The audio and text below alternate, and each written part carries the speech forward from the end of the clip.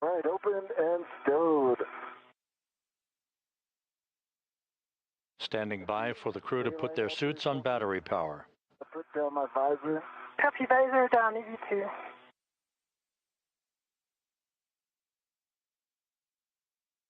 Okay, copy, hatches open and stowed. Confirm, EV1.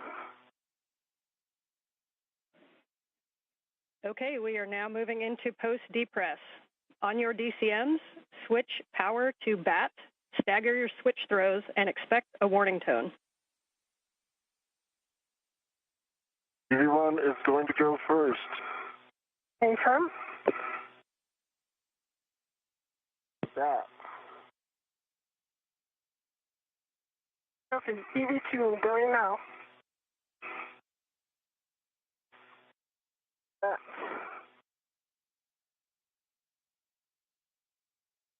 Expected CPI.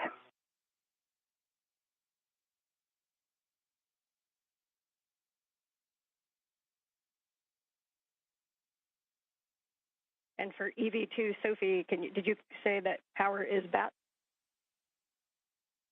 Power is BAT. I have CPI. What's expected? Copy, EV1 and 2 powers to BAT and suit PI message. And that is expected, you're right. At this time, you can switch your display to Pro and verify a functional display. EV1 sees functional display. EV2, functional display.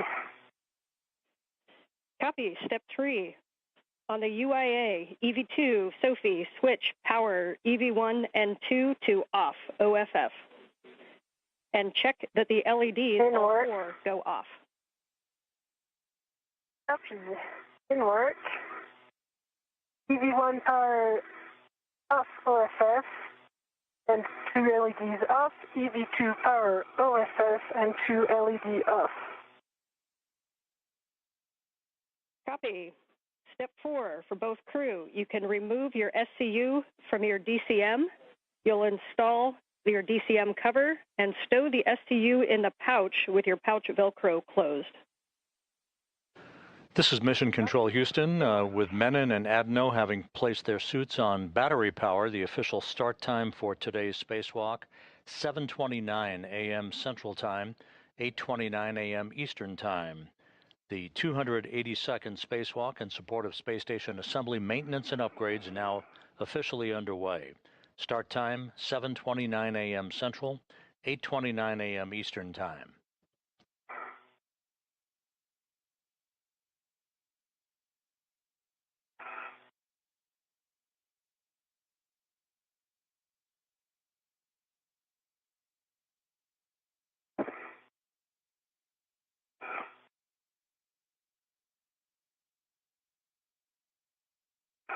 And 1 is stowed.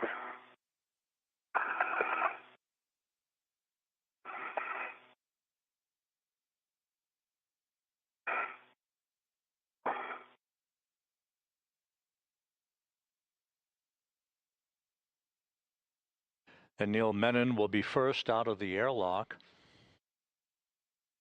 followed shortly thereafter by Sophie Adenot.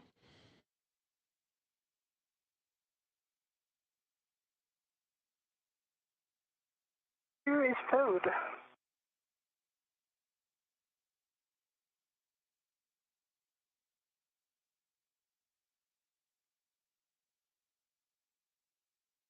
For EV2, Sophie, we understand SCU is disconnected and in the pouch?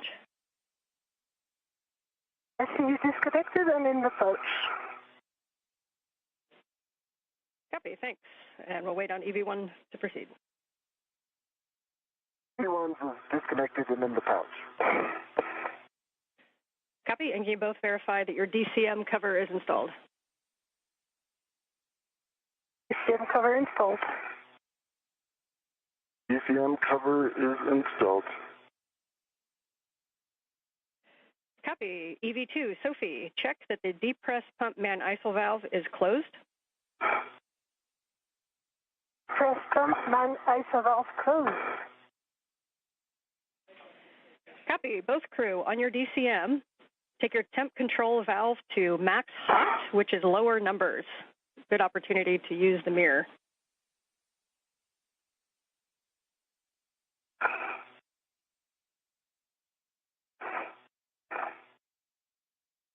What is max hot? It work?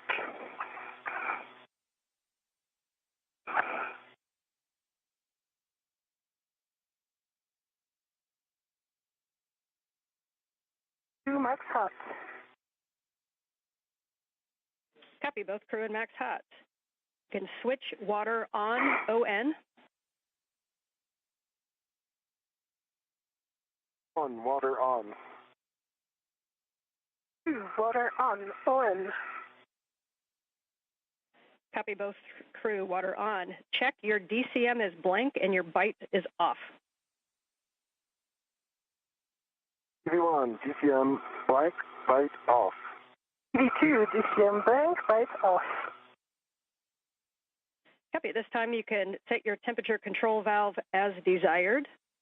Please report those settings and a reminder throughout the EVA to let us know if you make TCV changes, and the best practice is not to do large changes over 2.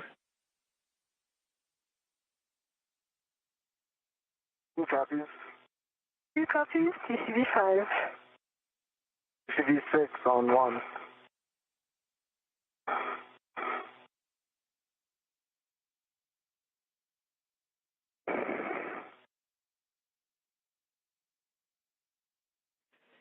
Copy 6 for EV1. And EV2 has 5. Yep, 5 for EV2. Copy 6 and 5. Report suit pressure gauge. Pressure gauge on EV1 is 4. Spacewalk intravehicular crew member Ann McLean is reviewing the correct configuration for spacesuit systems with Anil Menon and Sophie Adenot before Menon moves outside of the Quest airlock to set up his tethers and tools, followed by Adenot in the first stages of today's spacewalk to replace a failed space-to-ground antenna on the International Space Station.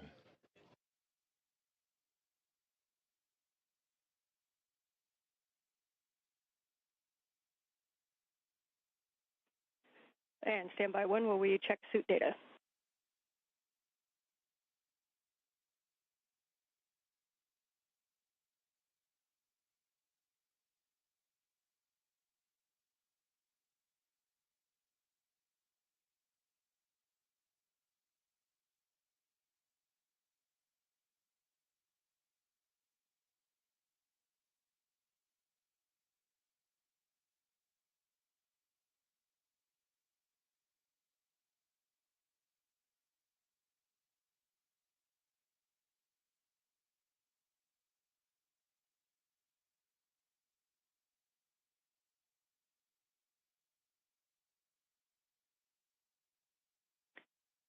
And Anil and Sophie, we are just looking at data. We're going to hold you here for a minute. We had an LED on the PSA, so we're going to be running a PSA recovery from fault. So we'll just stand by where you're at for a couple minutes. Standing by. Standing by.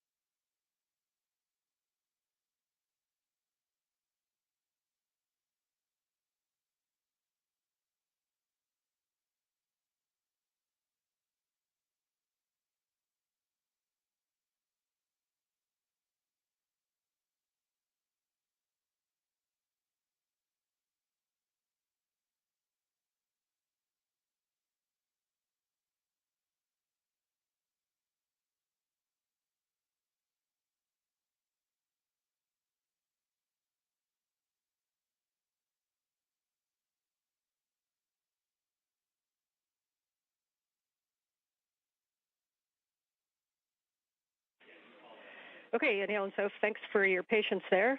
And we just have the IV crew running some steps on the PSA, but it does not impact you. So at this time, Anil, you are go to open the hatch thermal cover. You can unhook the strap from the magnetic plate D-ring, move the hook to the integral tether point, and cinch the strap until snug. When you do, please report number of Sharpie lines. Hey, opening the thermal cover now.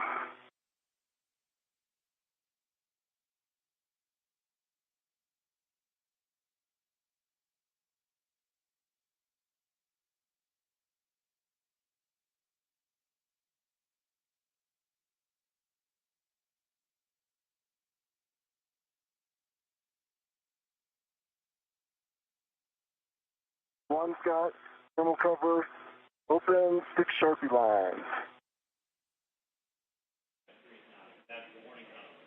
Copy. It is open, and you got 6 Sharpie lines. You are go to egress the airlock, and your first step is to attach your anchor hook, EV1 anchor hook, to the forward airlock D-ring.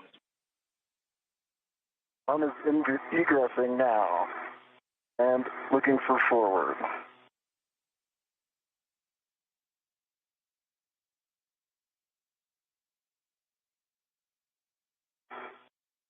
Okay, your tethers are looking good from here and all good.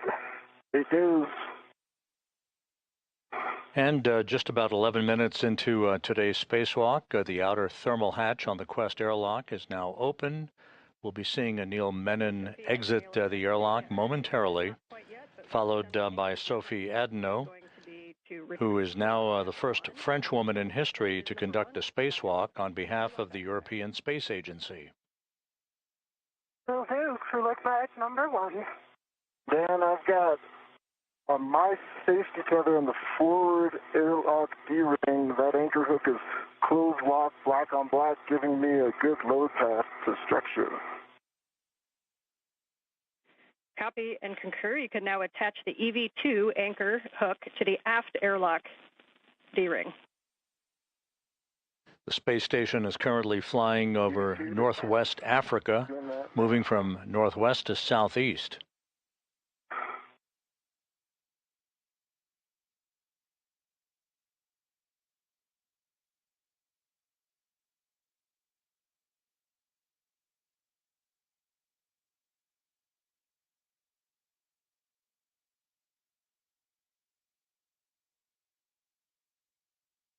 And EV2 is on the aft D-ring, closed lock, black on black, giving Sophie a good load path to structure. Sophie's go to unlock her waist tether, and I will get in position for that crew lock bag 1. Okay, I am ready to pass the crew lock bag 1. I double check it's number 1. I will wait a minute before, I'll pass the bag first before and I exit before I release my airlock, since I have to. Sounds great, Sophie. I'm going to get my BOT ready. Yep. I'll tell you when I'm in a good position. Copy all. And we concur with all your words. Great teamwork. And Anil, eventually you'll go on the forward side. And then, Sophie, as you release the crew lock bag to him, please just let us know if you are leaving the large small in the airlock or if you're taking the large small with the crew lock bag. So the plan is to leave the large small in the airlock, and the small that is currently attached, once Anil will be ready to the bag, then I will put it back on the UIA tether point. Hey, Sophie, I'm reaching for the bag. I see you. I see you have control of the bag. I do. Let me get my ret on it. Mm-hmm. That is Anil Menon, who's just outside of the Quest airlock, receiving the crew lock bag with tools and other equipment needed for today's replacement of the space-to-ground antenna on the Z1 truss of the station. Put this on my BRT, and then I will clear some space, or I'll get ready for that RU bag. Copy. I confirm the small ret is on the airlock UIA tether point. Great to hear. I'm getting ready for the bag, but take your time for the medium RU bag. Do that. Give me a second to get this VRT squared away. Sure, take your time.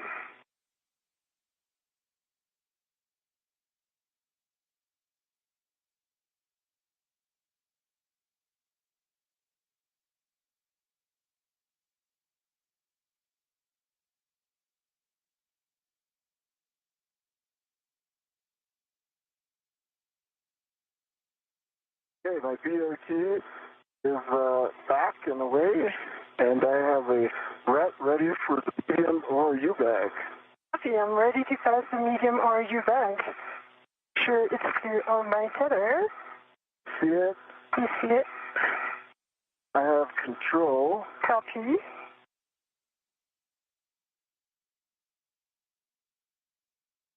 I now have a rat on the handle. Copy. And let's see.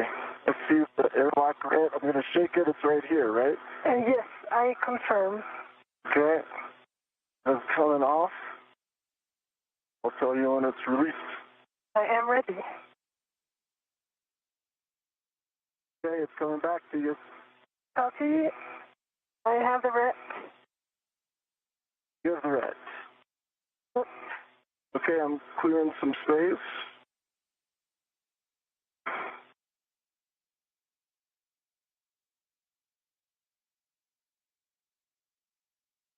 And the rat is on the same tether point, UIA tether point aft. Okay. Copy and good config.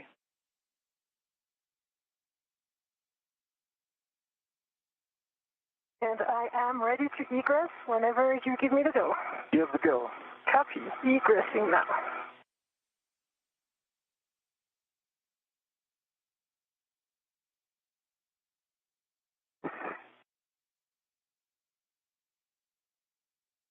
I see you coming out.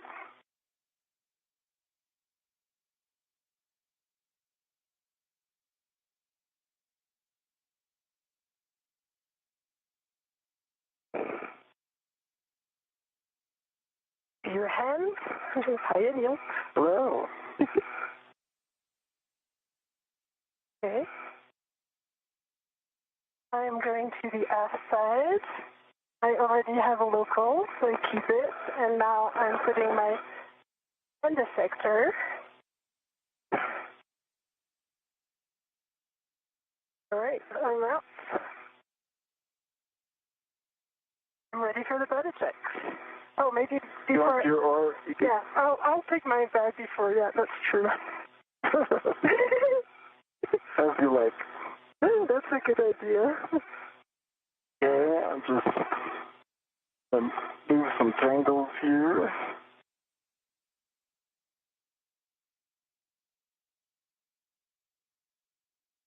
Okay.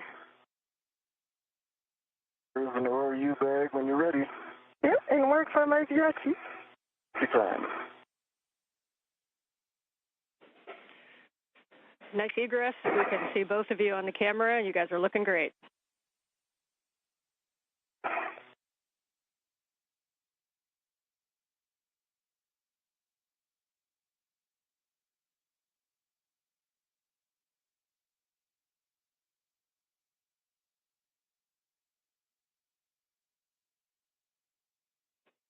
And as you guys get situated with the bags on your BRTs, just a reminder that to tighten your BRT knobs and really take a look at where your ORU bags and crew lock bags are. The divers are not as much of a help in space, so you want to keep those nicely tucked to your body, and you may need to use those joints on the BRT.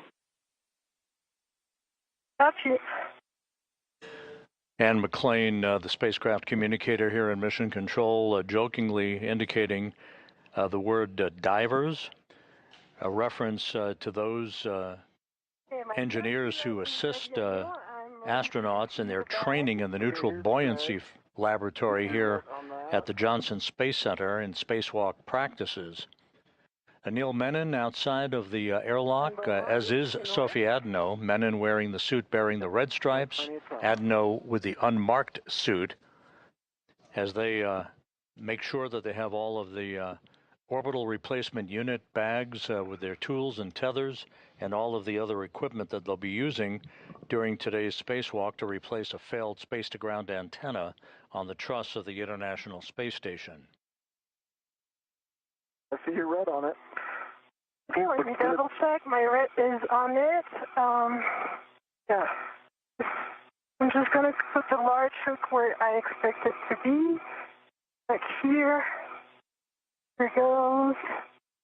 I'll let you release my red. Yeah, I'm ready to release your red.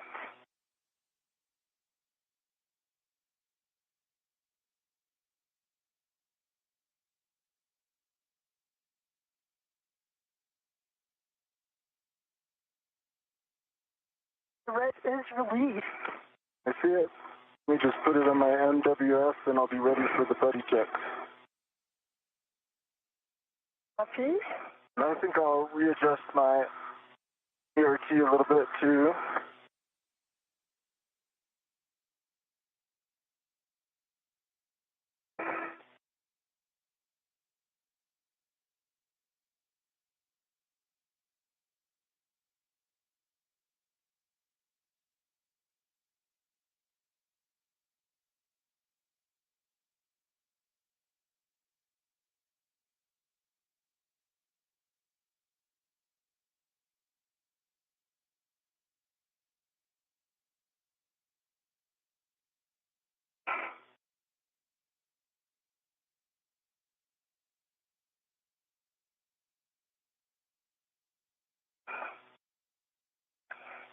I just want to make sure my tethers are on the right side of the ERT and it's in work.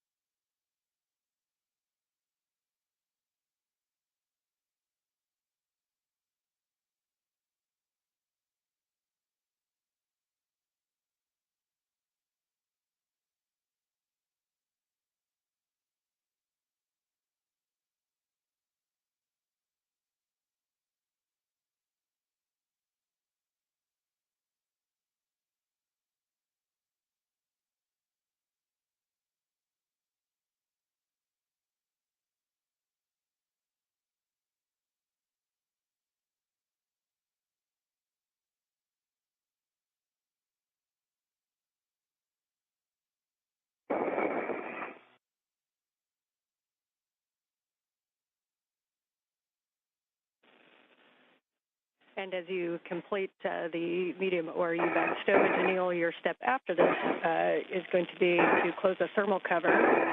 No rush on that, but if you'd like to start getting into position. And after that, we'll be doing buddy checks.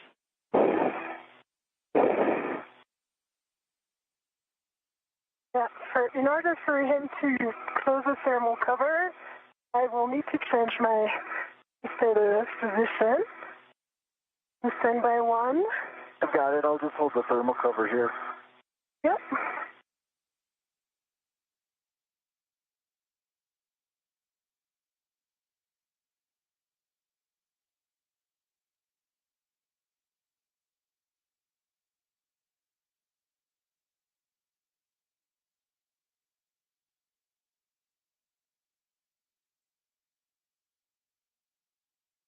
I see your waist tether up. I see the airlock waist tether.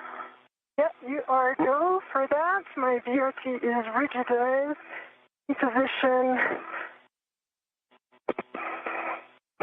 Okay, thermal cover closed. Copy. Thermal cover closed. Your next step will be buddy checks if you'd like to get into position where you can see one another. And I'll just remind you of the list as you get into position. We're going to be turning on our HECAs. Then we'll be checking for green LEDs, MWS and BRT tabs, safer handlers, and tethers and tools. Yep. All right. I'll start off, Sophie, okay? Yep. I see one green light. I see your 4 lights, headlamps are on, just confirming that for you.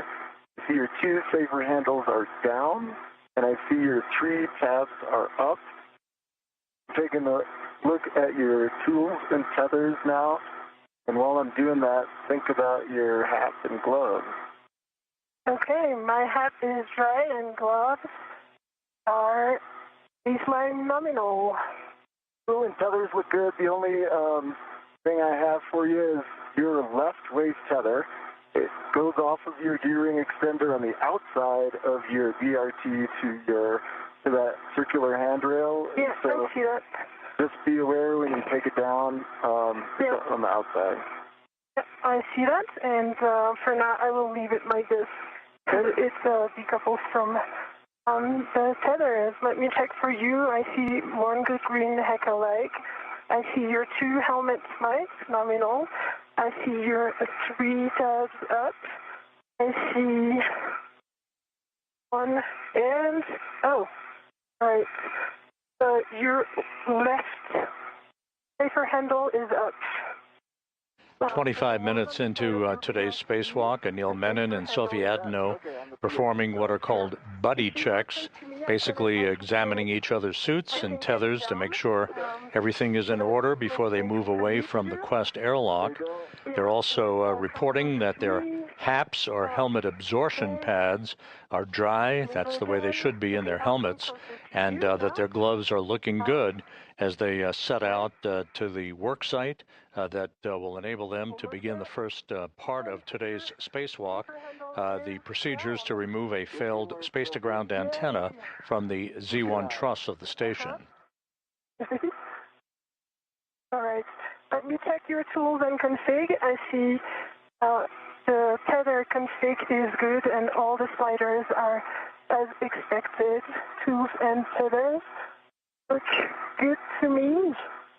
And see your bag resis and your BRT. And yeah, that's the manual. Okay. And Sophie, can you just confirm that you checked both safer handles, please? Yeah, both safer handles are down. The one that was up was ISO valve on the left side. Now it is down. The two are down, I can confirm. I've got a dry hat, Ben. Copy, thanks, and copy HAP. So at this time, Anil, you can begin your translation to ESP2 forward. Reminder as you go around that the WIF 6 is where you're headed, and that is the portmost WIF on the front of ESP2. Sophie, at this time, you can perform some translation adaptation to get used to your new environment. Welcome to space. Thank you. Copy all. Adaptation. I will do minimal adaptation and feel very good now and ready to go. I'll just wait for Anil's tethers to be clear before I leave. Okay, good plan. And just a reminder for both of you as you translate to take a look at those handrails and don't slide the gloves on the back of the handrails. If you see any strikes or anything, let us know. Copy.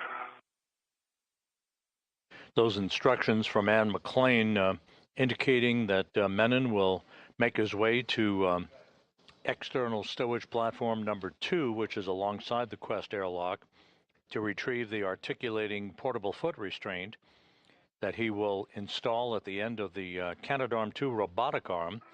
He'll be maneuvered by Jack Hathaway, who will be operating from a robotics workstation inside the International Space Station. And Anil is clear, and you're happy with the tethers. While Menon plants his booted feet in that foot restraint, moving around at the end of the arm to maneuver to the various work sites with the failed space-to-ground antenna and then the replacement antenna. So I'll give it a go now, going slow in order to be sure that I'm clear of Anil's tether. Copy, good plan. And if you need to put any fair leads in, just let us know. Anil, as you come around to the front side of the ESP2, reminder not to come in contact with the AGB grapple fixture. That is on the nadir side of the front of the ESP2. It's the center ORU facing forward. I've got eyes on that grapple fixture. All right, eyes only.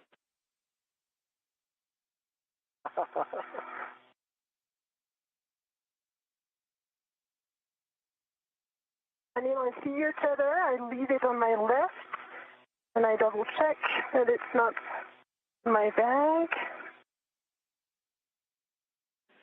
Yep, and you'll find as you come around the corners is when that bag's going to want to swing. So you're going to be coming around to the forward side of the airlock, and as you come up, we're going to recommend that you stay starboard of the SETA rail to keep your tether routed that way.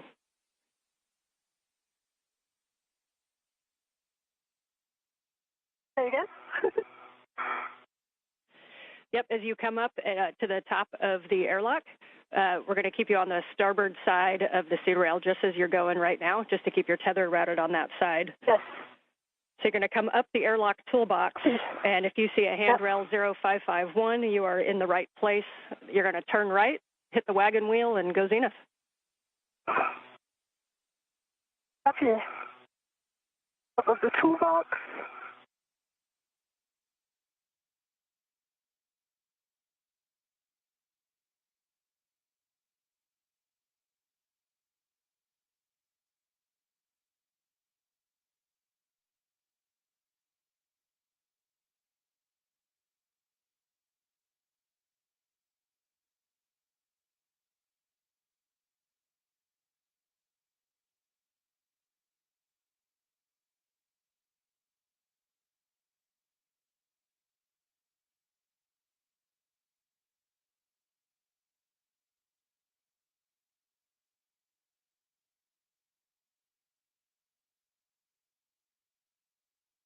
I'm going to take the forward pass, the V1.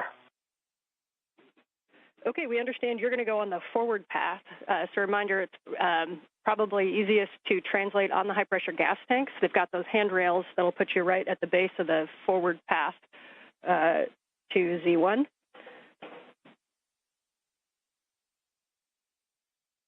Copy. In work. And for Neil, we see you at the APFR in with 6. You're going to be bundling the crew lock bag, and as we talked about, you're just going to remove your crew lock bag from the VRT and attach the other crew lock bag ret to the APFR, and then retrieve the APFR. Crew lock bag is on the APFR, so I'm going to move the APFR now.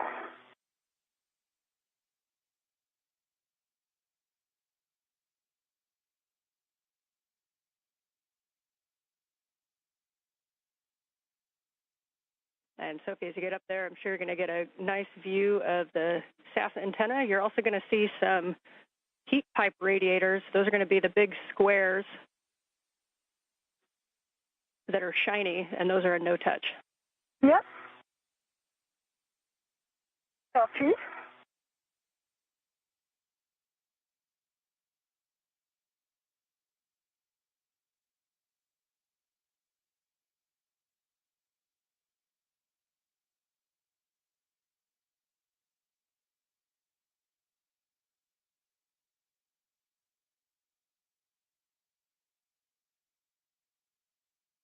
I changed my mind going for the F side of V1. Yeah, it was a change of lane slightly challenging, so I'm now on the F side and everything goes nominal. Okay, we are happy with that. So we see you coming to the starboard side, or port side rather, of those high-pressure gas tanks, and you'll be reaching across to Z1. You should see handrails pointing zenith that look like 6001, 6002, 6003 to take you right up to Z1. Yep.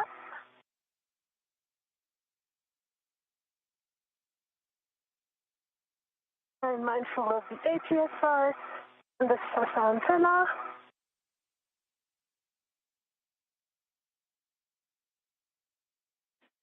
Bill's got the APFR, and he's headed back to S1. Okay, we concur. Reminders, you come back around toward those airlock toolboxes just to keep an eye on tethers. Sophie's going to be tracking up from the airlock to the starboard side of the SETA rail. Sophie, we see you arriving up at the Z1 work site. Welcome. Your first step is going to be to temp stow the ORU bag on the ESCANT boom handrail. Reminder to be slow translating on that Z1 boom and avoid sudden stops or cyclic loading.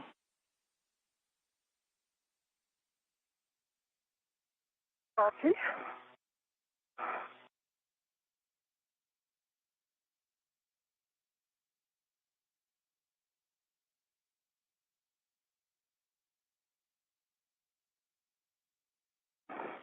Sophie Adenot is making her way to the Z1 truss. This is the center section of the backbone of the station on which both space-to-ground antennas, the healthy one and the failed one, are located side by side. We think a good config would be to put the large hook onto handrail number 2. Reminded that they're numbered from the base of the Z1 up, so 2, it would be the second one facing aft. And if that large small can move up and down handrail 2, we think the bag access will be the best. Copy. Thanks, Anne. Just working now for one fair lead off my indicator so that the next step is going to be easier when I come back, when I go to ESP3 translation. We copy, good plan. And this one fair lead is going to be a four-man fair lead around 6:05. Captain, I think I heard 6052, is that correct? Yes, affirm. Okay, yeah, we like that plan. And a reminder, that's going to be where you put an AET later when you stow the ESCANT there. So good recon. Like a good helicopter pilot, you like the recons. Yep. All right.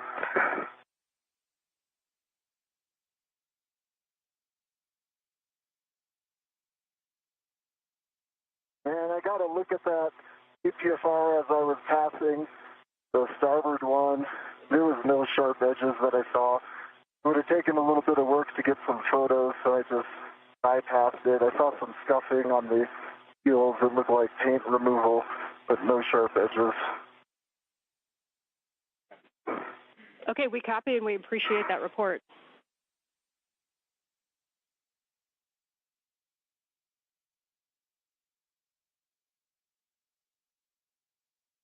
Okay, Sophie is in position for the bag stowage with local on 6051 and end effector on number 2. Copy, we like that plan. Once you do have that down, then you can pause there for a glove and HAP check after your translation.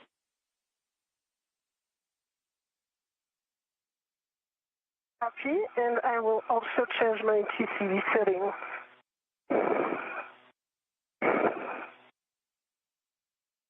We copy change of TCV settings. 38 minutes into today's spacewalk, Sophie Adenot is at the Z1 truss of the International Space Station. She'll be removing a heat shield from part of the mechanism on the boom of the apparatus upon which the failed ESCANT is mounted. It's called an AGIT, which is an acronym for the Antenna Group Interface Tube. This is essentially the mechanism on the boom upon which all the electronics are interwoven. She'll be removing a heat shield from that boom as one of the first steps in the removal of the failed antenna. Meanwhile, Anil Menon, you're looking at the helmet camera view from Menon. He is retrieving a portable foot restraint from a stowage platform alongside the Quest airlock that he will mount at the end of the Canadarm2 robotic arm that will be operated later by NASA astronaut Jack Hathaway from a robotics workstation in the station to maneuver Menon back and forth to position the failed space-to-ground antenna.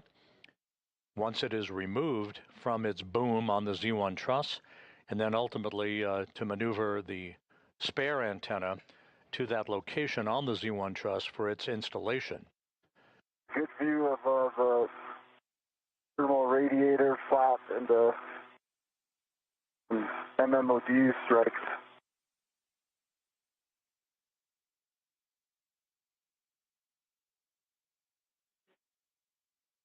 The MMOD on the one on the top. Okay, we copy the report. Thanks.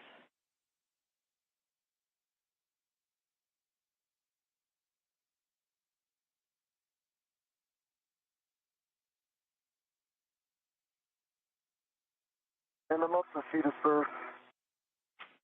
Copy. You're going to head left, starboard. You're to the F1 NTA, which is mile marker 6900, 6900.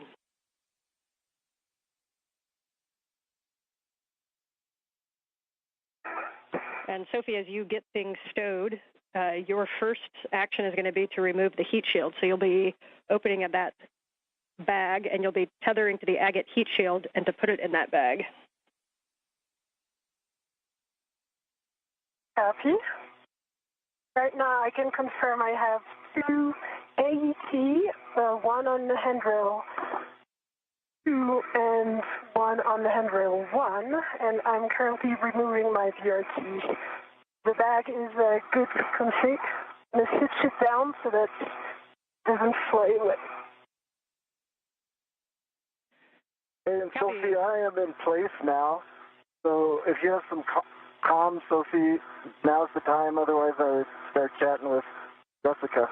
Yeah, got plenty of them. I know my next step is the heat shield, and that's coming right after the VRT storage. Yep, and for Sophie, just a couple cautions to avoid contact with the S-Gant dish and the gimbals. And the max loads on the S-Gant is 45 pounds, which is 20 kilograms. Your steps that you can go ahead and take is to go up and retrieve the heat shield. You're going to tether to it and release the quarter-turn fasteners. And then reminder that over on the starboard side underneath, there is an elastic strip that you need to remove. And then you can stow that agate heat shield into the ORU bag. For Anil, I can give you a go to speak with M1. Love that. Hello, Jessica. I am in place. I see the arm and I see good clearance. Your go for APFR install. Okay, we copy that your go for the GCA to the published position. This is going to bring the arm toward you, station aft. Copy.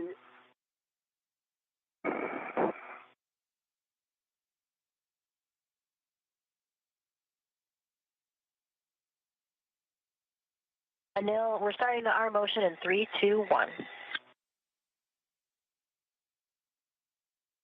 Jessica Meir is accompanying Jack Hathaway at a robotics workstation inside the station. As you can see, Hathaway is the prime robotics operator for today's spacewalk, maneuvering the Canadarm2 into the right position so that Menon can install the portable foot restraint at the end of the arm. He'll be riding at the end of the arm to move the space-to-ground antennas, the failed one and the replacement antenna, back and forth for the replacement work that is yet to be accomplished during today's spacewalk, which is now 43 minutes in duration.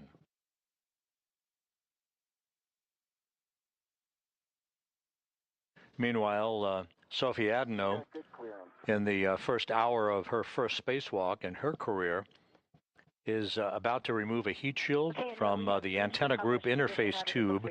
That is the tube on the boom of the failed space-to-ground antenna on the Z1 truss of the station that houses the electronics for that mechanism.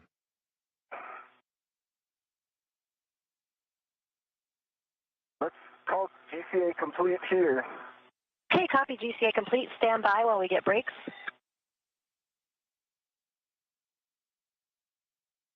Anil, brakes are on. You go for APFR install and ingress. Copy go for APFR install and ingress. All right, Anil, your APFR settings are 12 Papa Papa Fox 6, and up to you if you'd like to reset the APFR and then put it in. It might be a little easier to access. You'll be looking for 12 for the clocking. 12, Papa Papa Fox 6. Copy 12, Papa Papa Fox 6, and APFR is currently set.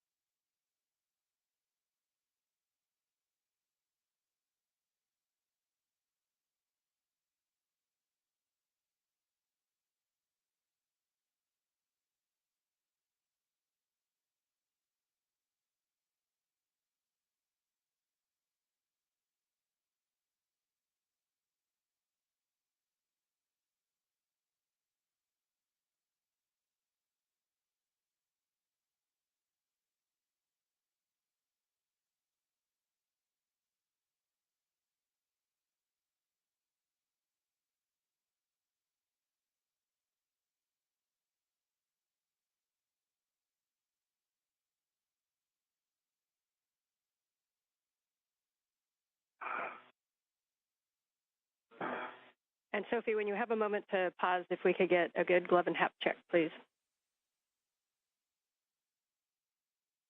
Sure.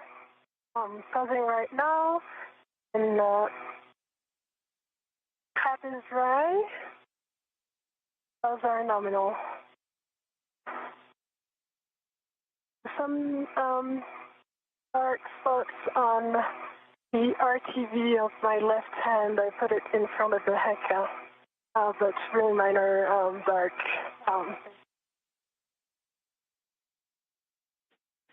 Okay, we copy the markings. If you have any other information like color or size, that's great. Right now, we'll take that as a nominal glove and hap check.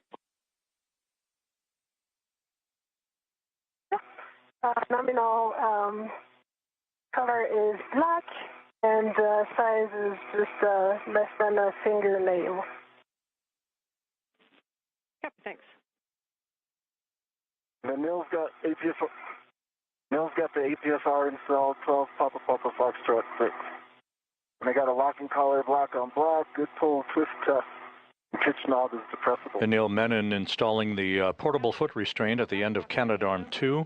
Sophie Adenot reporting that her gloves look good and no issues with the helmet absorption pad in her helmet. It's nice and dry, just the way it should be, as we pass the 47-minute mark in today's spacewalk.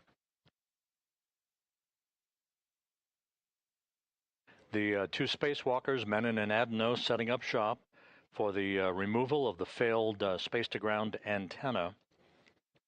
This will involve installing 12 gimbal lock bolts to prevent any inadvertent motion of the dish on the space-to-ground antenna during its transport over to its temporary parking place on the truss of the station, and ultimately for its installation on ESP3, which currently houses the spare space-to-ground antenna that will replace the failed antenna later in today's spacewalk.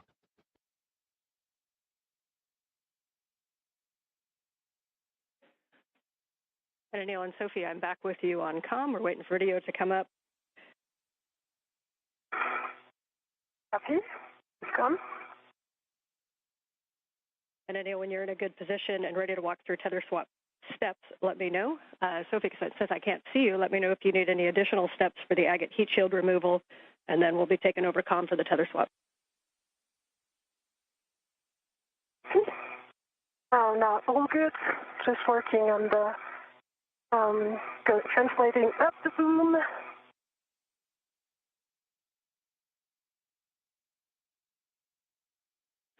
Okay, copy. And since we are in our first night pass, as you can tell, reminder that your helmet lights have 3 settings: off, spot, and flood. And each time you push the button, you get a different setting if you need it. Thanks for the reminder. Thank you. And the mill's ready for the tether swap. Okay, Anil, for the tether swap, the first thing that we're going to do, you have a waist tether down, I assume? Base tether is down and defector is down.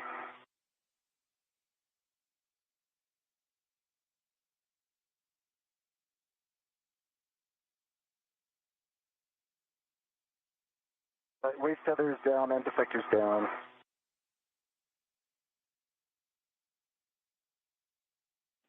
Hey, Sophie, how copy? I copy you loud and clear. All right. Tell me. Loud and clear. Copy.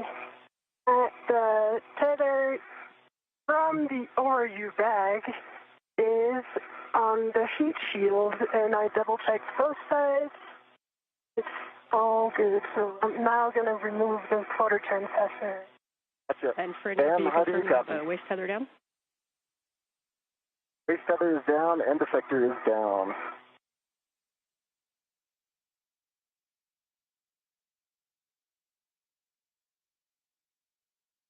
I'll copy, Ann. We hear you, Neil. Ann is troubleshooting a headset issue.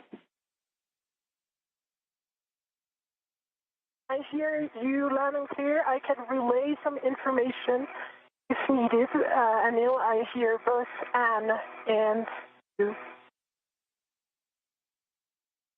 Yeah, I hear Ann and you. Loud and clear, Ann. Loud and clear. Great, let's keep going. So Anil, you've got your waist tether down. Your first step is going to be to lock your green hook on your red reel. Green hook is locked on red reel. You can now retrieve your yellow hook from the green reel, and you're going to stow that on the SSRMS Lee tether point. Yellow hook to the SSRMS Lee tether point, and that will be locked. Okay. Yellow hook is on the SSRMS, right?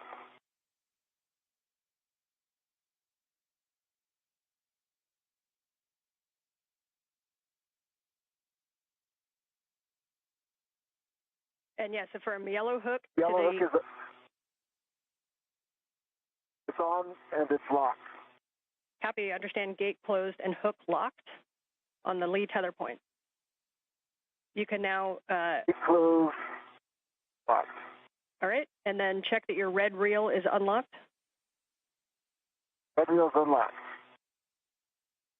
Copy, you can now lock your green reel, and then you're going to retrieve your green hook, and you're going to stow it on the S1 NTA handrail. So lock the green reel. Okay, I'm going to transfer to cross, then I'll do that and report back. Copy, and if you need it, the S1 NTA handrail is directly above mile marker 6870. And McLean working with Anil Menon to make sure that all of his tethers are in the right configuration. He is at the end of the Canadarm2 robotic arm.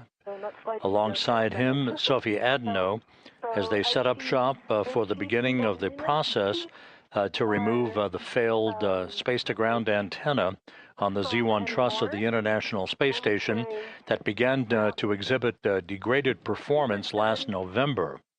It is far down.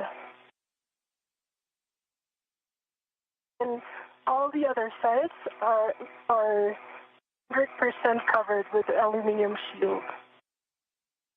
There's no risk of fraud because everything is attached, and I'm in the process of removing it.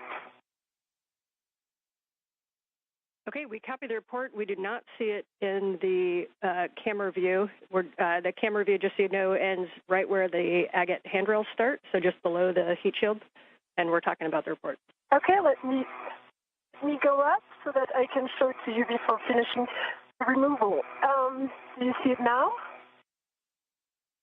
That's a good view. Thank you. All right. Okay, I'm going to finish the removal.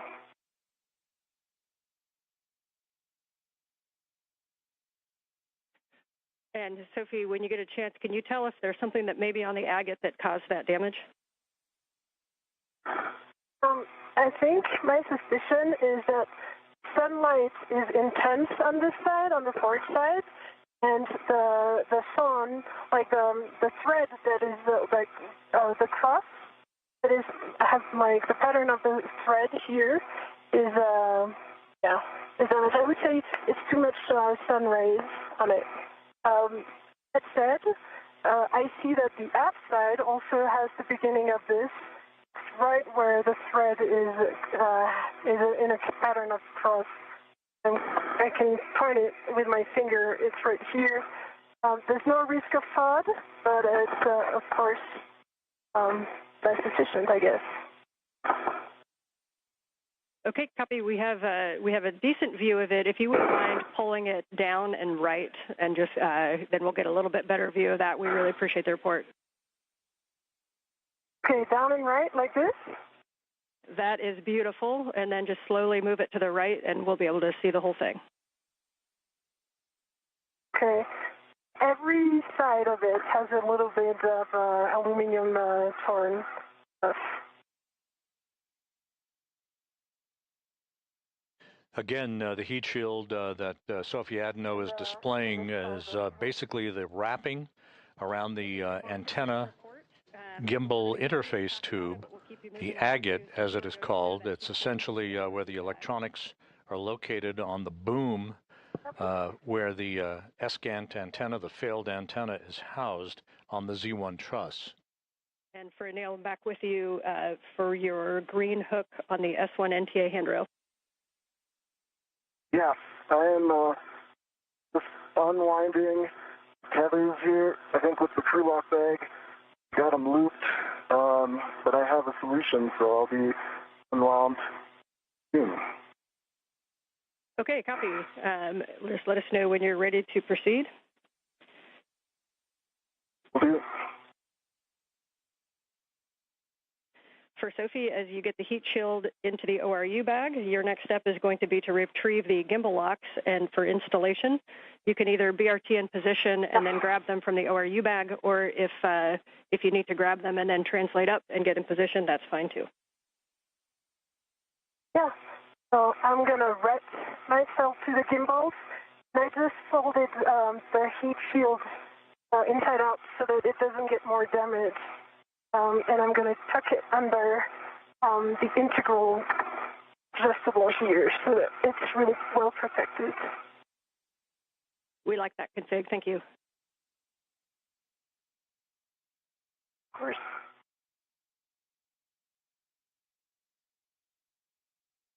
Okay, the tethers are unwound. I'm headed to the anchor point. Copy. Good work. So you'll be putting the green hook on the NTA handrail above mile marker 6870. It's just to the inboard side of the stanchion that says 07.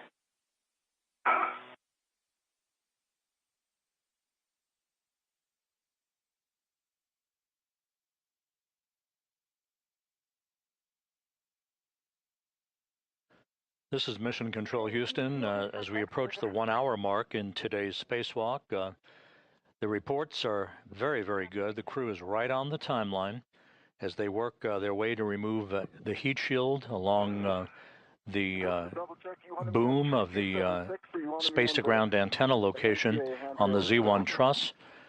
Also, their suits are operating as advertised. No issues reported so far in today's spacewalk, the 282nd in support of space station assembly maintenance and upgrades.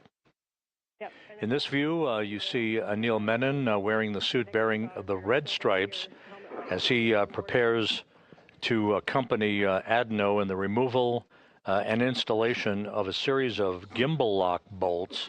There are two sets of these bolts. The first set is 4 bolts. The second set consists of 8 bolts.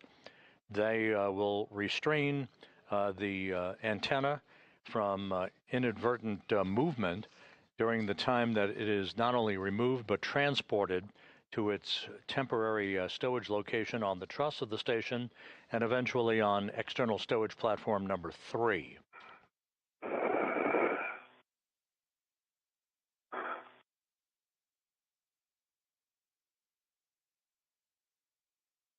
Okay, the green reel is locked.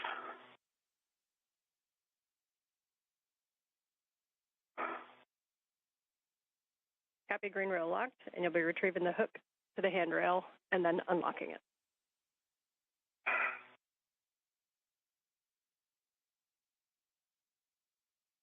Green hook is off.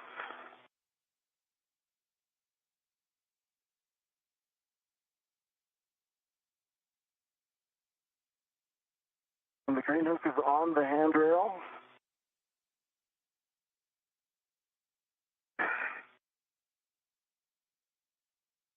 The green reel is unlocked. Copy. Your next step is to ingress the APFR. We recommend you'll be head zenith, and you can use the pump module handrail as to stabilize yourself for ingress.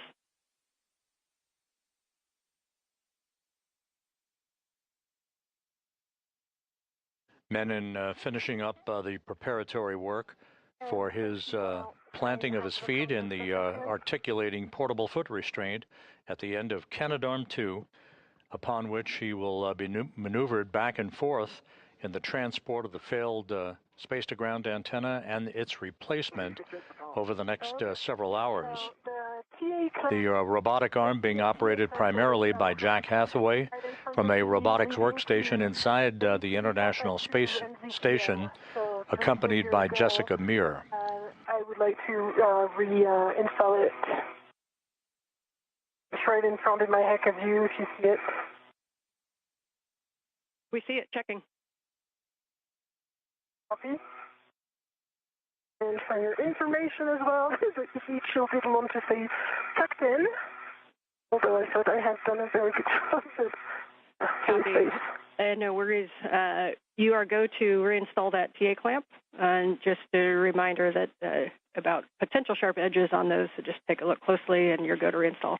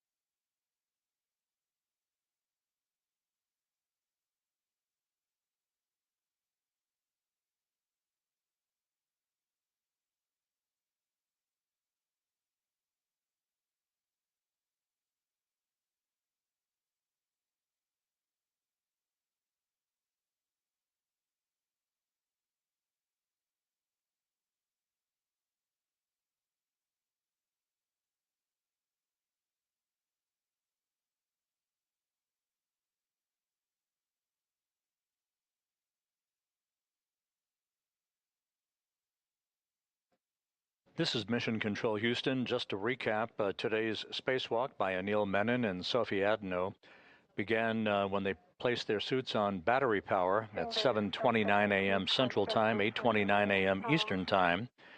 They moved out of the Quest airlock, set up their tools and tethers. Menon is completing the installation of a portable foot restraint at the end of Canadarm2. He'll be transported around the vicinity of the work sites at the end of the robotic arm to maneuver the failed space-to-ground antenna to a stowage location, and then maneuvering the replacement antenna that is currently housed on ESP3, the external stowage platform number 3, on the P3 truss or port 3 truss of the station. It will be installed in a boom on the Z1 truss. That's the middle portion right in the center of the uprights of the truss of the International Space Station. There are 2 such space-to-ground antennas. The one being replaced today was installed on the STS-132 mission question on the gate handle. Back in 2010, the replacement antenna was delivered to the station in 2009 on the STS-127 mission. And Anil, as you get into the APFR, we see about there, reminder, give yourself a good tug test. Make sure you're really comfortable with your heels. Once we get moving, we won't have too much opportunity to redo those. So once you're happy, just let us know. I feel pretty happy. They feel solid. Copy. We've got a camera looking big brother right over your shoulder, and you look good there. So at this time, we'll take a glove and a half check, please.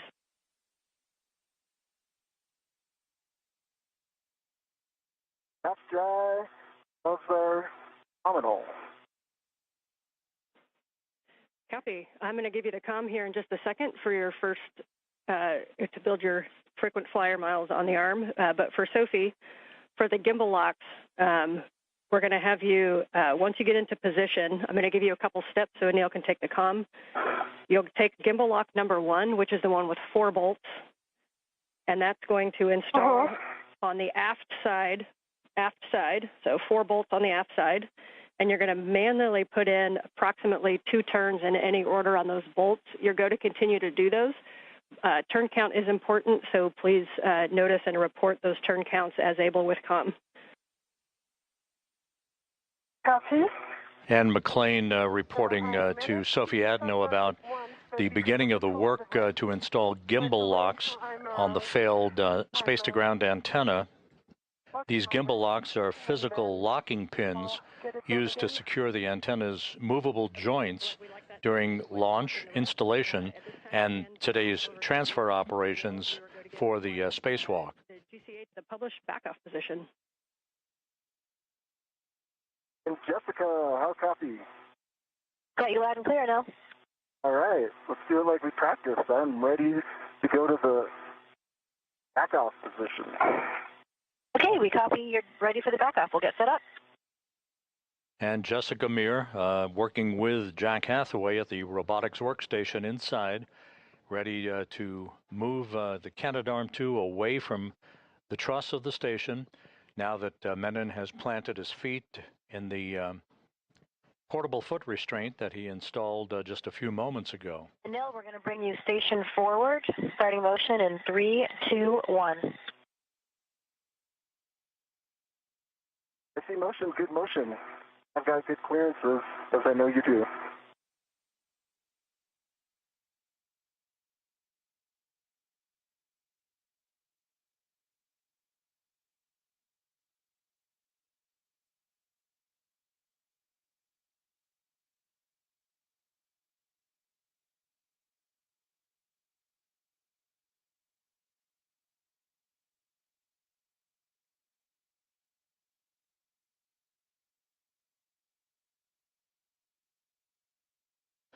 A good view of Anil Menon at the end of the station's Canadarm2 as he is being backed away under the controls of Jessica Meir and Jack Hathaway.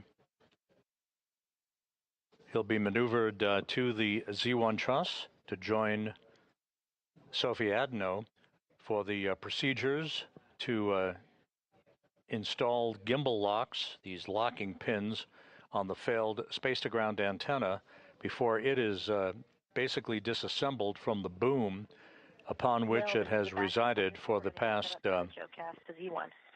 16 years.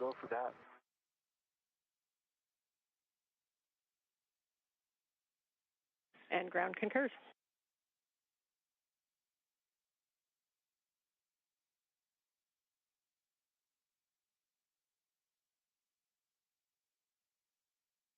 And Sophie, as you get set up, if you need to redo RETs, you can.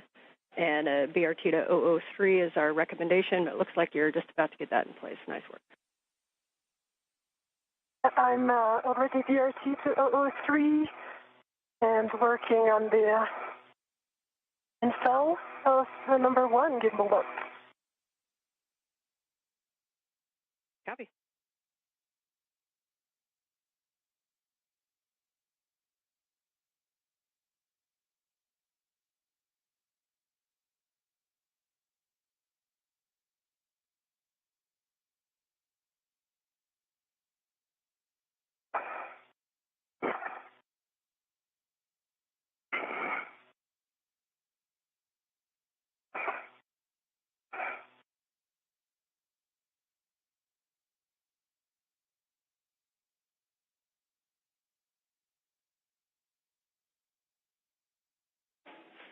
And Anil, for both, a couple words on HECAS for both of you. Anil, it appears that maybe you may have bumped a button, if you don't mind cycling that and turning it back on. And for Sophie, no rush, but when you have a free hand, we think maybe your HECA got bumped downward, so we kind of are looking down at your MWS.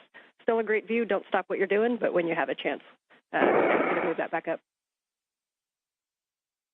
And then my green light was on, but I'm power cycling it. Copy, thank you, good info. Copy. And Anil, this is Jessica. Are you ready for the maneuvers to intermediate through Z1 backoff? Anil is ready. Okay, that'll be about 3.5 minutes. Starting motion in 3, 2, 1. I see motion, good motion.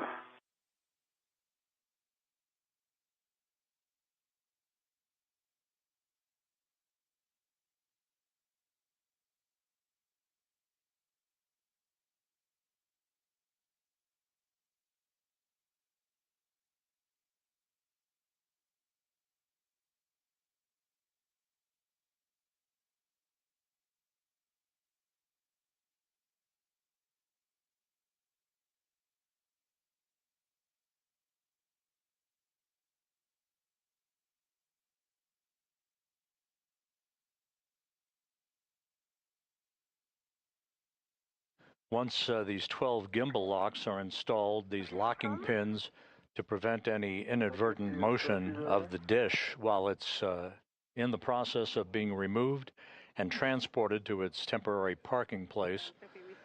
The actual release of the failed antenna will be through 4 bolts that will be driven by Adenot with the assistance of Anil Menon. 4 bolts holding that space-to-ground antenna on the boom of the Z1 truss on the station. I think I'm going to have to wait for Anil to install it. And now what I see is that if I put the 2 bottom ones, C, Charlie and Bravo, into their location, then the 2 top ones are too high.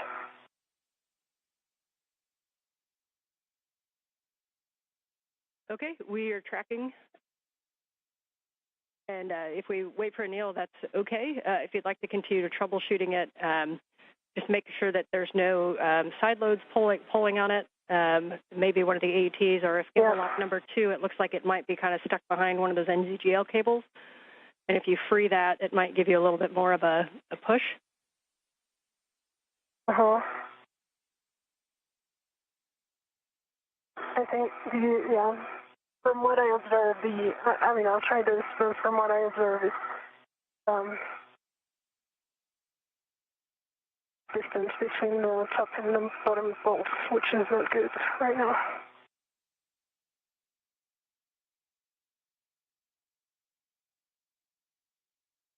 When I get there, do you have suggested solutions? Yeah. So ideally, if you could get a hand light to the E-handle to try to change light leading alignment. But from what I observe from here, it seems aligned. It's just the distance which just doesn't seem right. Like there's 1 centimeter difference, which is kind of interesting. Okay, I just locked the other red. I'm going to give it another go. Now there's no side load at all. Okay, we are tracking and we're talking about it. See? And can you, for my purposes, can you remind me what bolt you're looking at? Charlie Bravo and Delta Alpha.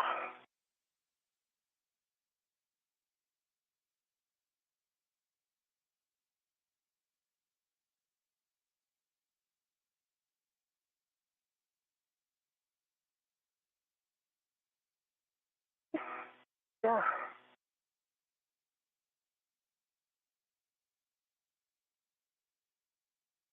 What would be easier then is I would take care of Charlie and Delta to check the alignment, and you would take care of your side, the starboard ones, which are Bravo and Alpha. For now, either I align the two top ones or the two bottom ones, but I cannot do the four there. Copy. And we copy, Sophie. We're talking about it also. Copy. And so to clarify, you believe that if you hand start, say, Bravo Charlie, that Delta and Alpha will not reach, or if you do Delta Alpha, that Bravo Charlie will not reach? Is that a good read? That's a good read. But I'm slightly too later oriented, so I would be able to confirm only if I move, which is kind of tricky right now because I have the two gimbals and all the equipment, so it's better to wait for Anil in that position. I tried to, yeah.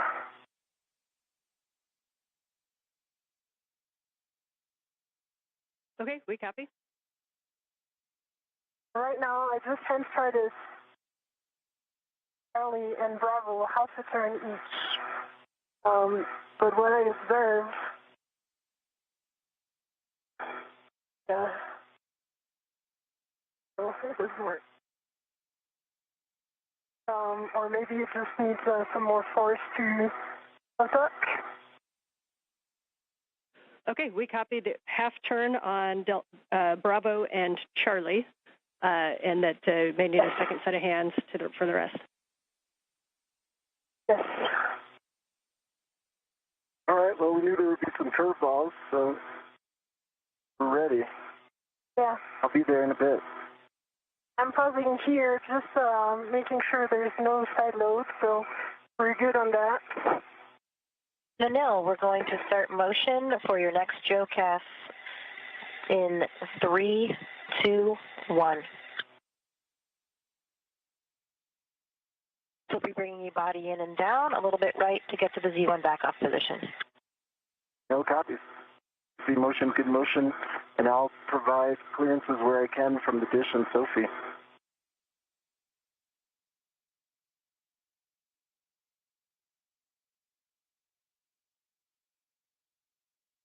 I see the day is coming, so I'm going to turn my visor.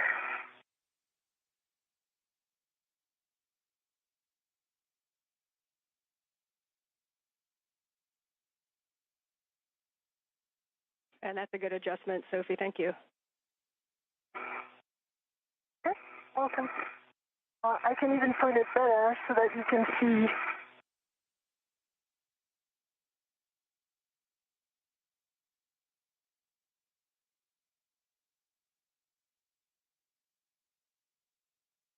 I have a very good view of Anil, of the arm, of the SASA antenna. We see the same thing. We've got a great view from your Heka of, we can kind of see Bravo, Charlie, Alpha, and we see Anil off to the right. Copy.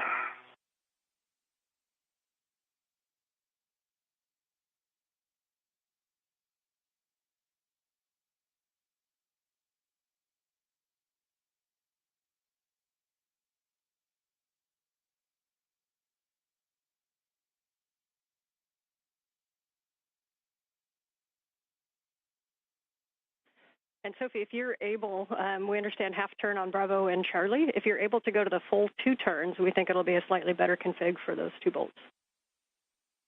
Copy.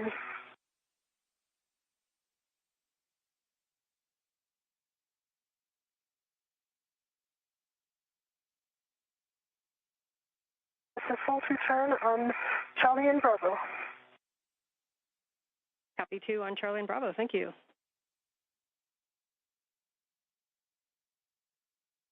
It was awesome in your menu. Thank you.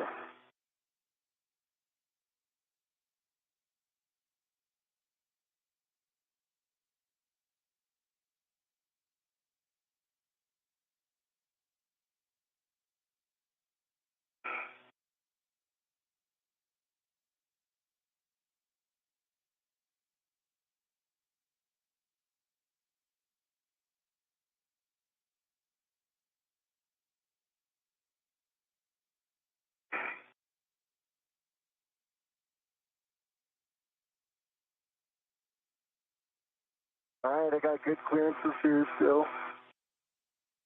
Yeah.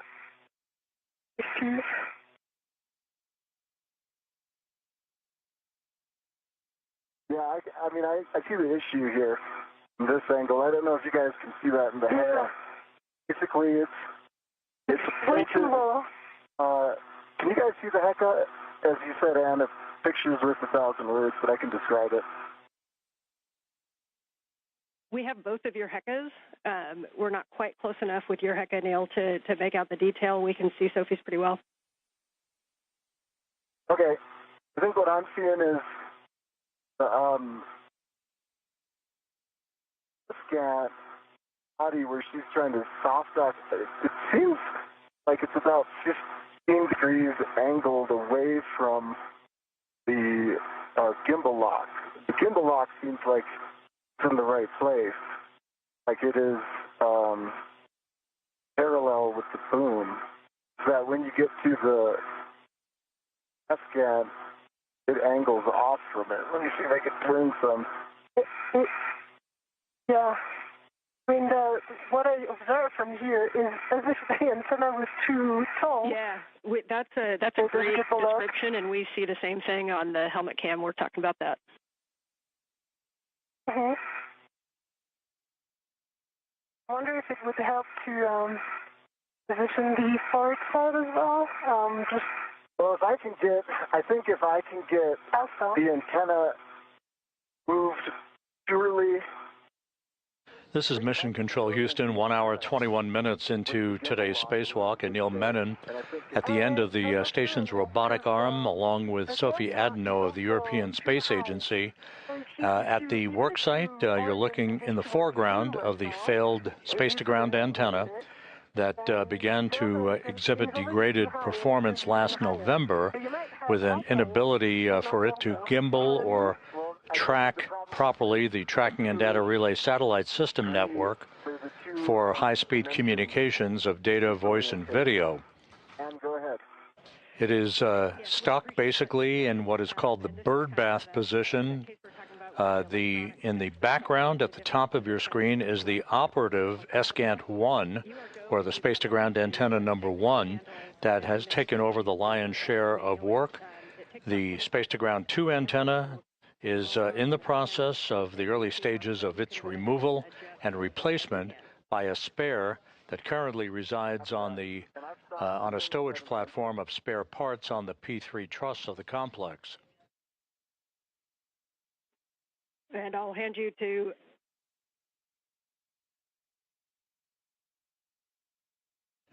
the two spacewalkers are in the process of attempting to install 2 sets of gimbal locks. These are physical locking pins used to secure the antenna's movable joints during its installation and spacewalk transfer operations, such as we are seeing today. Yeah, I'm trying to not reposition myself. That's it. And Sophie, it was a good call to just wait. I don't think this would have been something you could have resolved. Oh, yeah, there's a big delta. It's not a small alignment issue.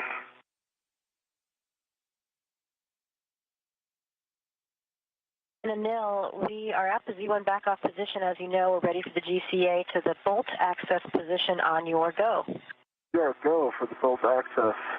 Okay, we are going to be bringing you body in, and we would like you to help keep your clearance from the SCAT antenna. Okay.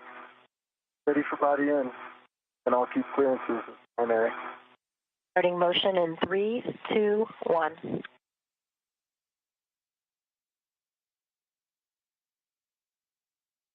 I see motion and good motion, and I've got good clearances. I've got a meter from the T-handle, the hand extended.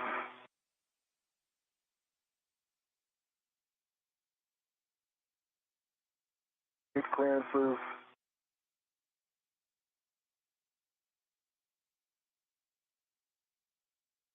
I'm good. I've got a meter distance. I'm personally moving my body in 8 air, so I've got good clearance.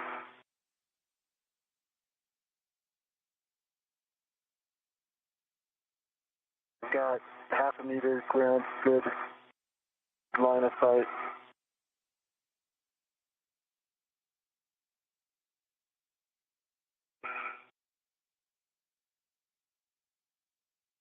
We got good clearance. And I cannot see anymore the SASA antenna, so I cannot check anymore. We have clearance on the SASA. Copy. And I've got good clearance from the S-GANT. Got it. Good foot. And I can move my body even more. I've got good clearance from the boom.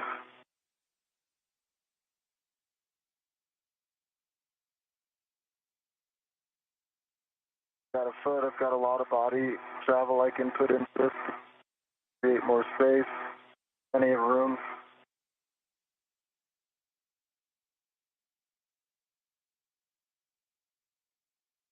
Got plenty of room. Yeah. All right, we're coming up on another Anil, handover, but you guys can continue to work this, and we'll take a report on the other side, but you are go to manually manipulate those gimbals to see what you can get. Watch for pinch points. Oh, great. I think we can get this, Ann. I've got high confidence. We see it, Okay, I'm working on Delta. and there is much joy in MCC. Okay, 2 turns on Delta. 2 turns on Delta. Copy, 2 turns on Delta. Okay, Anil, we have reached the published position. And in mid-sentence, we've hit a gap, a short gap, in our tracking and data relay satellite system communications, not related to the space-to-ground antenna work that's ongoing. Okay, copy, go. Menon and Adenot working on the installation of these locking pins before the failed space-to-ground antenna can be removed from its boom. Bravo, Delta, Alpha, in this order. She might be on handover, so... I'm here. Yeah. I think maybe... Okay. Okay, so, Hey guys, Anil, hey, nice job. We copied 2 turns on all bolts. You're going to now retrieve the PGT. They both work. We recommend using Sophie's PGT with a 2-inch rigid. copy. So, Anil, because I'm kind of stuck in the movement, I'm going to give it to you. Yep, I And got then- it covered, Sophie. So, what I suggest, I align the bolts and the PGT, and you brace and put the motion in, so that I'm going to stabilize this on the bolt. Okay, I've got your PGT. Is it CALD? Yes. Okay. And just as a reminder, Bravo 1, clockwise 2, I think it's already set. Bravo 1. Clockwise 2 is set. I can see it. Yep. Okay, tell me which bolt. You start with Charlie, and I'm going to get you towards Charlie. Okay. All right, we like it. Bravo 1, clockwise 2. Understand Cal is complete. Bolt Charlie first.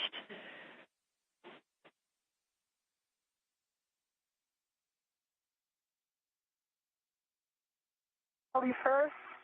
Okay.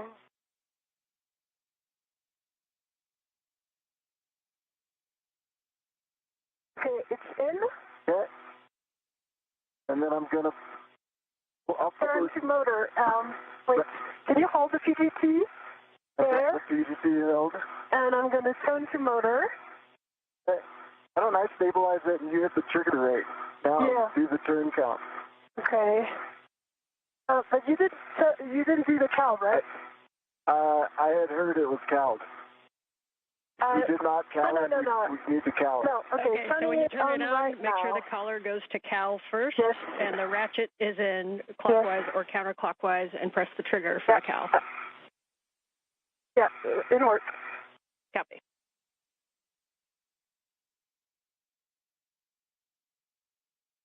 I'll cal it and give it to you, Sophie. Copy. Okay. Good cal. 41 volts. Copy. Copy. Verify settings. Bravo 1, clockwise 2. It worked. Bravo 1, clockwise 2 is set. Bravo 1, clockwise 2. Okay, and a reminder, make sure your ratchet's back in the motor. Ratchet is in motor, confirmed. Okay, you are go to drive Bolt Charlie. Okay, Anil, can you, do you have access to this PGT? For me, it's, I'm not in good position right now. I'm going to turn like this. That's the PGT? We have the LED test right now, so clockwise 2, sorry. The caller is out of Cal. Yeah, we are now in clockwise 2, Bravo 1, clockwise 2 confirm. Okay, I'm pressing. Can you activate the trigger? I sure can. Are you going to do the count? Reminder that turns are very important, so if one of you can give us the count at the bolt.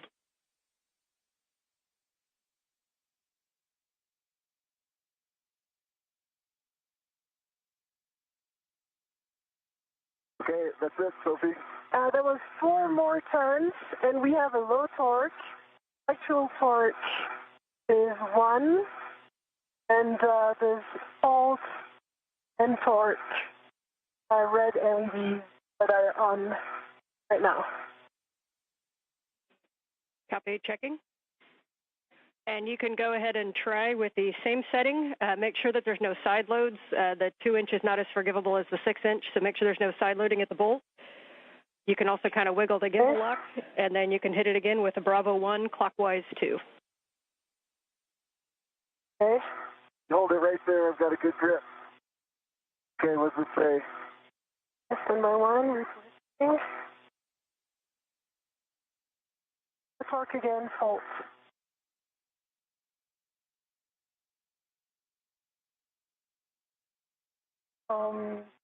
There was initially I had 2 hand turns, and then we turned 4 turns, but 6 total, and low torque. We copy low torque, and we copy that you did get no additional turns on that second one.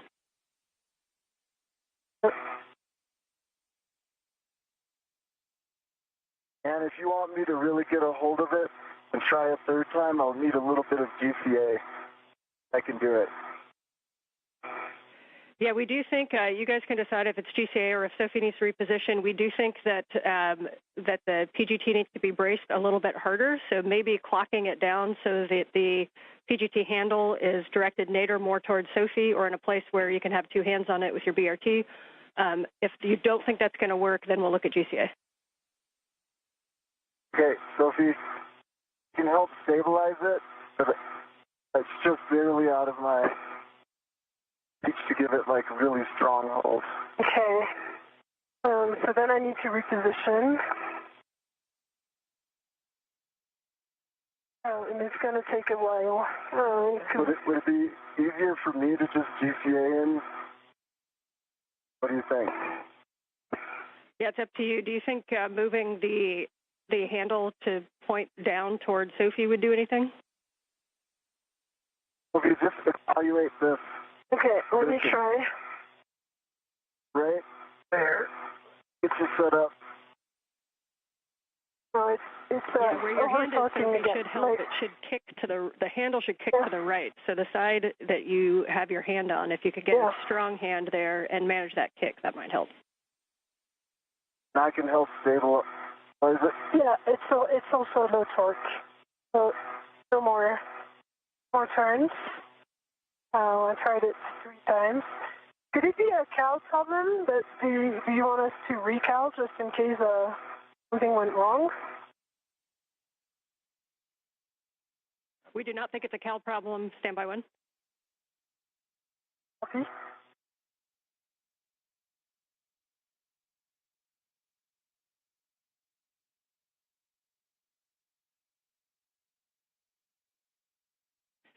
And Sophie, just to be clear, we got the full 2 hand starts and then 4 additional turns with low torque. Have you gotten any additional turns or any good torque indicator? Yeah, okay, so right now we have green torque light, and actual torque is 12, and I pressed 4 times the trigger, and now that was a total of 1 more turn, so that would add up to 5 with the PGT plus 2 hand turns, 7 total. and 12 actual torque. It subjectively looked good to me, and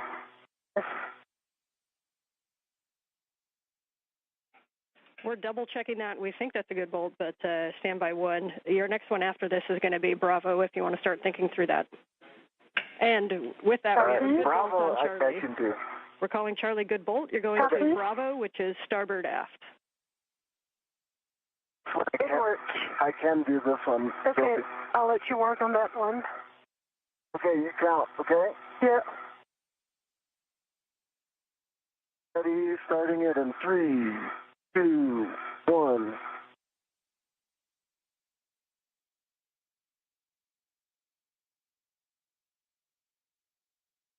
That's 4. Does it say? And I can see it's a good green light, 12 tons, 3 actual torque. And that was 4 turns.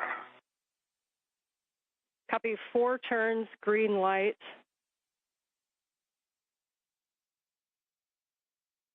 We're checking. Copy? And while they're checking, I definitely can't get D. So you want to assess D with this? In work? All right, we're going to call that a good bolt. Yes, I heard you guys talking about Delta. You are go to drive Delta, Bravo 1, clockwise 2.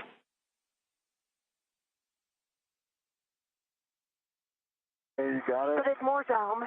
Okay. Yeah, okay. Now it's good. I have it.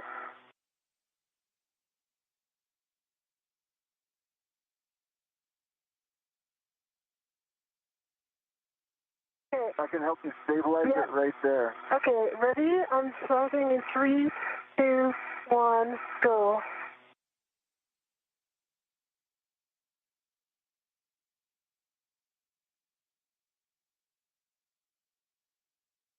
I saw 5. 4.5. Okay. 4.5 probably. 4.5. With green light, 12.1 torque. Copy, 4.5 turns, green light on bolt Delta.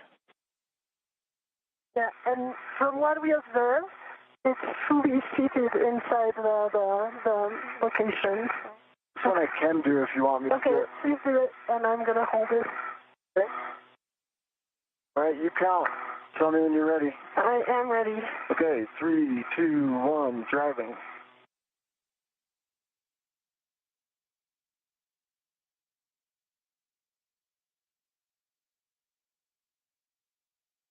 And 3/4 on this one, and I see good green line, 12.1 torque.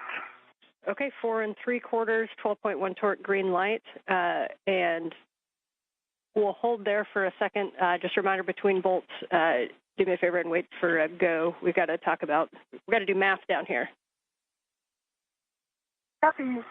So let's Anil first, while they are doing their math, let's do the PJT and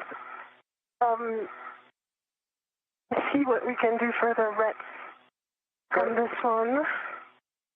I also see a loose ret coming right in front of you. Is that intentional? That's intentional because I didn't want to have some side loading. Okay. I have 2 loose rets. Okay.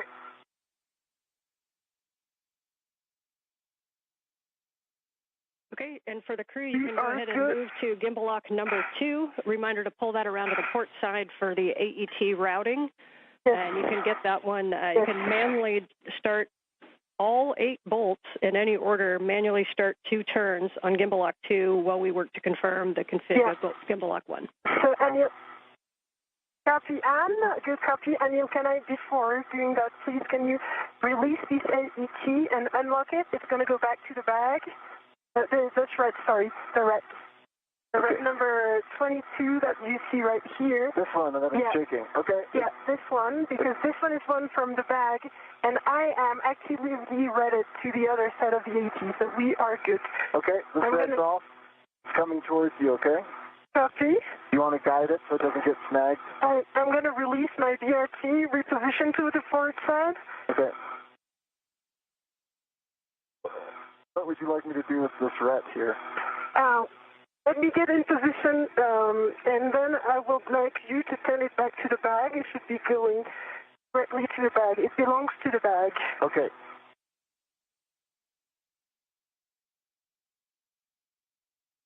Good job on those bolts. What? Good job on those bolts. It didn't start well, but yeah. If I could speak French, I'd say break in. All right. Okay. So let us observe what the bag is. Can you? Okay.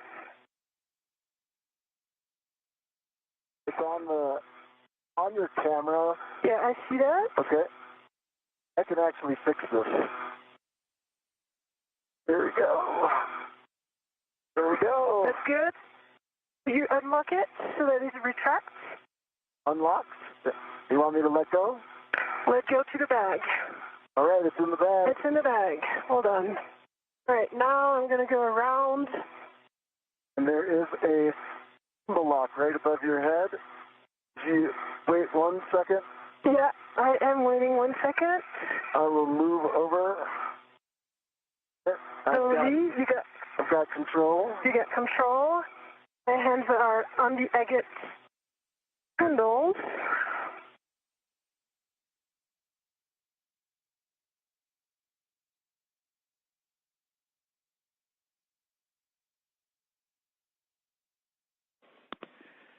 All right, nice work on that, you guys.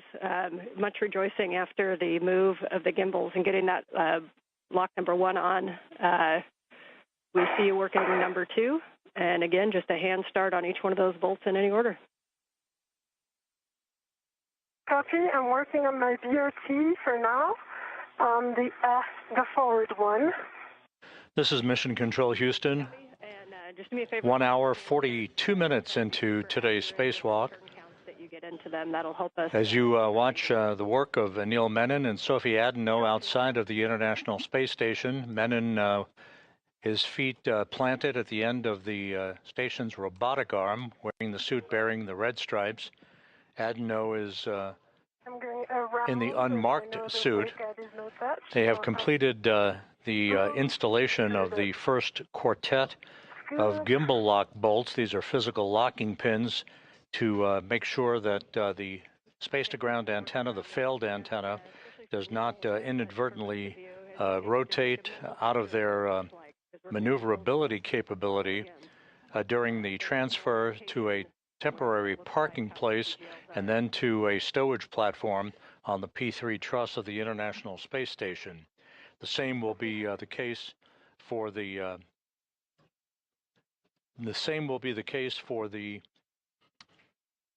replacement space-to-ground antenna that is currently housed on ESP3, the stowage platform on the P3 truss, that is replacing this failed antenna at the center of the station's truss structure.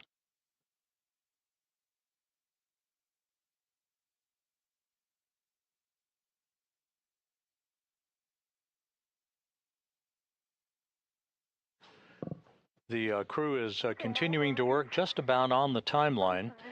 The first order of business, of course, the removal of a heat shield at the base of the boom upon which the failed space-to-ground antenna resides. Now the installation of these locking pins to restrain any movement by the space-to-ground antenna dish during its transfer to its stowage location.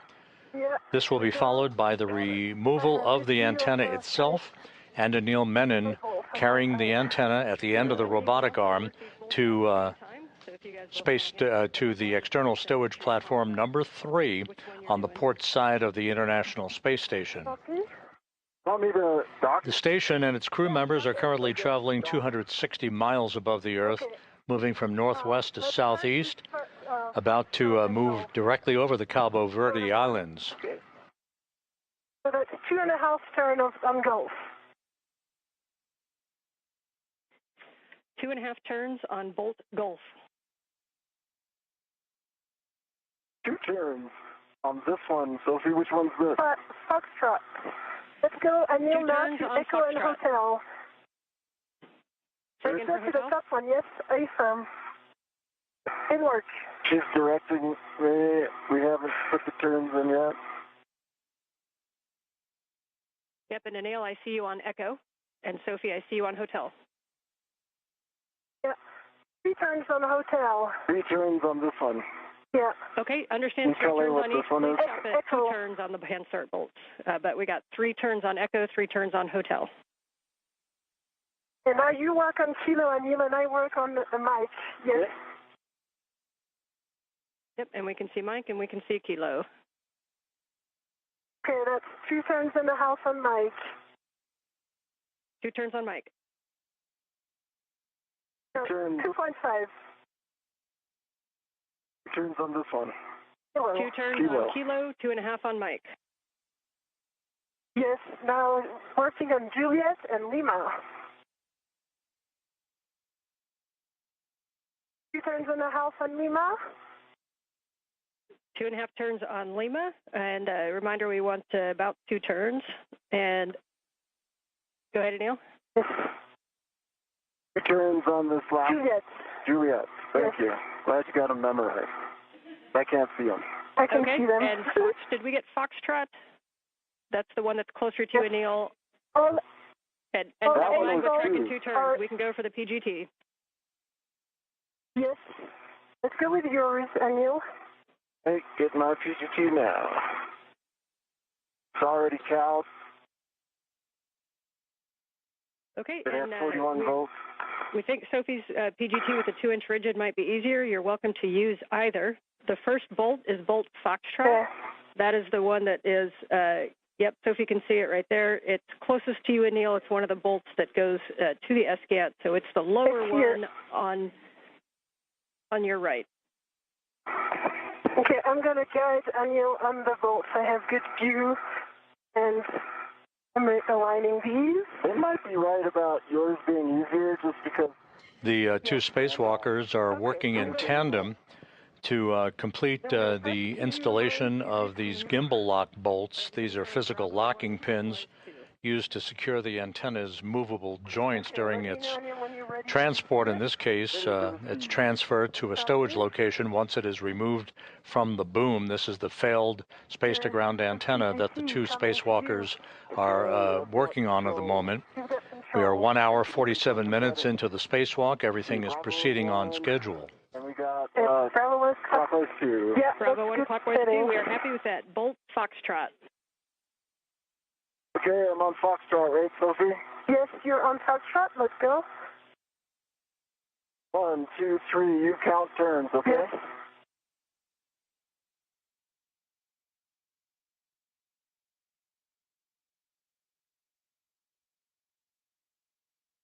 We're in a house, and I see that bolt is fully inside the fully seated inside. And I got low torque, 10.8. Low torque 10.8.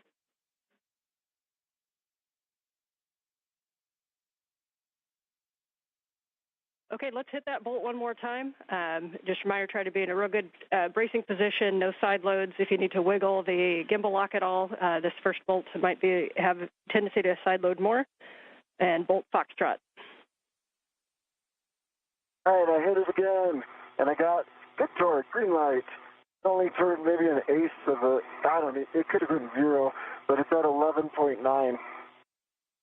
A really small turn, basically, almost nothing. Okay, we will move to bolt Gulf. Bolt Gulf, that's the one closer to Sophie on the other side, while we let Mer determine what 4.5 plus an eighth is.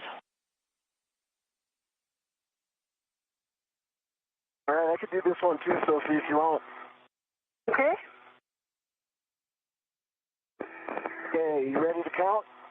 The space-to-ground antenna that the crew is currently working to install these locking pins on, this is the one that exhibited restricted motion beginning last November and a degraded performance in its inability to auto-track or gimbal, if you will, swivel to point itself toward the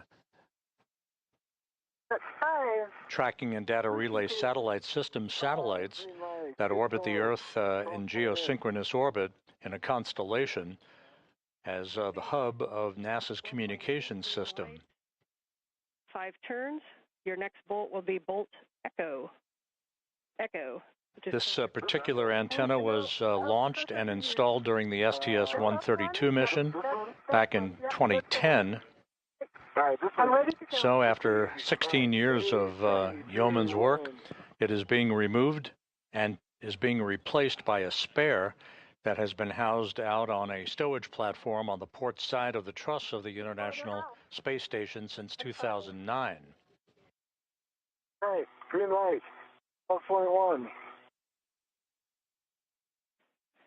Copy, and say again, turn count for Bolt Echo. 5.5. And it's fully seated from what we observed. Copy, 5.5. And you are going to move on to Bolt Hotel. The symmetrical part closer to me. Okay, is it this one? A-firm. That's A-firm, and I'm ready to start counting. All right, ready? 3, 2, 1, starting.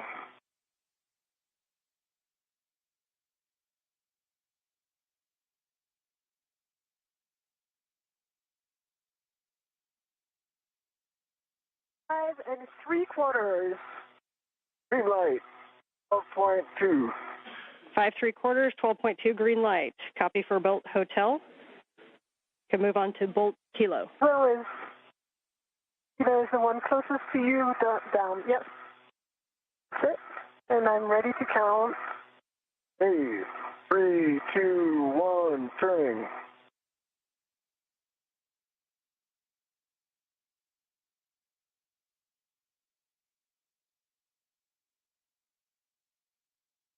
Four and 3/4. Green light, 11.8. Copy, 4 3/4, 11.8 green light for Kilo. Next will be Mike, but stand by one while we check that.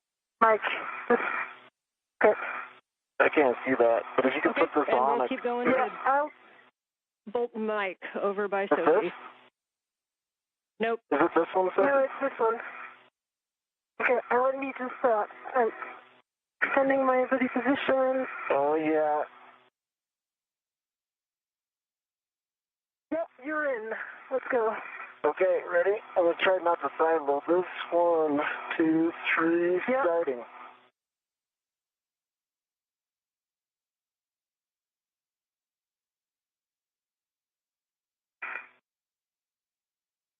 Four and 3/4. Woohoo! Green light, 12.1. Well done. All right, next one Copy, is the 4 top one 3/4, closest to you. 12.1 for Bolt Mike. You can move on to Bolt Juliet, which is over by Anil. Yeah, no, not this one. Yeah, the one closest to you, that sense. Okay. Ready, Sophie? Ready? 3, 2, 1.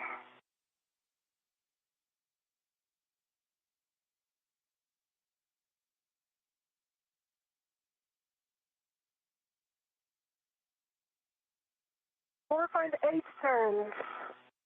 Low torque, 9.5, but I did my hand slipped a little bit. If you're okay, I'll hit it again. Yeah, and I see it's fully seated. Yes, we agree with the plan to hit it again, please. Hey, ready, Sophie? I am. All right, we got good torque, green light, 12.2, no turns. We copy no additional turns with a green light. You can go on to Bolt Lima. Bolt Lima, final bolt. The one I'm pointing with my finger here. Only I could see your finger. Okay, I'm getting. Okay. Okay, you're in. Ready? All right. Ready? Yep. 1, 2, 3.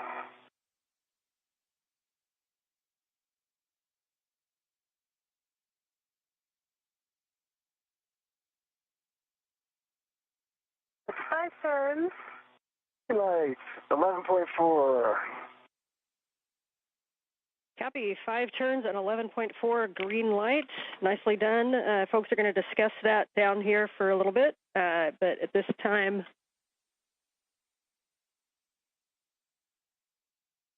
It's 11.9. I might have said 4. Old age.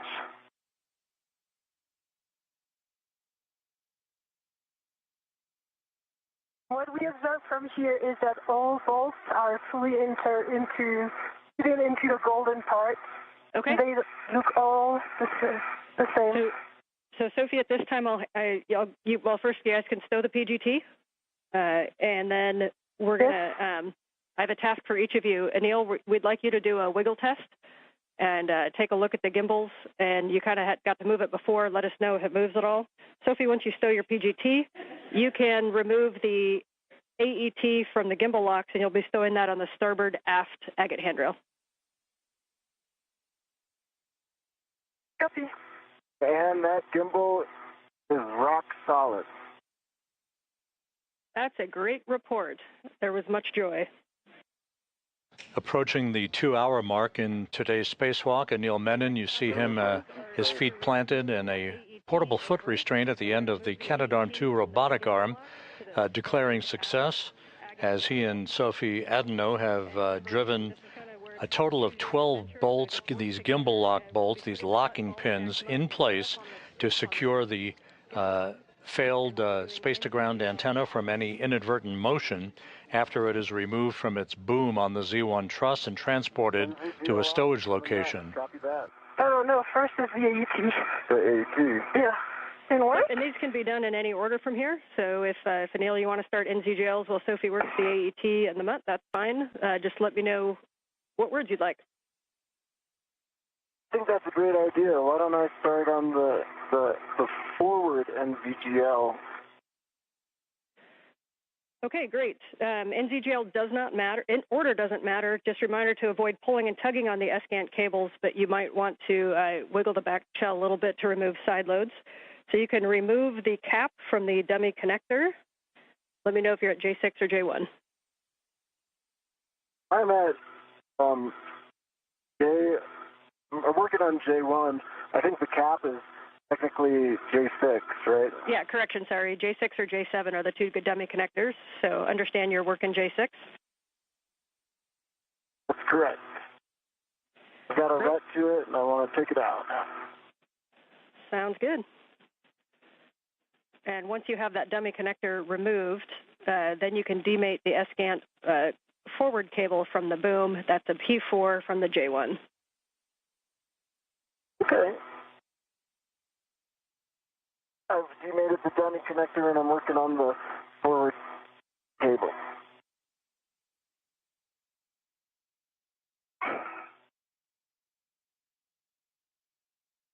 It's aft over center now, and it's off. The O-ring, there's a pink O-ring in the plug that looks to be wedged in by friction. I'm trying to get a heck of view on it. Otherwise, okay, I understand you're looking at the dummy connector O-ring? No, the dummy connector's off. The dummy connector O-ring is pink, and it's seated very deeply inside. When I look at I just took off J1. When I look at the receptacle for J1, the plug seems fine. If you look at the plug here in the HECA, that there is a pink ring that looks like the same O-ring that should be deep in there, but it's come up. So it's half in, half out. It's friction fit in there now. Can you feel the HECA? I feel like I could probably push it in with the right tool, or I could ret to it and take it out. Okay, we are discussing. We don't have a great view on it. Can you see it? Okay, I can get you a good view. Let's see. Okay. If you can give me a progressive taxi to the J1. Yeah, J1 is just on the left side of your helmet cam right now. So if you look to your right or twist to your left a little bit. Yep. And now it's behind the cable. If you can move that cable out of the way, we'll be able to see it. Yeah, you just want to know if that O-ring is. Can I help, or am I good to go retrieve the metal segment? Hey, go retrieve the metal segment. This is a analysis thing. And I know we can't quite see it because of the shadowing. Can you confirm, is the whole thing offset but symmetrical, or is it angled inside of that connector? It's angled inside. Gosh, I wish I could get you a good view. It's like my helmet's right there. All right, I will just describe it. Oh, I'll be quiet. Let me know if you need more words. We like that. Thank you. We like your voice too, but we appreciate the time to think.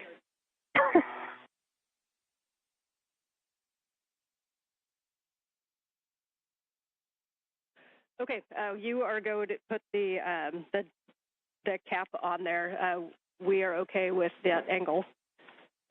So once you've looked at the cable and verified no FOD, good pins, and a good EMI band, then you can mate that cable to the dummy receptacle and the cap on the J1. We probably won't be so forgiving of the new one.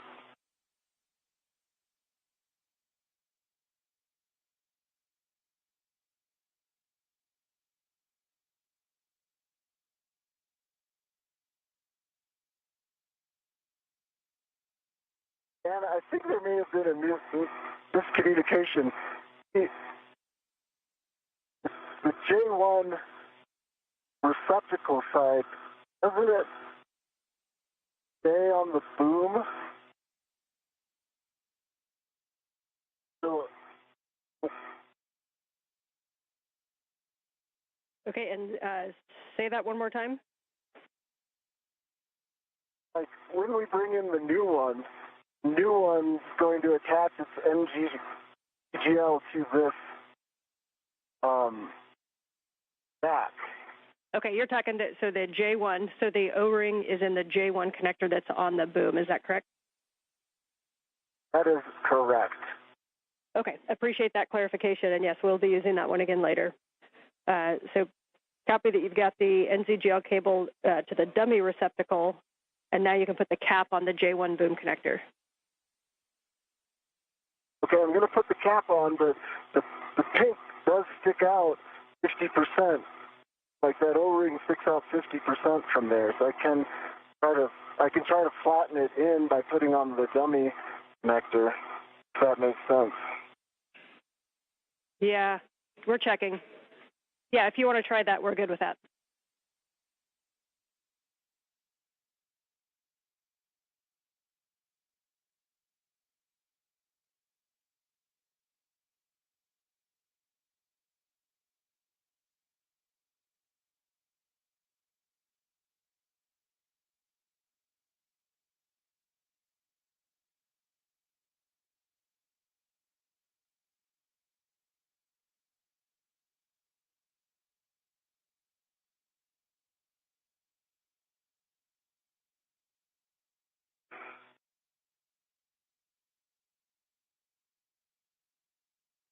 This is Mission Control Houston, 2 hours, 3 minutes into today's spacewalk by Anil Menon and Sophie Adenot, the 282nd spacewalk in support of space station assembly, maintenance, and upgrades.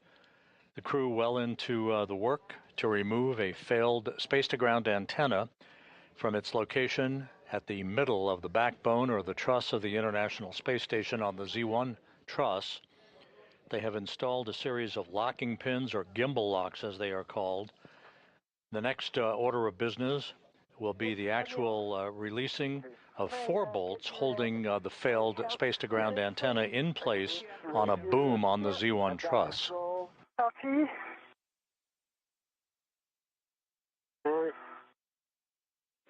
And we came back from a handover, so Neil, if you had any other words that we may have missed them on the J1.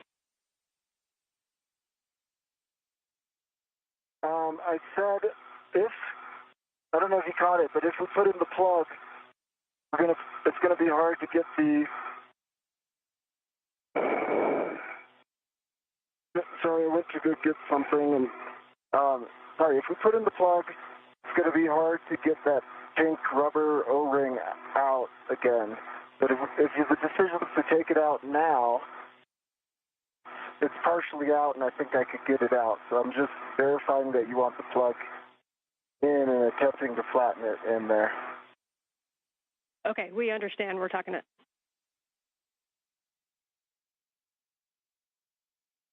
Okay, Anil, I think we can work together on this install. Okay, I think I need to hand this to you so I can secure my AGFR position. Yep. The reach got me out of place a little bit. Anil Menon is referring to the demating of the acronym is NZGLs. These are NASA zero-G lever locks. The lever-actuated electrical and data connectors that have provided the electrical and telemetry capability for the failed space-to-ground antenna. Side loading of this thread from the bag. Okay, you want me to put the scoop on? Yeah. Okay. And I'm releasing the side loading with my hands on the red. Almost there. Yes. Okay. You're in. Son, do you want me to lock it? Yes, please. Space station currently flying 260 miles just south of South Africa. And I see it locked. Is it locked? Is it set itself in? It is locked. Okay. Yep. And you get so, a good wiggle. Just yep, we recommend keeping the ball stack loose. So I can... Yes. So the ball stack is loose. The first jaws on the scoop are locked. The ECOM 1 and 2 are locked, black and black, and the second nut is jaws open and unlocked.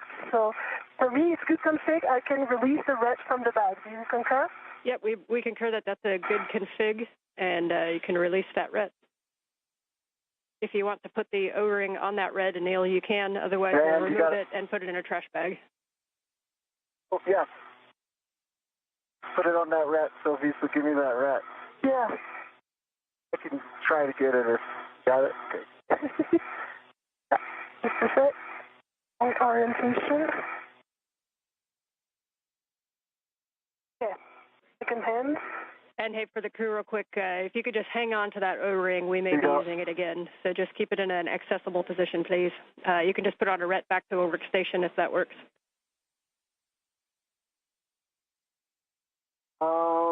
I should keep it on my person then. Okay. Okay, we like that plan. Good config. Nice work on the scoop and mutt ball stack. That looked pretty simple in the scheme of things. And we'll be going for the second connector.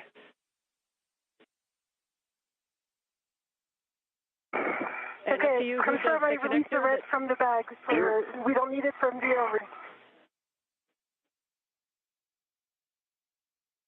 You release the red, Sophie. I'm going to put the O-ring on this AET right here and keep it behind my workstation. Copy.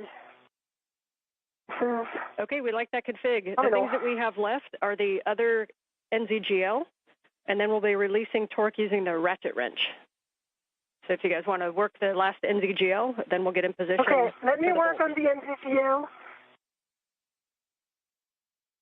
I'll work on this cap, and you do your thing with the O-ring. Okay.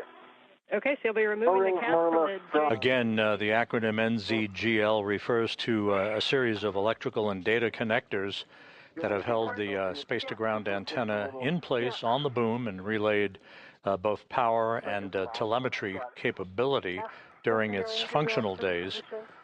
This antenna began to display a degraded capability last November in its ability to auto-track the tracking and data relay satellite system satellites, the constellation of satellites that orbit the Earth in geosynchronous orbit about 22,300 miles above the Earth.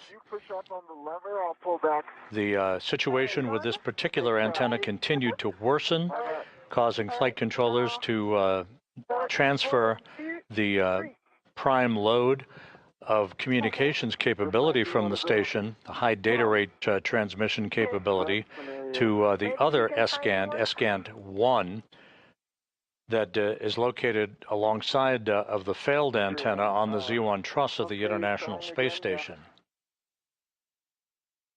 Yeah, okay, it doesn't work. Now with the two of us. Okay, ready? Yep. And we're sure we got it up, yeah? Yeah, lever aft over center. So Okay. you're good. Okay, I've got good leverage here. Yeah, and me here. Okay. 3, 2, 1. Steady pressure. Okay. I think this is a ret scenario. It is a ret scenario. All right, and you can wiggle the back shell, making sure there's no side loadings on there. And then reminder, if the sun comes up, you can keep it shaded, might help too. Oh. Okay. Now let me go in front of it. Okay. And put some shadow. This. Okay, if I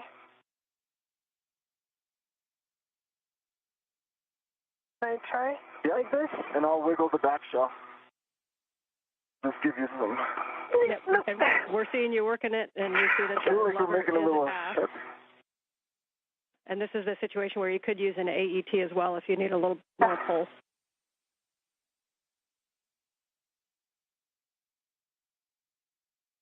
I think we. Why don't you put the large trick on the backside and see if you can. Try? Yeah, see if you can push out. So, would you take the large trick of my... Yeah, you can this use one? that large hook, and I'll do it. Okay. This? There it. Got it. Yep. I have it. You got it? And then it'll go like this. Yeah, and still some shadow.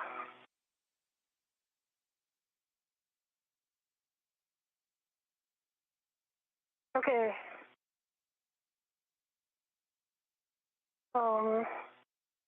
Maybe we can also put an AET around.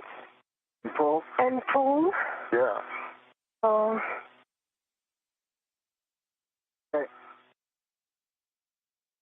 All right. Yeah, so our ideas down Try here is one you more could put time. an AET Yeah, down. and I'm going to help you push like this. Oh, 1, 2, 3. Stand by 1. Okay. Stop doing that. Yeah. Just want to be sure I'm not doing something stupid with my gloves. We're good. Gloves nominal. I see it moved from 1 millimeter on this side. Okay. Did you see it move as well on your side? Not significantly, no. Oh, okay. So? Like, the blue line doesn't match perfectly, so I think Yeah, that's normal. The blue line never matches when it's mated. Okay. As you guys are working this, our thoughts down here is there's some keying in there that it could be caught on.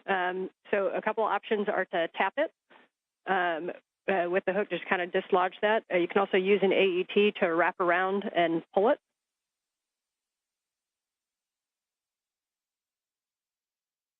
Do you think the night time would make it easier? Well, if we haven't gotten it in 2 minutes, we will find out. Okay. Okay. So I don't have a red. Yeah, I do have this red. Okay. I'm going to use the AET from my mini workstation. Yeah, we do think the AET is going to be maybe a good option to try, wrap around and pull it. Copy.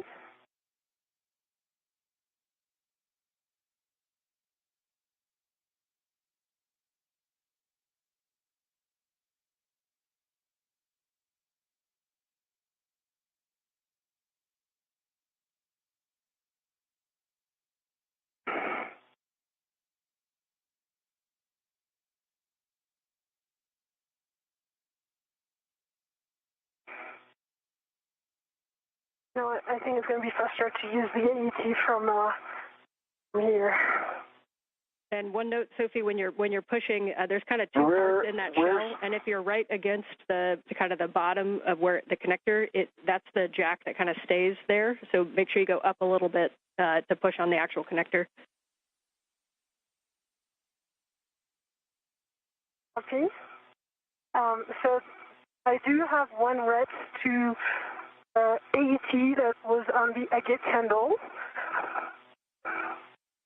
Okay, yeah, we can use that one and wrap it around. Just make sure you're not right at the base. You want to go up from the base so that you're on the actual connector.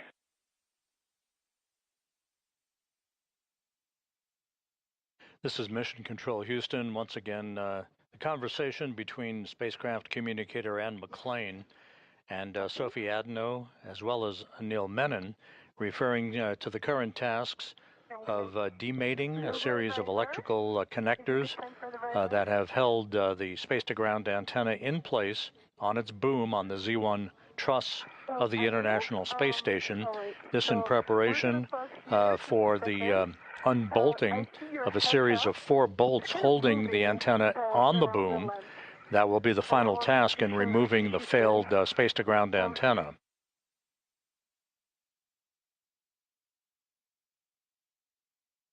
All right, Houston, do you see Anil's Heka? We do see the Heka. We see a green light, but we don't see his video right now. Got a little bit of play in it. No, I mean, look in my Heka, the Heka view. I'm going to show Anil's helmet. And okay, there's some play here. We see the play. Okay. And we'll talk about that if you want to keep working the connector. And it's kind of significantly going to the right. They're going to look into it. Let's tackle this, and then Ann, please give me a reminder to put the plug back into the J1 place. I have not done that yet. It's on my person. Copy. We will remind you of that.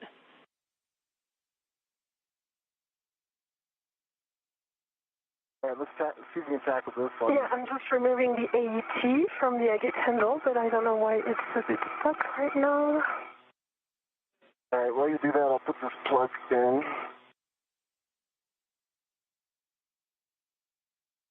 All right, the plug's in.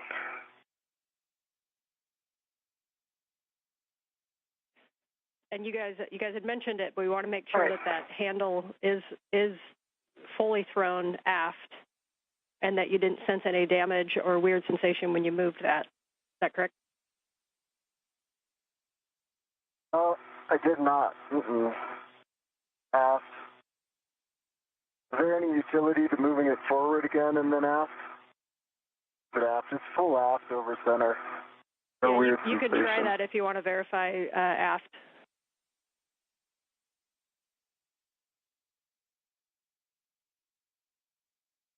Okay, you have one AT, and this it is still attached to the other part, so maybe we can use it like this. Okay, I'm going to put this waste feather here. Okay, so let me do it then. Okay, and for Sophie, for that AET, what we want you to do is wrap it around, not closest to where it connects, but a little bit up, sort of just below where you check over center, and then you want to try to pull that. Copy. And at the same time, Anil, if you want to check side loading, I know it's a smaller cable, but we'll just want to, if we can wiggle it while she pulls, we might be able to dislodge this. Okay. Around this place, do you see what I...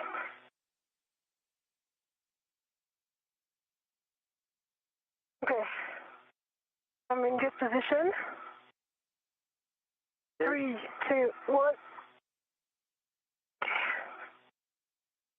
3, 2, 1.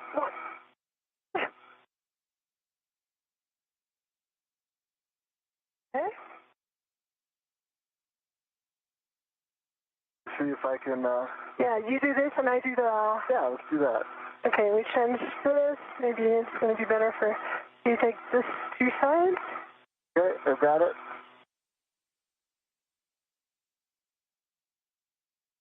Take this. You wanted me to get both sides, it's happy medium, but yeah, you if you want to go back down just a little bit. Look at this. What? Okay, I see. Yeah. I think we need to unlock it from the agate handle there. Yes, it makes it easier for you. Yeah. It is read it to me, so we are good. All right, and Sophie, for the positioning of the AET, if you put it kind of right over the linkage, then that's going to be a good position. right over the linkage. Okay. You agree this is right over the linkage? So close to the blue line? That makes sense. Yep, we think that's a good position where you're at. Okay, you ready? Yeah, I was just like at the limit of my APFR. Okay. 1, 2, 3. Yep. I would need a GCA to get like my legs into this. You're still able to pull some force and me too. I could put about like, I don't know, I feel like that was maybe like 20 foot-pounds. Yeah. Okay, let me go in another body position like this. It's called the AET. Okay. And then we'll try this. All right, Anil, if you need a GCA to get it better into position, you can work with M1 to get yourself into a better leverage position if needed. One by one, we're trying one more thing. Okay, I'm going to push against this and pull like this. 1, 2, 3.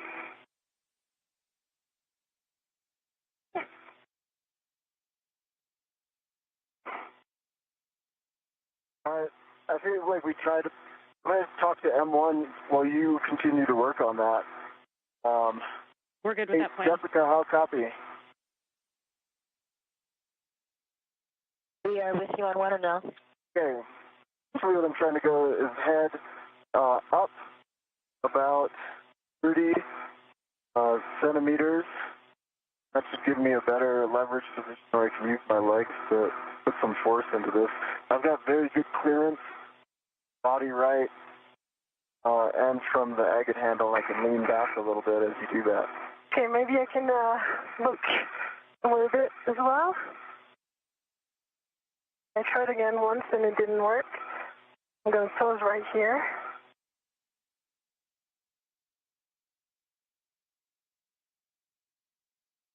We copy, Anil. Head up 30 centimeters. We're evaluating. And Sophie, if you want to cycle the handle, and again, give us any feedback on if you think there's any motion that you wouldn't expect, grinding, or if you just think it's moving smoothly.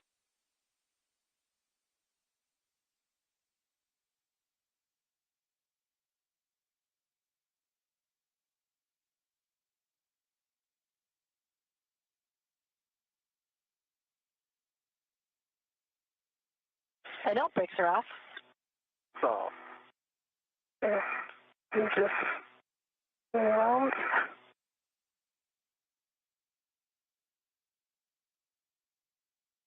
This is Mission Control Houston, 2 hours, 23 minutes into today's spacewalk. Anil Menon and Sophie Adenot continue to work with efficiency in the process of removing a failed space-to-ground antenna from its boom on the Z1 truss of the International Space Station. This particular antenna began to exhibit crankiness in its ability to gimbal or auto-track NASA's Tracking and Data Relay satellites last November. The situation worsened, prompting flight controllers to swap strings, if you will, commanding paths from the space-to-ground 2 antenna, which is the focus of attention that you see in this view, in the bird bath position, as it is called, where it is basically stuck in place, to the space-to-ground 1 antenna that is parked right alongside of it on the Z1 truss. In order to maintain full redundancy in the high data rate transmission capability from the station to the ground, we are in the process of removing this failed space-to-ground antenna, and later this afternoon we'll replace it with a spare that resides on a stowage platform of spare parts that exists on the port truss, the port 3 truss of the International Space Station.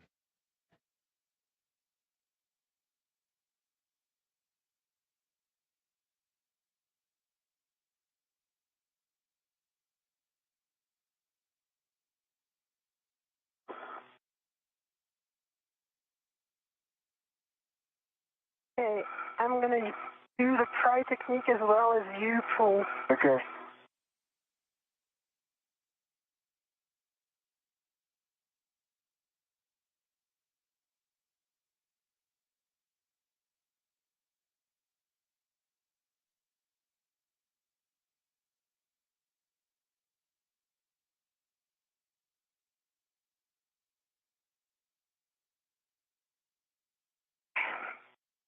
You want me to get it? Yeah.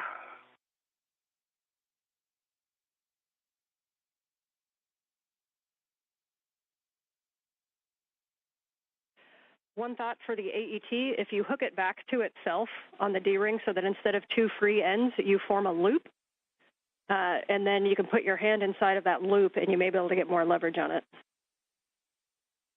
Great idea. I think I put, by the way, I think I put maybe like 40,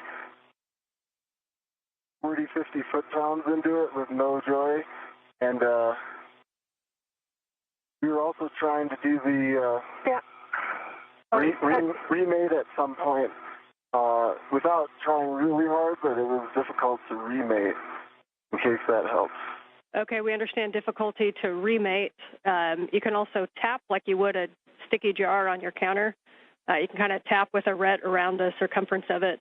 We're obviously still talking some options, but you guys are going to just continue working it. Okay. Okay, 1, 2, 3. Oh, we did it! Yes! Yay! You just got a whole round of applause. Nice job, you guys. All right, then let's move on. You can now mate that cable to the dummy receptacle. Copy. I'm just going to reinstall the AET because it's the one from the Agate handle. Copy, thanks. That was probably 100 foot-pounds. Just FYI, that was probably like 100 foot-pounds. You heard applause here in Mission Control and the response by spacecraft communicator Ann McLean with all of the electrical cables having now been demated from the failed space-to-ground antenna. No FOD, good EMI. Okay, and we're mostly concerned with the boom side where we'll be putting the cables on. So you're looking at J2. Yeah, that one. J2's good, holes, pins, no FOD.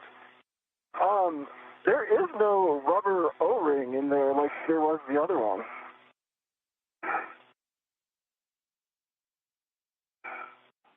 Okay, that's expected. So let's get that cable. Once you got a good inspection, you can connect P5 to J7, the dummy connector, and then the caps on the both boom connectors, please. Okay, it's in the dummy connector. No, not yet. We're missing inside here. Yeah, we're missing like 5 millimeters.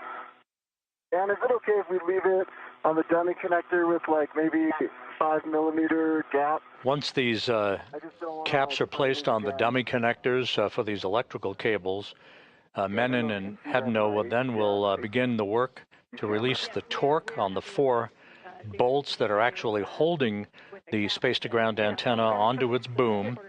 They'll go in slow, deliberate fashion to release the bolts, approximately 8 turns per bolt.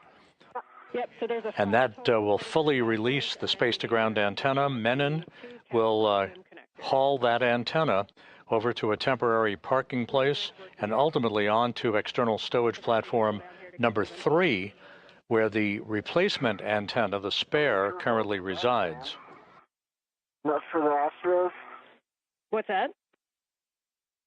How many curveballs was that today? Enough. Okay, the cap is installed, and I release my ret. And so, here's another one. I've got a free piece of FOD right here. It is the, it's the, quarter turn fastener. It's in my hand. Okay, understand the quarter I have turn my fastener transvac is in your right hand. here. I have my transvac right here. Okay. Let's take it and put it in. All right, going in. Gonna do this one carefully. Yep. Okay. Okay, and yes, we can put that in a trash bag, and whenever you want to, you can also put that O-ring that you had before into a trash bag, and just beware of any sharp edges around where that broke off from. Okay. I think the O-ring is enjoying some life on the AET of Anil. Yeah, I'm not sure it's worth putting into the trash bag. Yeah, I'll leave it on my AET. Yeah. Okay, No issues on four quarter-turn fasteners. 4 quarter-turn fasteners are on. Okay, 4 quarter-turn now. fasteners, and then we just need verification that the cap is on the J1 boom connector. Cap is on J1 boom. Yes. Okay, I understand that's a good config for the cables. The next thing we're going to do is to release the torque on the S-gant bolt using the ratchet wrench. Okay, I'll get in position with my DRT on handrail 4. Ratchet wrench is in my hand. Excellent. Reminder on the ratchet wrench and these bolts, you can go in any order to release the torque. We'll go in order to fully release, but you can release the torque less than 1 turn in any order, and this is where we want a slow ramp up of the torque. We don't want any impulses into it, so we need you to be like a nice human PGT and just slowly ramp up your torque to what you need to release the the bolt. We're going 1 turn. Less than 1 turn, so as soon as the bolt moves, you'll be good. Okay. And just call out, you can either give me forward, aft, port, starboard, or 1, 2, 3, 4 as you do each one. Any order. I'm starting on the aft. If you watch your hand. Yep, on my 1.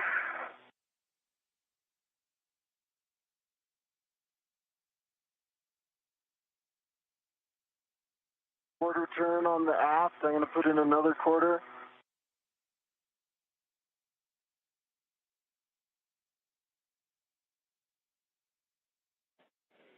Copy.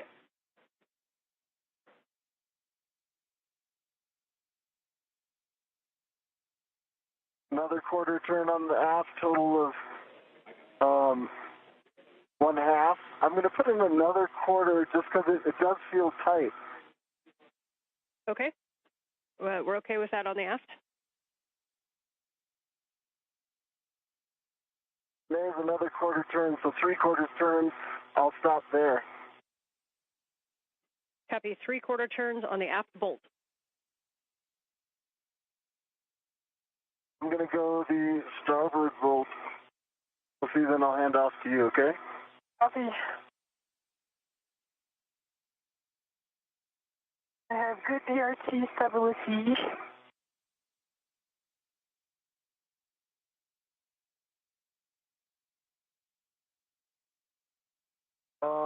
Sophie, I'm going to take the palm wheel off for steering. Okay. Need help? I think I can do that. I've read it to it. Coming off.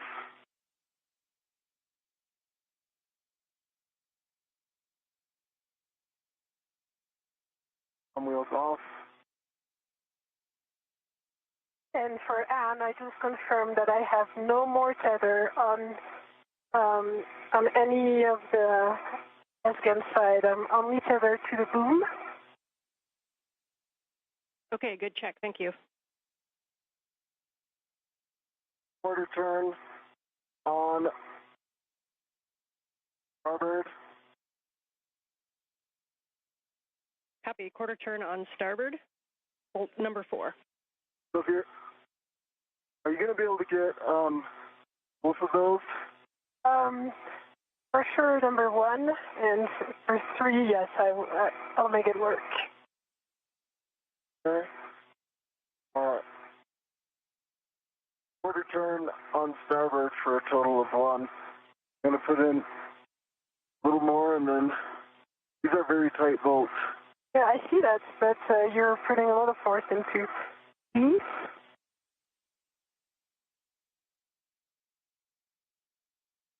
Okay, I'm going to hand this off to you.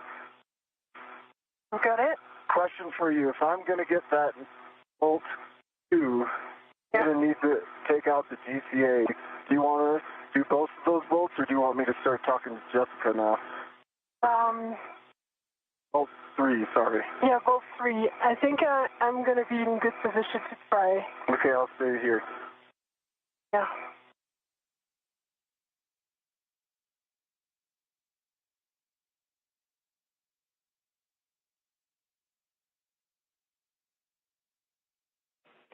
And I can see that you guys are using great technique. Just wanted to really make sure on all these bolts that the socket is fully engaged on the bolt head. You guys are doing it right, but just want you guys, asking you guys to do an extra check because these are the only bolts we have. I love the extra advice, Anne. Keep it coming. It's unexpectedly easy to do. It could have switched its rotation on the head, perhaps. Like it might be in ratchet off. You might want to just double check that you're ratcheting. Yeah.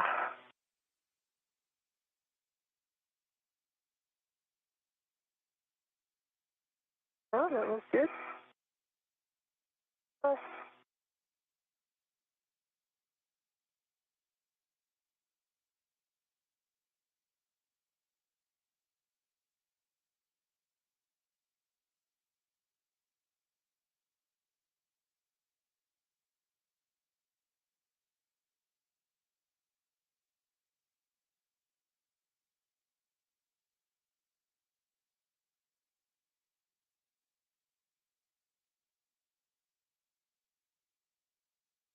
And just pull it towards me for lefty-loosey. Yep. Yeah. Actually, I can probably reach it. Okay. Need extra. Yep. All right. I've got it. Because my DRT is not enough. Yeah, I for that. understand. I got it. Yeah. So that's quarter turn. Okay. Move into my hand. But nice. Another quarter turn. Good strength, Sophie.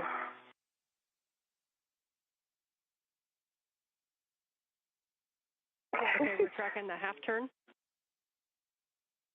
Yeah. And another quarter turn, so that was 3/4 turn on bolt 1. Copy, 3/4 on bolt 1. The one.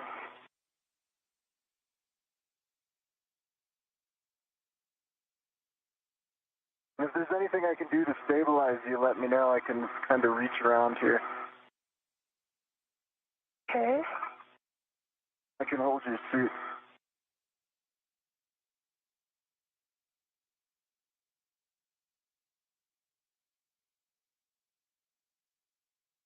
All right.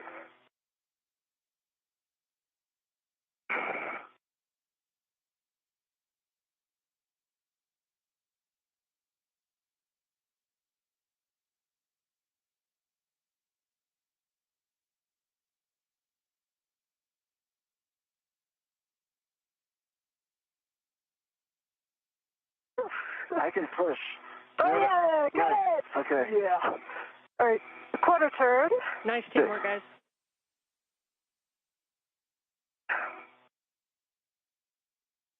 Second quarter turn. Third. And one more. That's a total of 1 turn. Okay. Nice job. I've got... Well, that was a huge torque. It controls the ratchet wrench. I'm putting it back. Copy. Okay, you guys can stow that ratchet wrench in the crew lock bag. And I'm going to have you set up to do the bolts, but we're discussing some things down here. So just going to get set up to do these bolts. And reminder, we're going to release 3 bolts, and then we're going to get set up to fly this.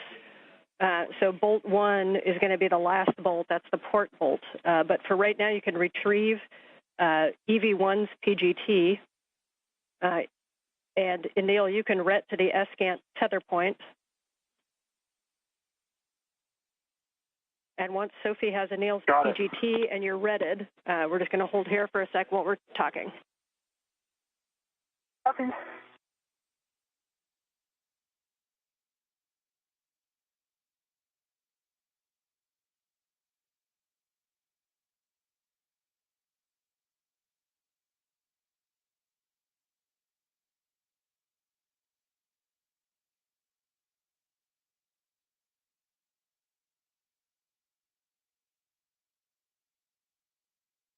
Okay, ratchet wrench is away.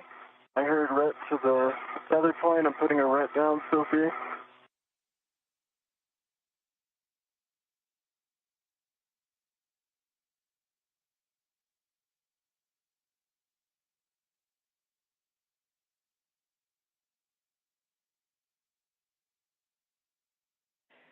As we continue to talk that, the recommended bolt order is going to be 3-4-2, so the forward bolt first, forward bolt. So that would be Sophie driving the forward bolt with Anil's PGT, and Anil will be redded to the tether point on the Escant handle. Don't drive yet. Okay, I'm just currently redded. position. I'm currently redded. Can you give us the PGT settings? I think it's Bravo 4. Bravo 4, counter 2. Bravo 4. Bravo 4, counter 2.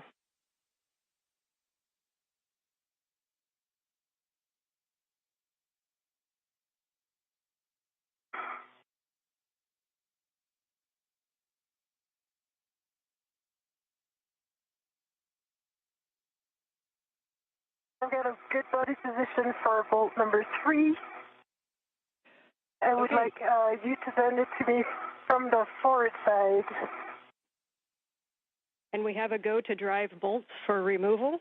So when you get into position on bolt number 3 with Bravo 4 counter 2, then we'll be releasing that bolt.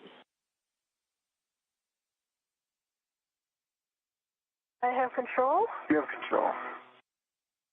You prepare the settings. Yes, Bravo 4, counterclockwise 2 set. Copy.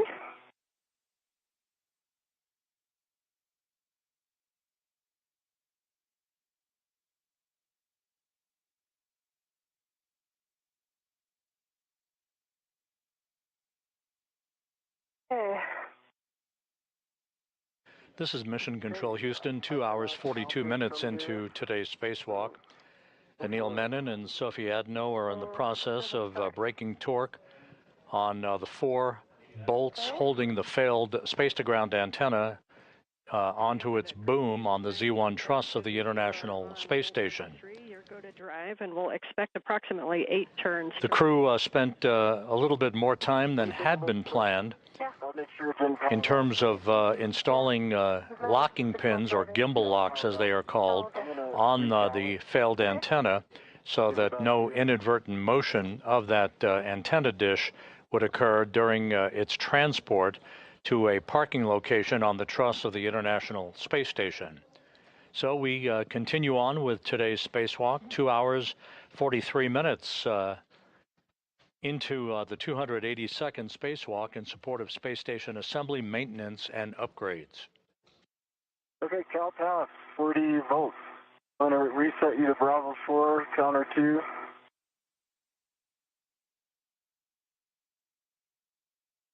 You're on Bravo 4, counterclockwise 2, and I'm passing it back to you.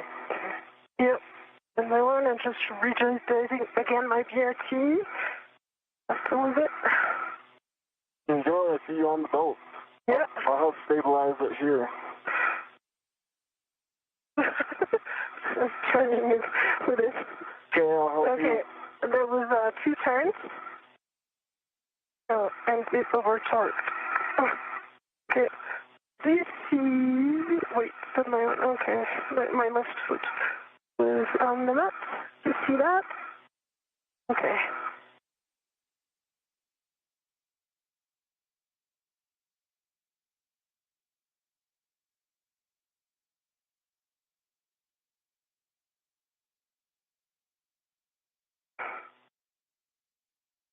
Just confirm it's still on Bravo 4, counterclockwise 2.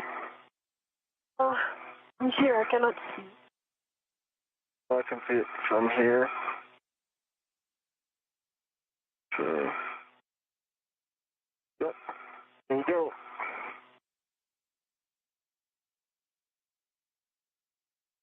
Okay. I'll help you stabilize. Yep. Now it's over torque. It's like. We're releasing it, so maybe Yeah. Is it released?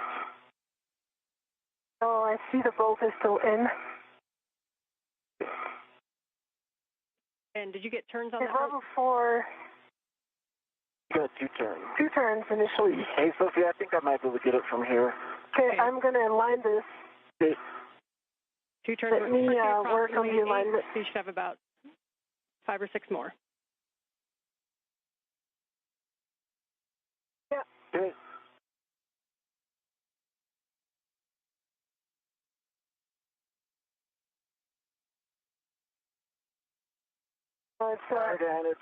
It's not overcoming the torque. Copy that the PGT is not overcoming the torque. Yeah. And we are definitely on counterclockwise too. Okay, we are going to need to grab the ratchet wrench again and try to release that torque. Copy. Copy.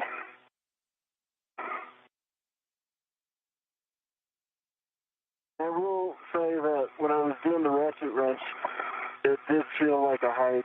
Yeah, very high. Like it felt like kind of a more 50 than 20.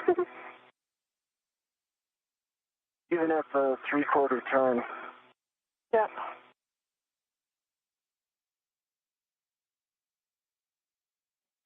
Yeah, we copy that it was a little bit of a higher running torque than expected when you were doing the ratchet wrench. Sounds like a little bit of a sticky bolt. We can hit it with the ratchet wrench again. And it may not work with the other bolts still connected, but you might need to do a little bit of a wiggle on the S-scan as we release the bolts if there's any side loading. Okay. I'm getting in position for the ratchet wrench. The other option is to go to a different bolt to release and then come back to this one. All right, we are on this one, so let's do this one, let's see how it goes, and then let's move on. Okay, we like that plan. Yeah, that's a lot of torque. I felt that. I'm going to pull towards me, and then I'll push it towards you, and you finish that. And you're going to use the ratchet wrench until you feel the bolt kind of loosen up, and then we can go back to the PGT.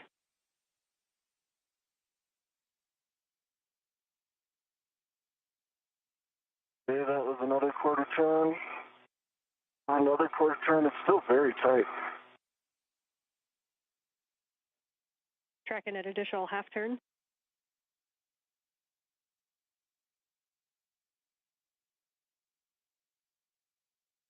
Another 1/4 turn, still same level of running torque. Yeah, do you want me to? Yeah, you can pull it. Yeah, I'm going to pull it so that we're in a position from there.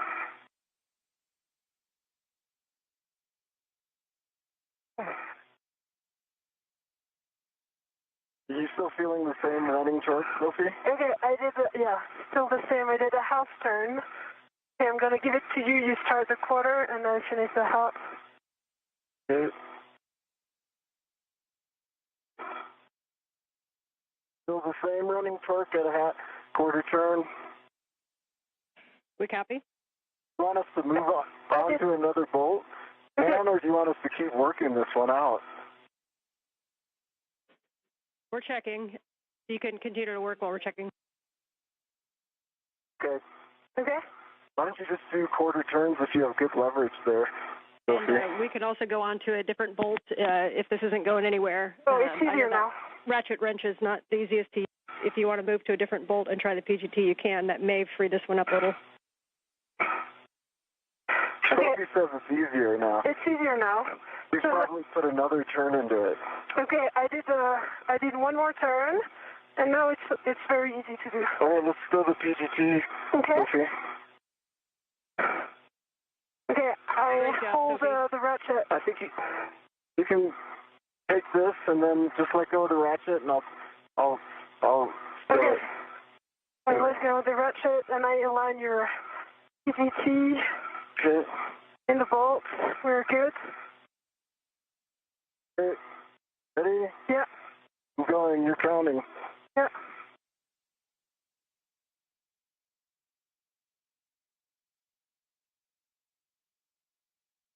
Felt it release. It's released. And that was 5 more turns. Copy. Bolt 3 release with 5 more turns. You can move on to the starboard, bolt 4, closest to Anil. Hey, starboard bolt 4. I'm worried we might be in the same boat here, but I'll give it a try. Copy, and we'd end up doing the same process. So I saw you kept the ratchet wrench handy, so good plan. Yeah, I see the ratchet wrench right here. Question, Ann, can these bolts be done simultaneously? Because I think the best strategy here is me to go ratchet wrench on bolt 4, and then Sophie to start working on 2. Yeah, good idea, but unfortunately we cannot do dual bolt ops right now. Okay, I'm going to go ratchet wrench on bolt 4 then, largely because the PGT doesn't have a good fit. Okay, I have my visor down. And it has a high torque.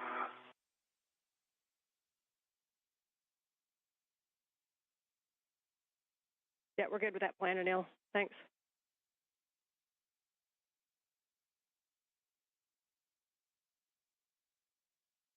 For Sophie, while he works that, we're going to be doing bolt 4 and 2, so that's the one closest to him, and then the aft bolt. And then you'll be getting into position using your own PGT to release the bolt number 1. So if you want to think ahead and be ready for those ops. Yeah, but I was thinking that might be difficult with the PGT. But I'll get the setting ready for the PGT.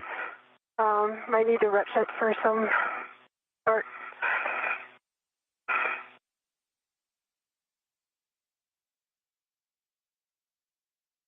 And yes, we concur. We'll see how these ones go if we expect to need the ratchet.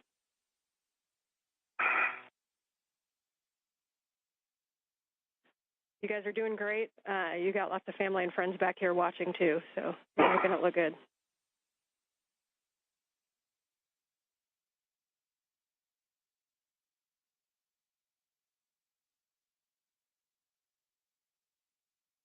As we approach the 3-hour mark in today's spacewalk, Menon and Adenot continue to work in concert with one another on releasing the 4 bolts that are holding the failed space-to-ground antenna in place on its boom.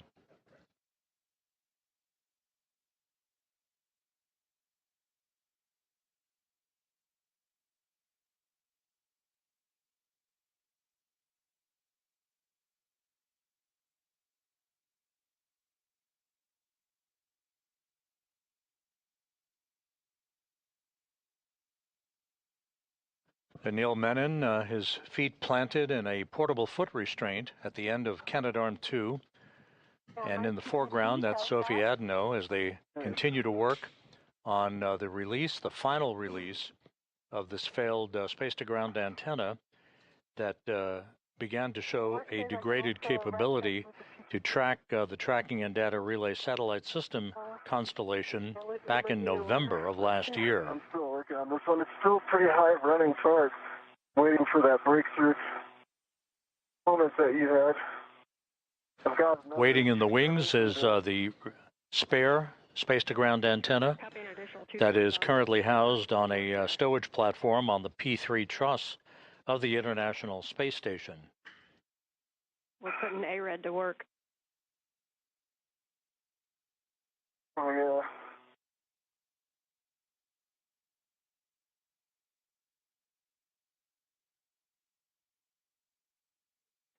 Sophie, It's getting a little easier. Copy. Good news on 4.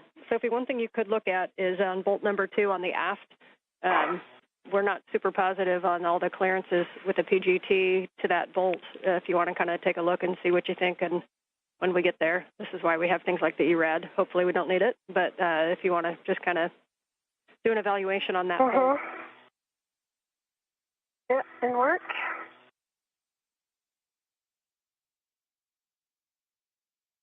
Another turn into this. Copy, another turn into 4.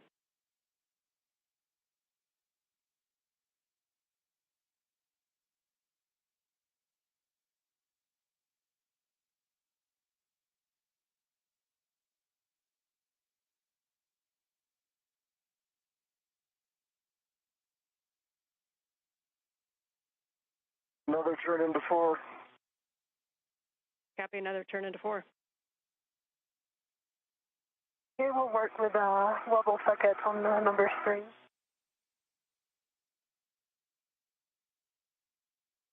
Another turn into 4. Copy.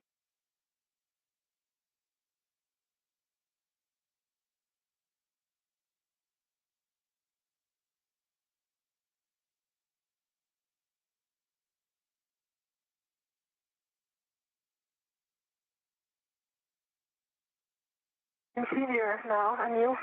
That's easier. Do you want to give me the ratchet? Not yet. Another turn into 4. I'm Copy, not getting another turn into 4. I'm not going to get a good piece. I'm not going to get a good piece if you hold, Sophie. Okay. And I'm just protecting here from your visor. Just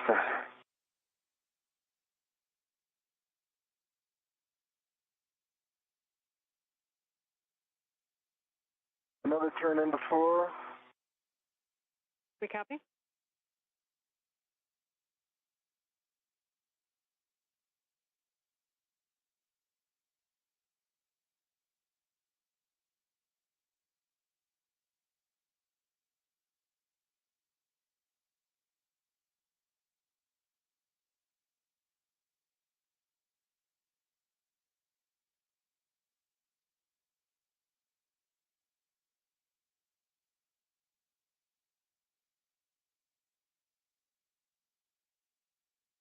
And 4 is released. Done.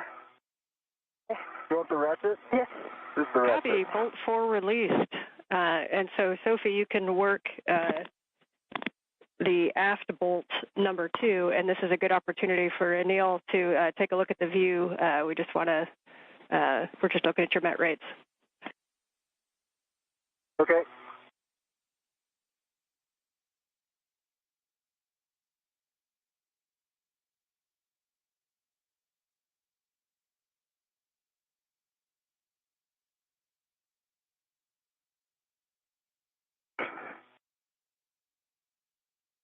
And Sophie, as you put torque into that bolt, just try to make sure that that 6-inch, that the wobble socket isn't too broken over. Okay.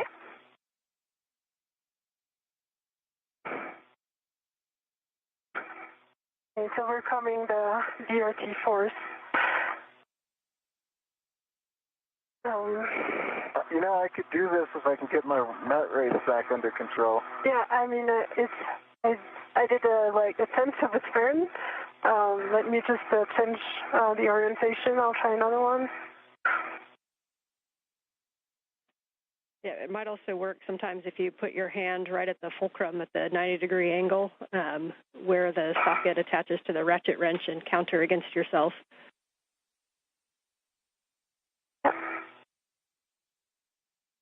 Okay, I did a third of a turn. Okay. Quarter turn.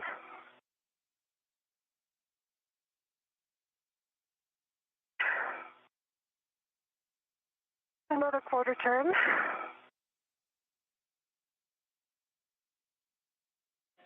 Copy the quarter turns.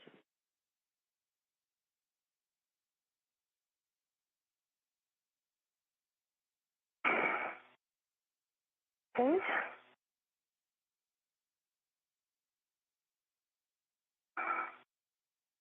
Another quarter turn. We copy. Good work. Is the running torque changed at all? A little bit. Okay. Or maybe not. and I do have a good purchase. If you think my net rate comes back to normal, you can tap me in. Okay. I'm not sure it's a good idea for me to grab the hit handle at this point, because like soon we'll have only one bolt remaining, and not really like that. Okay, I have my hand on handrail 03F.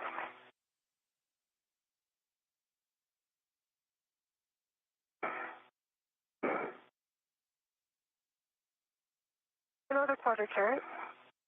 Nice. And Anil, we just need a few more minutes there in timeout. This is Mission Control Houston. We have now hit the 3-hour mark in today's spacewalk. Working it. Anil Menon, EV1, wearing the suit with the red stripes, and Sophie Adenot of the European Space Agency, wearing the unmarked suit, the first French woman ever to conduct a spacewalk. They are in the process of completing the fourth of 4 bolt releases that will free up the failed space-to-ground antenna from its boom on the Z1 truss in the middle of the station's truss structure. I hope you're counting because I just announced the quarter turn. They're counting. They're counting. Keep doing it. All that A-red I see you doing. Crushing it.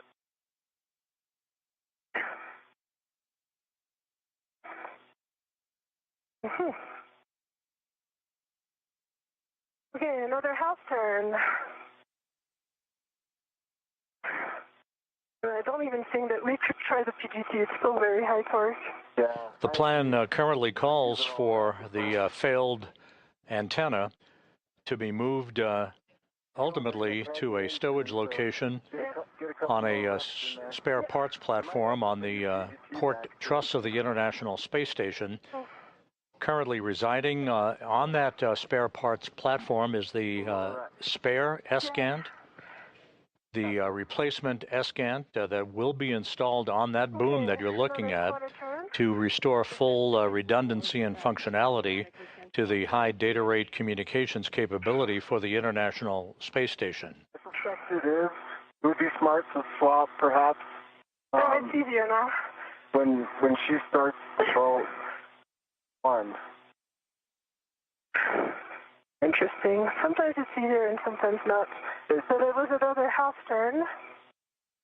A little increment.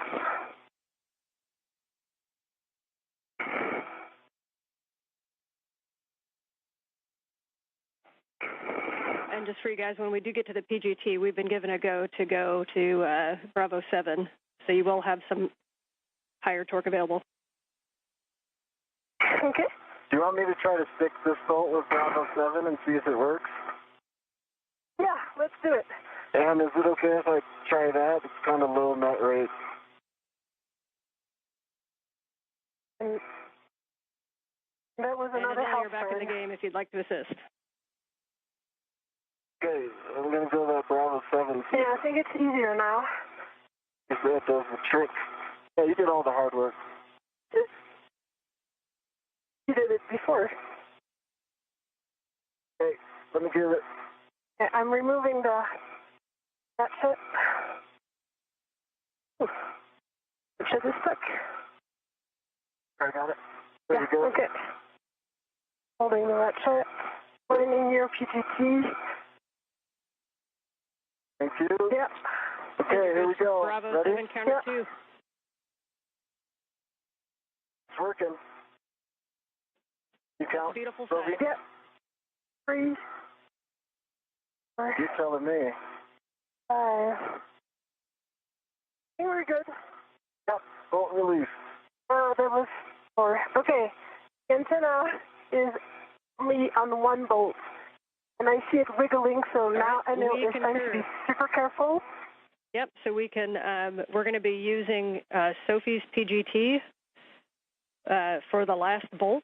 And we're going to make sure this is the one that's going to release the PGT, so we're going to get a nail ready. Your glove and hap check is already knocked out. And you want to ensure a good config before the final release. Double check that your tether is still on the T-handle. You want to make note of your hand position because you're going to reinstall in the same position. Do we do with the ratchet? Should I start with the ratchet? Put the ratchet away or leave it out? If you think you need to start with a ratchet on that bolt, you can. We did break the torque, and it may have less side loading because the other 3 are released. But that is, if you want to test the ratchet and see how it feels, you can. Why don't you test the ratchet first, Sophie? Yeah. And then I'm going to... Can you stabilize the antenna? Okay. You stabilize the antenna? Because... Stable. Oh, right. You really need to be careful because I see the side loading is going to be huge.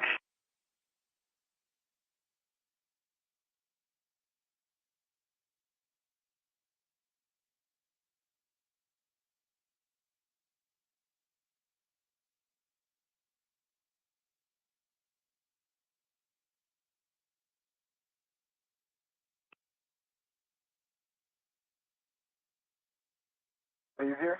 No. Are you pulling it towards me, lefty loosey? Distance, don't know why.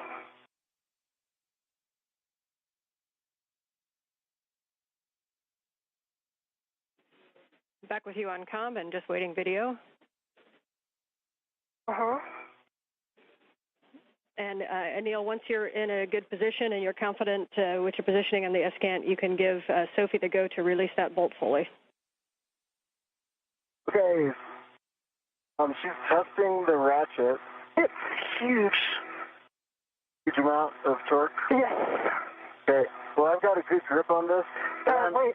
What kind of movements on the ESCANT will alleviate things for Sophie?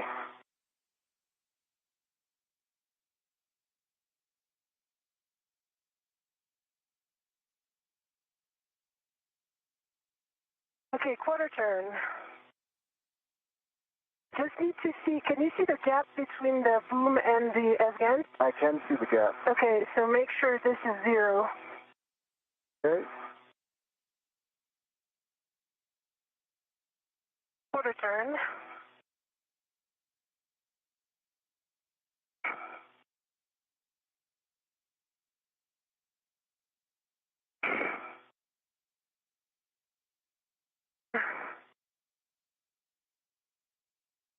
Okay, another quarter turn. Let's try with a PGT. Maybe okay. Yeah, doesn't feel that bad. Okay. Can you stabilize the ESCANT so I can put the ratchet wrench away? Yes, and my one. To get in good position. You can let go of the ratchet wrench. Okay. You can let go of it. Okay. Why don't we just leave it like this because I just want to try. It might not work with a PGT. Okay. But I'm going to have to put it away at some point. It's true. You can put it on my MWF. If you can just stabilize this. Okay, I stabilize this. Okay, ratchet wrench is going to go on.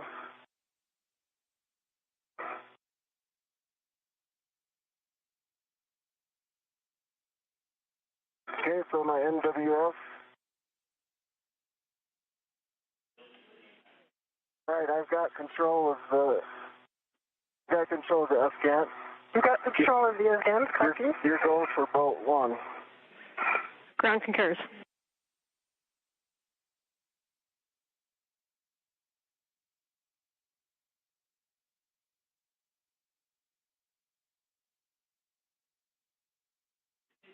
Standby 1 with the bolt drive. Copy, standing by.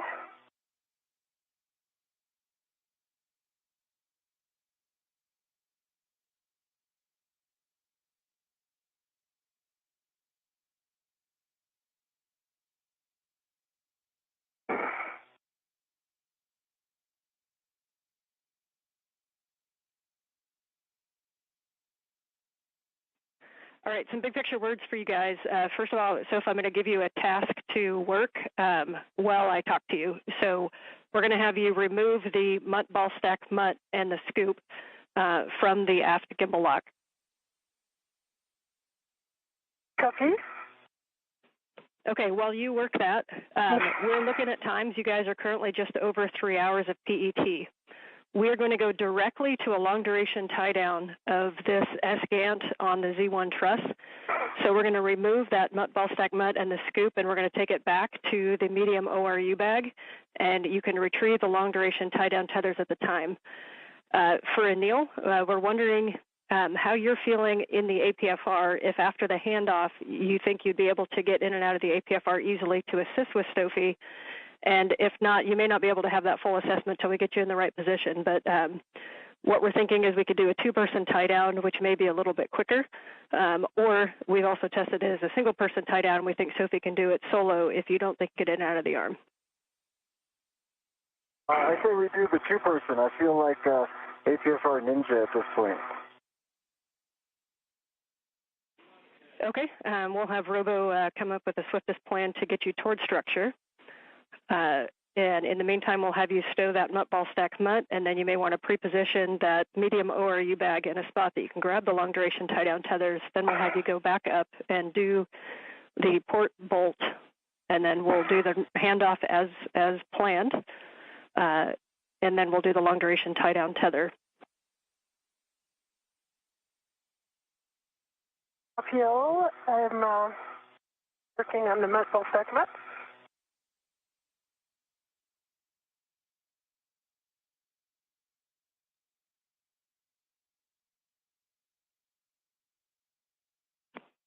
And Anil, what we think you're going to end up doing after handoff is that you'll be coming down the boom. So if you picture that the agate or the escant wasn't there, do you think you have a good access to get in and off of the arm? The agate wasn't there. Yeah, I think I need to go straight to the handle that Sophie's currently on, stay away from the waveguide and box. And then there's a handle right under that. Yeah, I think I can work my way down. Okay, we will work that after we get this handoff.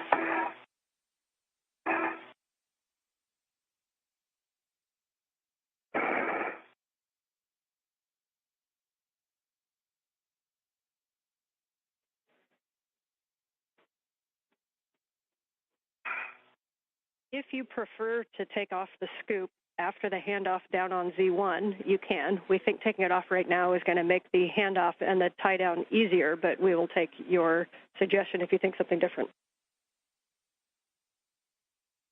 Your call, Sophie. ESA.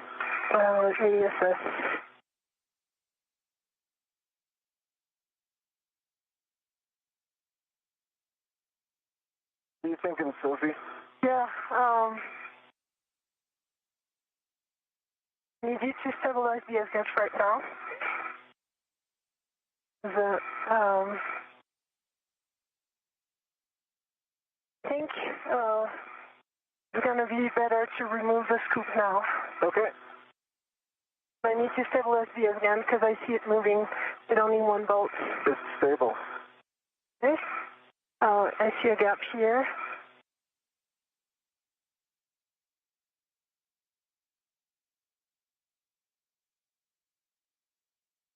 And you guys are working great together. So I know it wasn't what we wanted to go do this tie down, but we still have a chance to get the good escant up there. So that is now the goal. So let's get this tie down knocked out as quick as it can. Sometimes an NVGL just eats your lunch, and that's what it did today. But we'll get this tie down, and then let's see if we can't get Cronus a good KU antenna with the new one. Copy, Ann. Appreciate the big picture words. Okay, I'm going down the boom. The mutt ball segment is... This is Mission Control Houston, 3 hours, 13 minutes into today's spacewalk. Just to recap the conversations between spacecraft communicator Ann McClain and the two spacewalkers, Anil Menon and Sophie Adenot. The current plan is once this final bolt holding the failed space-to-ground antenna in place that you see in this view, once that final bolt is released, this antenna will be removed from its boom, and it, instead of being transported back to the external stowage platform number 3 for a permanent installation, we now plan to do a long-duration tie-down, as it is called, using a series of tethers to tie the dish down and conserve time, since we're running behind the timeline at this point. The crew had been working right on the timeline until it ran into a series of slight delays with both the removal of electrical connectors from the failed dish, as well as the usual stubbornness of some of the bolts that are prone to being a bit bulky in thermal expansion and contraction conditions in the void of space. So we plan to remove this failed dish. That's the one on the left. The one on the right is escant number 1. That's the space-to-ground antenna that is functional and serving as the prime focus of communications capability, high data rate communications for the International Space Station. We're going to continue to press ahead in the hope of getting the replacement or spare space-to-ground antenna off of its location on ESP3, the external stowage platform number 3, on the Port 3 truss of the International Space Station, and getting it installed, as Ann McLean pointed out to the crew just a moment ago, so that we have full redundancy on high data rate communications capability from the International Space Station. So you can head up and get in position for the port bolt number 1. Okay, getting back up for port bolt number 1.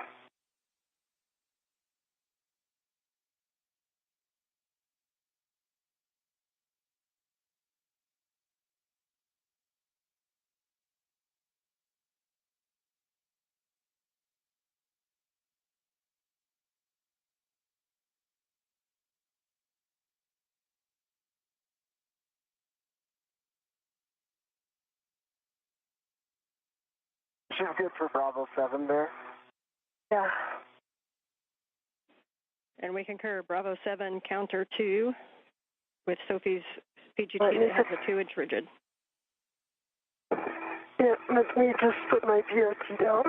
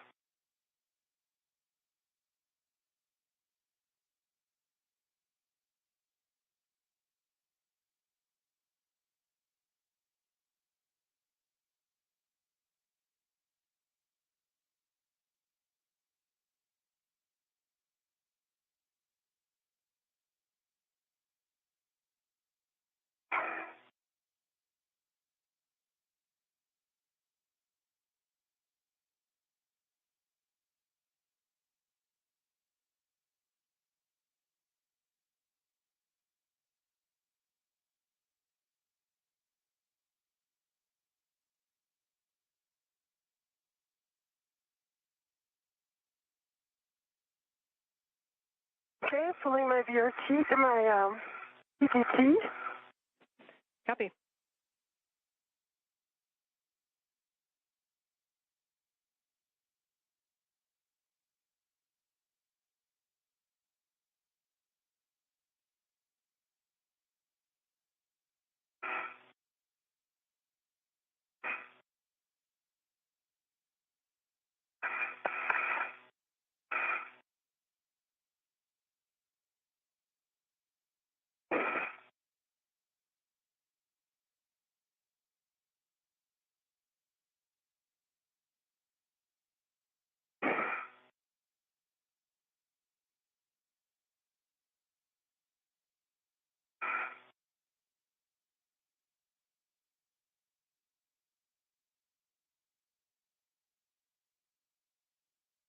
Checking the settings. Yep, and just doing a Bravo 7 counter 2. Please.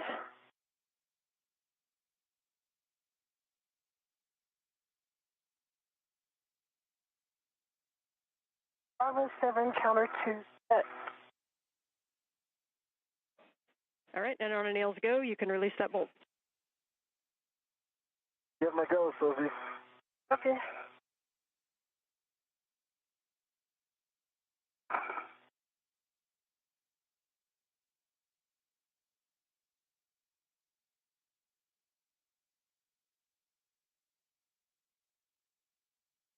Need to change body position. See if you can move Up. more my way. Yeah. There you go. Have better leverage.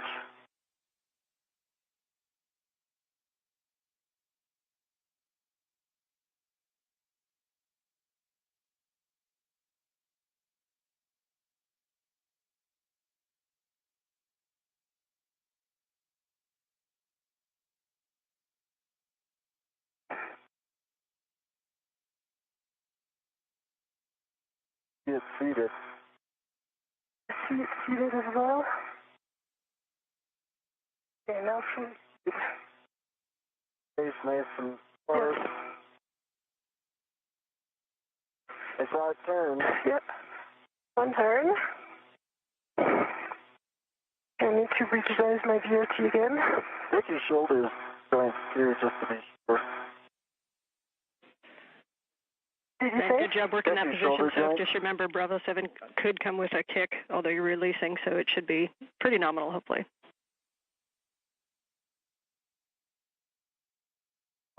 So like a quarter turn, like quarter turn. And you may be able to wiggle a little bit, Anil, if there's some side loading. Okay. And Oh, it's working.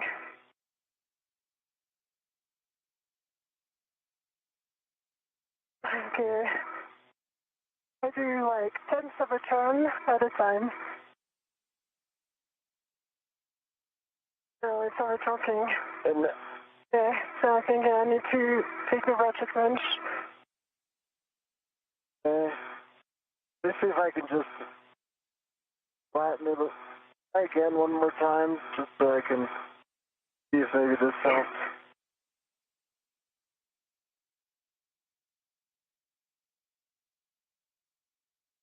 Yeah. Oh. I mean, I see the gap in the threading. Yeah, okay.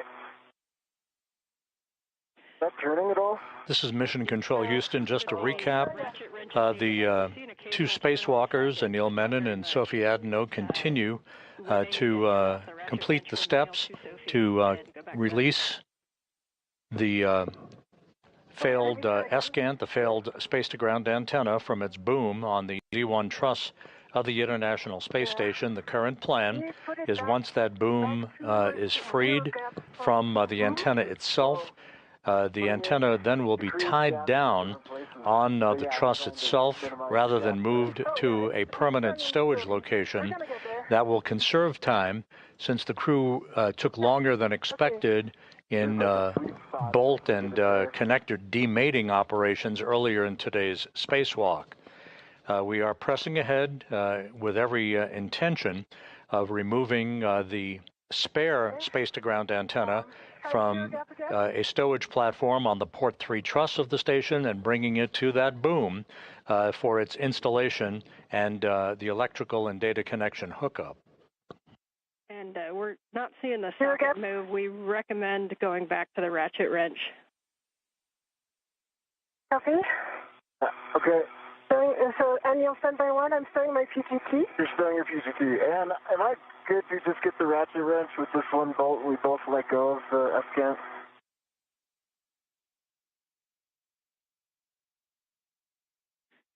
Yes, with the bolt partially installed and you have a ret attached, so you're go to grab the ratchet wrench. Thanks for asking.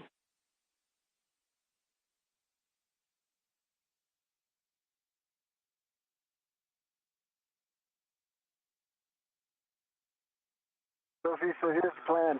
You're going to ret to this thing, then release my ret back to me, okay? My 1, copy.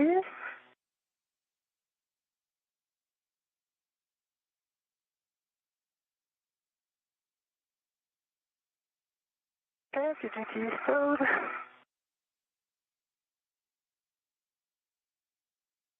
Throw a ret on it. Uh-huh.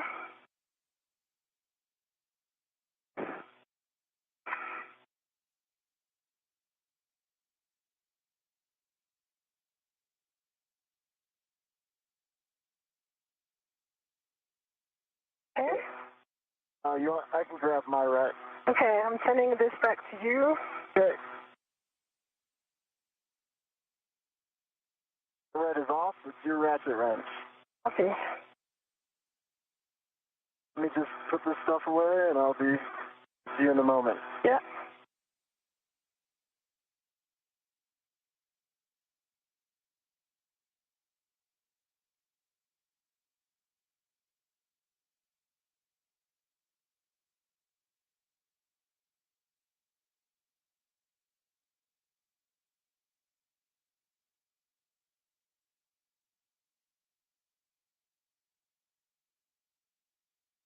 Okay.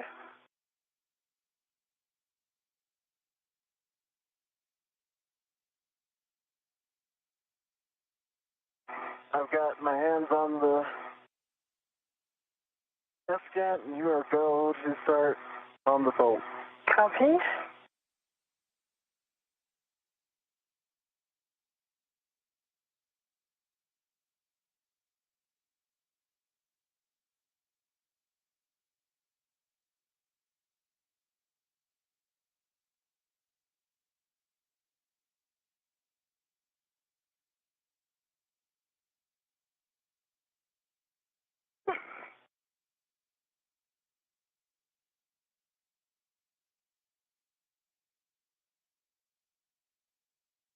I see it turning. 10 with quarter turn.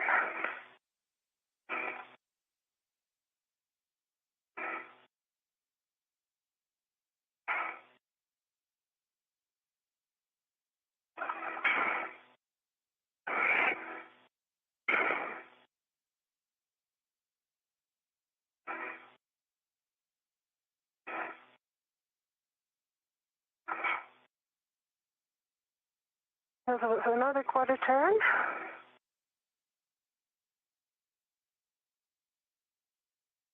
It's really overcoming the DRT, so I'm doing my best here, but... Doing great, Sophie. See it turning, that's the goal. Okay, we got it. Nicely done, Sophie. We like that bolt moving. Here comes an S-scan. Okay, Daniel, you got it. I've got it. I've got a good hold on it. Okay, and I have no red attached to it, so I'm good. I've got a red attached to the T-handle by me. Okay, I'm going to finish with hand, if you don't mind. Be quicker. By all means. I think you can get the PGT quickly as well. You could consider that. Yeah, I would. You're right. I put the ratchet on my MWS, the quick still location if you need. Yeah.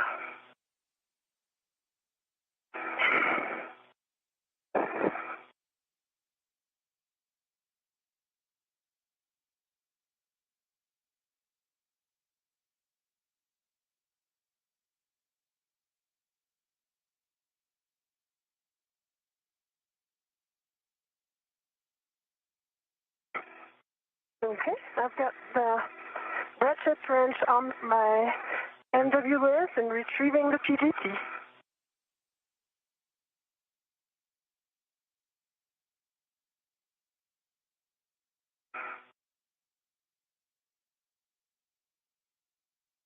Okay, you still have good control? Good control. Copy.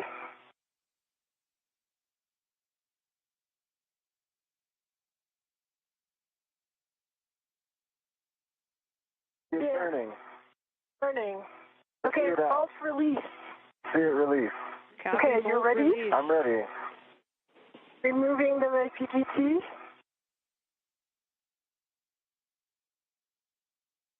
I think you can put your PGT away if you want. Yeah.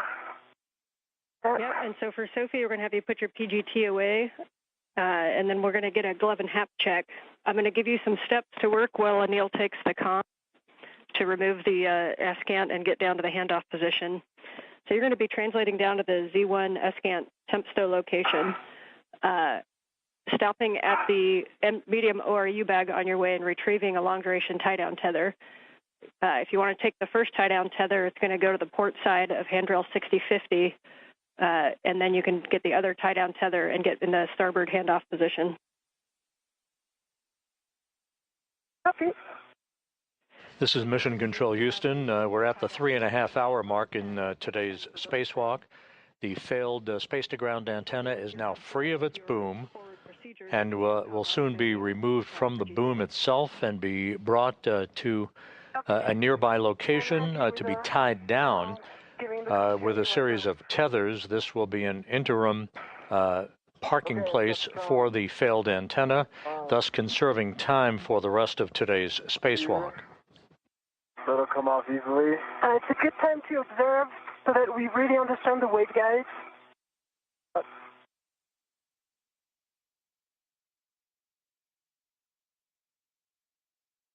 Was there more, Sophie?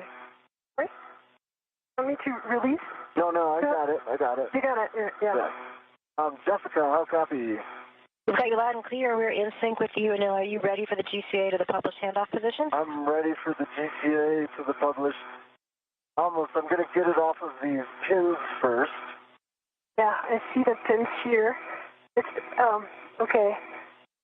So rotate towards, forward. Towards your feet. Yeah, that's it. Okay, I've got it. You got it? Free, and Jessica, I'm ready for that GCA. We copy. We're getting set up for that. Brakes are coming off. Copy off.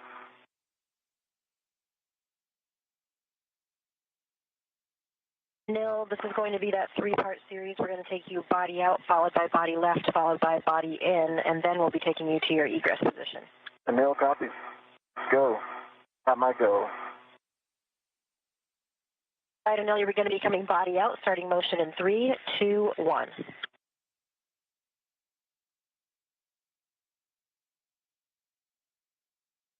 Okay, I've got it clear of the boom and very stable. Feel very comfortable with it now.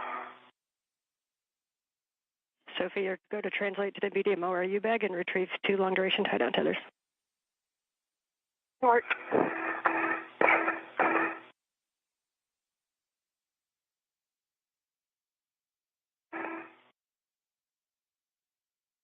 Really good clearances here.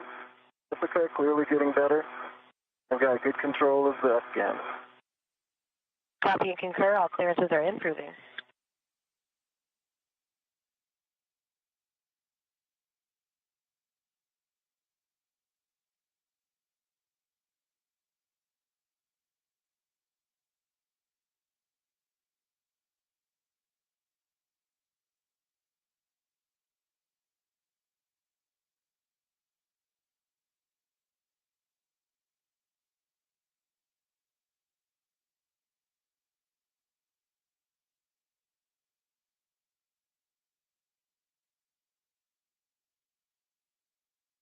Now starting motion, body left. 3, 2, 1.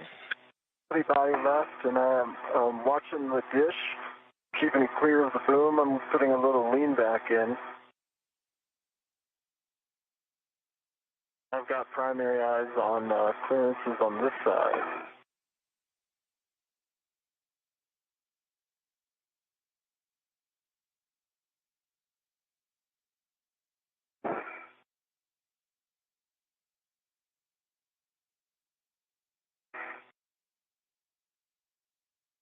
I've got a good meter dish to boom.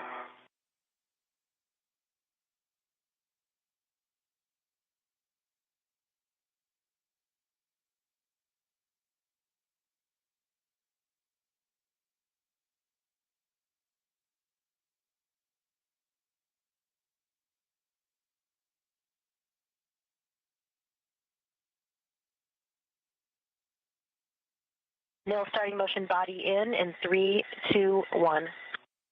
Okay, and I'm going to keep clearances from Sophie here. Sophie, I've got eyes on you. Okay. Keeping the dish in position for a handoff.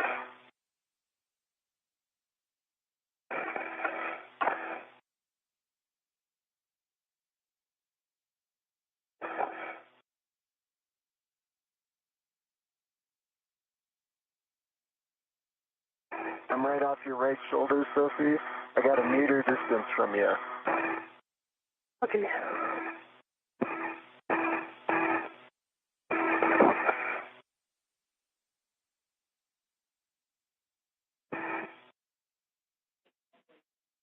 And for Sophie, if you're able to move to the nadir side of that handrail, that'll allow Emil to get in a little bit more. If you can slide down to the bottom of handrail 2. North.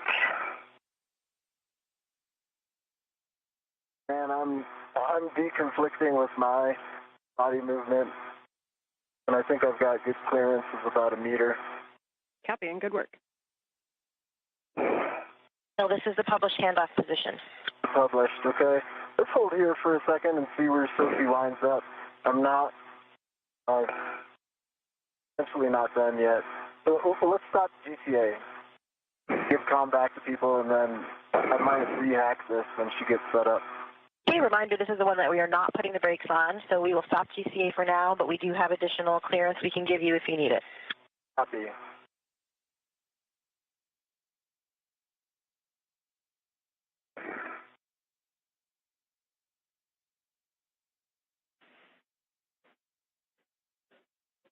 Okay, and for Sophie, we'll just be retrieving those two long-duration tie-down tethers and moving to the base of Z1. And between the two of you, just please maintain RET awareness on the S-scan as we hand it off. The final tie-down is with long-duration tie-down tethers, but in order to get it from Anil to Sophie, we probably would need to do a RET swap. Copy RET swap. I also need to do a RET swap from the... I'm just checking the number of RETs that I have. One is taken for the ratchet wrench right now, which was not initially planned. So I'm just retrieving one long-duration tether right now, right? Correct? You will want to retrieve both of them. Both of them. Copy.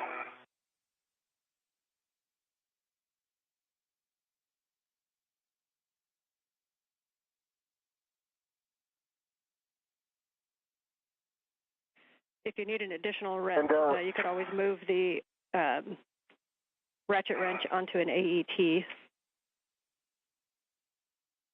I think I'm good because I'm going to put because we have two hooks on the LVTV, I'm going to put one hook on my mini workstation. Okay, copy. For Robo, Ann, and Jessica, a future egress position is potentially just body in maybe a meter. Yeah, Neil, we can tell you what Robo had planned for you. It was coming body right and then going body in, and we think that would bring you to the handrail that we were talking about on the boom. Gotcha. Would a body in from here cause a conflict with the other things you're avoiding, like SASA, etc.? No, I don't think so. This had you coming body in to about by like up to 300 centimeters, so that would be another 1.5 meters. Yeah. And then you can have the right as well if you need it to get down to that handrail. Yeah, I guess what I'm saying is the body right just brings me up zenith when I'm trying to go nadir, and so we could omit that and save time.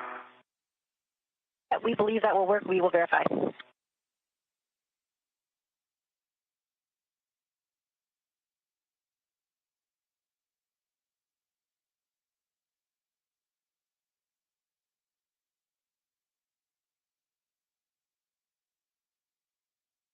Okay, one is retrieved and is on my mini workstation, working on the second one. Copy.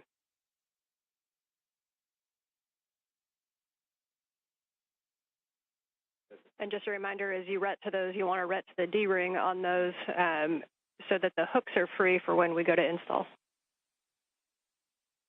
Yeah. I'll do the rets after. For now, I just put them on my mini workstation if it's okay for you, because I'm afraid I don't have enough rets.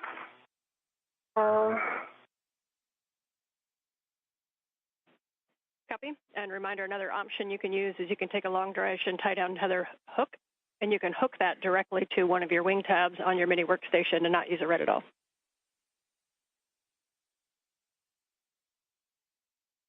Yeah, that's what I'm doing right now with the first one.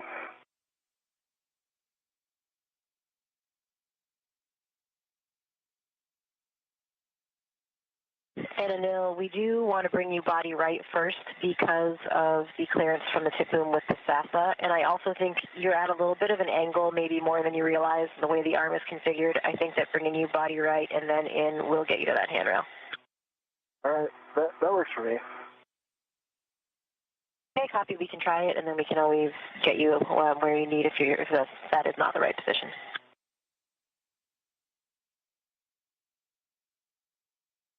I am guessing for this handoff, I would benefit from some body in 30 to 50 centimeters. Is that? Can you do a little quick analysis of that while we're waiting? I can tell you that we can definitely give you at least 25. Okay.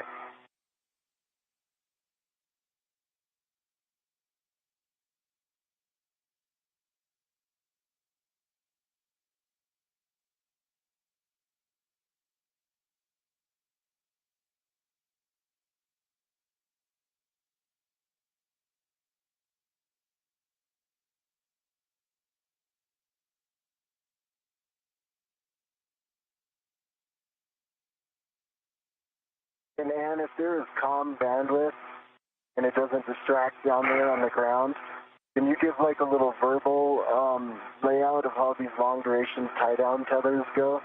I know you said the cup page, but just so I have a mental picture. Yes, absolutely. We have a handover in 20 seconds, and on the other side, I will give you that that overview. If you're looking at the picture, I will talk you through that picture. I won't be able to see the picture. I got my hands full. Okay, I'll be able to describe it to you, Anil.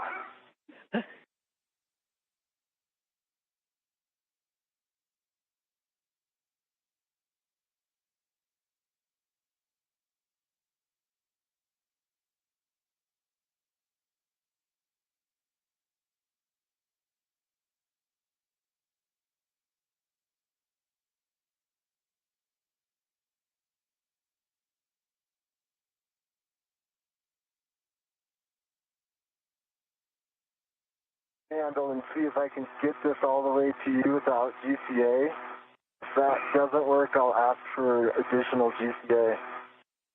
Okay. Okay, we are back with you on comm, not on video yet, so we can't see where you're at. So, Sophie, if you're ready for your net 6, just call them out. Otherwise, I'll talk you through what this tie-down is going to look like.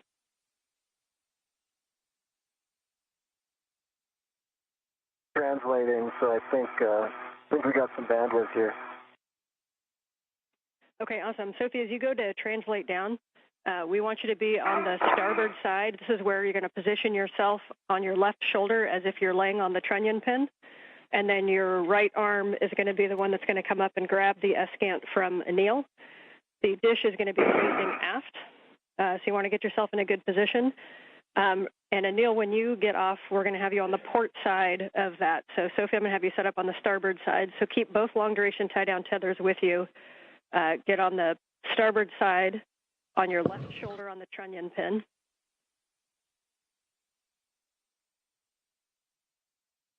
Okay, in work.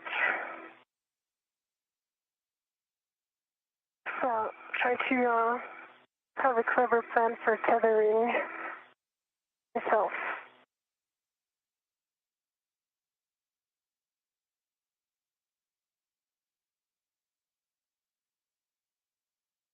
I'm going to put this here.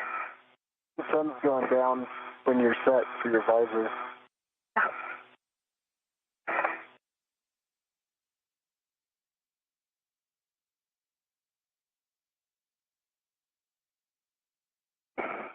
Actually, Jessica, I have a feeling I'm going to be able to get this to Sophie without GCA. Okay, we copy. Yeah, we see you kind of maneuvering it a little bit, and it won't be a big deal to give you that little bit extra if you need it, so don't hesitate to ask if you need it. And Sophie, as you get set up in position, don't worry too much about the configuration of the long-duration tie-down tethers quite yet. Once Anil gets down there and we have both hands on them, we will work those.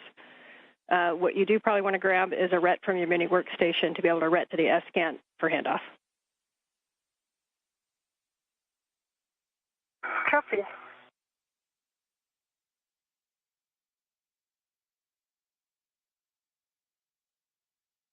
Hey, local down. This is Mission Control Houston, 3 hours, 45 minutes into our spacewalk today. Just to recap where we're at, the spacewalk began at 7:29 a.m. Central Time, 8:29 a.m. Eastern Time. The objective was to remove a failed space-to-ground antenna from the location point at the Z1 truss on the International Space Station, the center of the truss structure. It began to exhibit degraded performance back in November of last year, and its swiveling or gimbling capability was reduced so significantly that we had to move to a backup antenna. They come in pairs. They reside side by side on the Z1 truss. The antenna in question has now been removed from its boom. That's ESCANT number 2. ESCANT number 1 remains an operational antenna to provide high data rate communications capability from the station to ground controllers throughout the world. The two spacewalkers today, Anil Menon of NASA and ESA's Sophie Adenot, began the spacewalk working per the timeline, but ran into some difficulty loosening up bolts and electrical connectors along the way and fell behind on the timeline. So to try to create time efficiencies, the flight control team here, under the direction of Flight Director Chris Dobbins, elected to tie down, they call it a long-duration tie-down procedure, using a series of tethers to tie down the failed space-to-ground antenna to the truss on the International Space Station rather than spend the time to transport it all the way back to a flight support equipment stowage platform on the Port 3 truss of the complex. The one by your left hand there. With that in mind, we are continuing to press ahead with a plan to remove the spare space-to-ground antenna that does reside on a spare parts platform on the P3 truss and bring it over to the now empty boom on the Z1 truss, install it, and see how far we get in the timeline before we determine whether or not we can complete all of the work associated with the installation of the spare space-to-ground antenna. Time will tell. We're at the 3-hour, 47-minute mark, with the flight control team continuing to press ahead with the current plan of tying down the failed space-to-ground antenna onto the truss of the station. Use my legs as leverage, not up on the triangle, but kind of sideways. If you can stay there, I can get you this ESCANT. Yeah, but how am I mean, I'm not stable right there, so it's not going to work. I agree. It looks a little tricky. That's why I was thinking if you can use that handrail by your left cheek. Yeah. To do a end effector, base tether, and then just BRT anywhere that will keep you stable. Yeah. I need to be RT. Yeah, and the other if you can't, it's kind of an awkward angle to get the BRT on 6051 sometimes, but your stability is really going to come with your left hand on 6051 and your right hand up toward the ESCANT. You'll be able to get a good purchase on 6051 if you can kind of turn a little bit, and then you'll kind of have your hand on that handrail the whole time during handoff, and then hold it until Anil gets down to assist with the tethers. And again, with your right hand, though, you're going to want to have a ret in your hand to reach up to ret to it.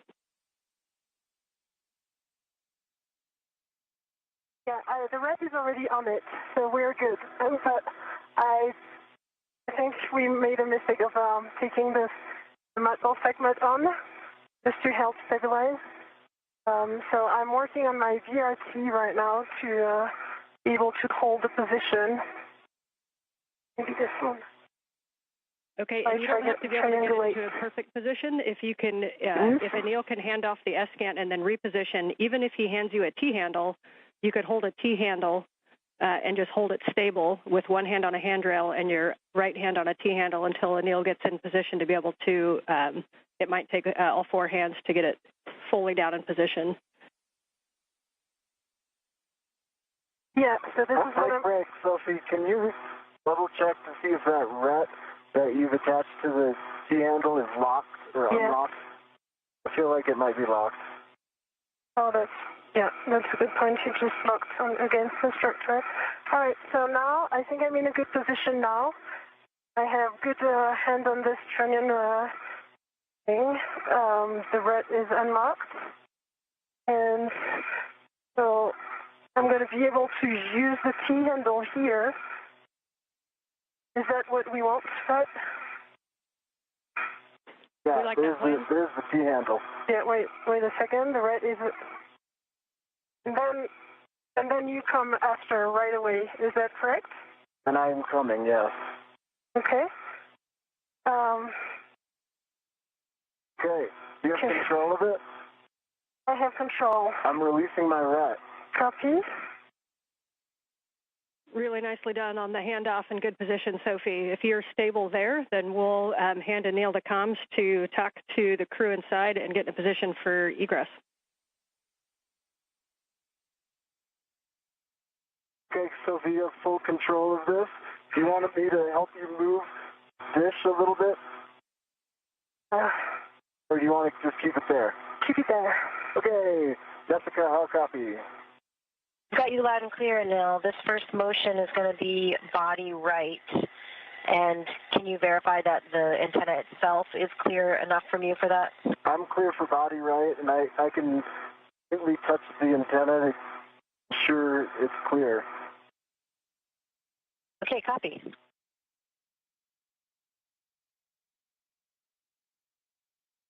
Okay, we're starting motion body right in 3, 2, 1.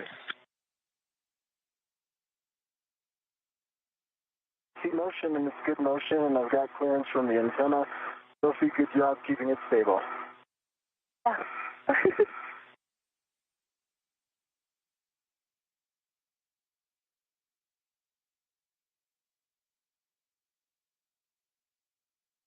All right, Anil, now we're going to start that motion body in Wait in one second. 3, Wait 2, Stop. 1. Stop 1 second. Stopping motion. Sophie, if I go body in, I'm going to hit this antenna. Are you able to bring it towards you? Like this. I think it's the limit because otherwise I'm close to the trunnion pin right now. Okay. Jessica, can we go body right 20 more centimeters? Stand by.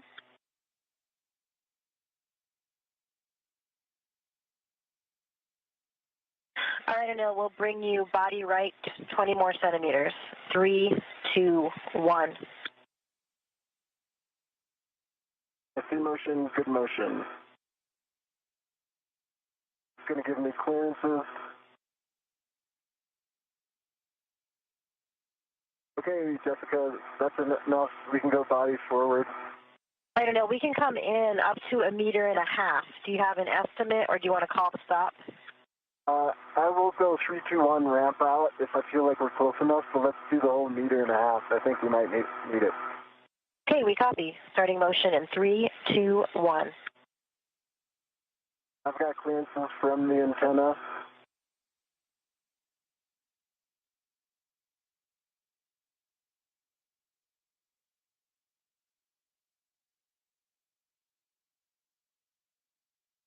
I've got good clearances from the antenna, and I'm watching my crew lock bag as well.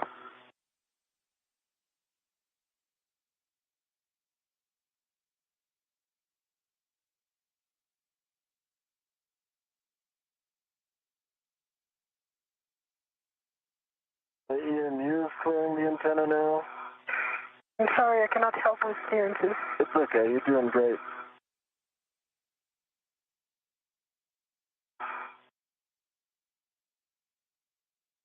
Half a meter remaining. See, my crew lock bag is clear of the antenna.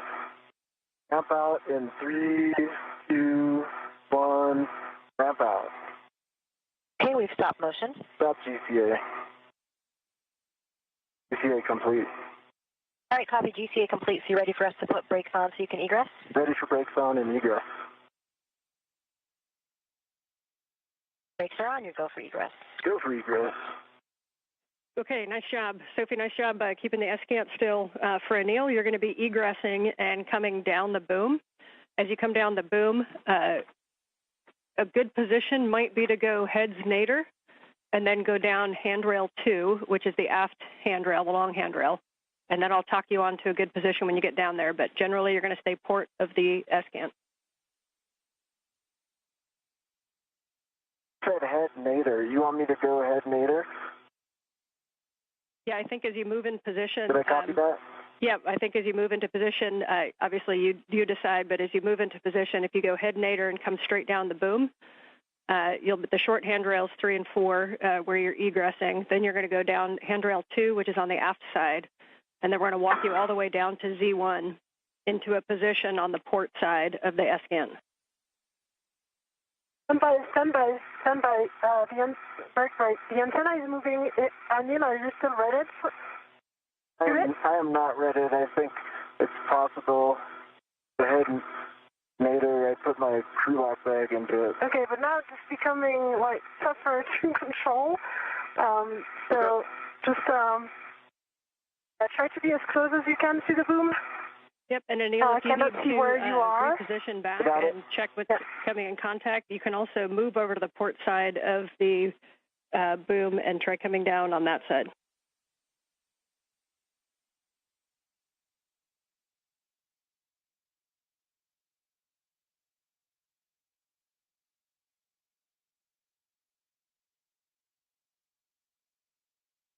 Oh, I see. I think it was your crew lock bag. Yeah, I think it was the crew lock bag. Okay. I think I just have to go feet nadir to avoid it.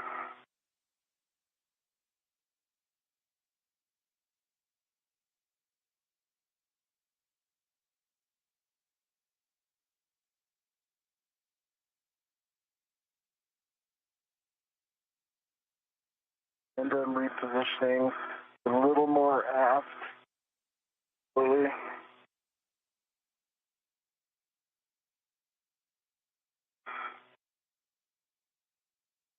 All right, nice job on getting off the arm there, I've got Neil. good eyes on everything. And I see your feet coming down. If you put your feet just forward, you're going to be staring at handrail 6058. That's a good one to hold on to. 6051 to orient you, 6050 is the one that's pointing direct aft. That's where one of the long-duration tie-down tethers are going to go. We're going to do this tie-down very deliberately. As you know, when we do these tie-downs, we don't know if it's going to be weeks, months, or years. And so the biggest thing is we need to make sure that this is in a safe config. So if you can both be very deliberate on where things are going and calling out any issues that you see. Also be aware that Anil's tether is in a very non-standard config. It's not something that we're used to. Make sure that we're not tacking him down alongside the SCAN. Right now I see your real Anil going on your right shoulder. That's it, Sophie. Okay. And Anil, if you need to do a rich man's fair lead onto the boom, that might keep it clear of the SCAN, but your call.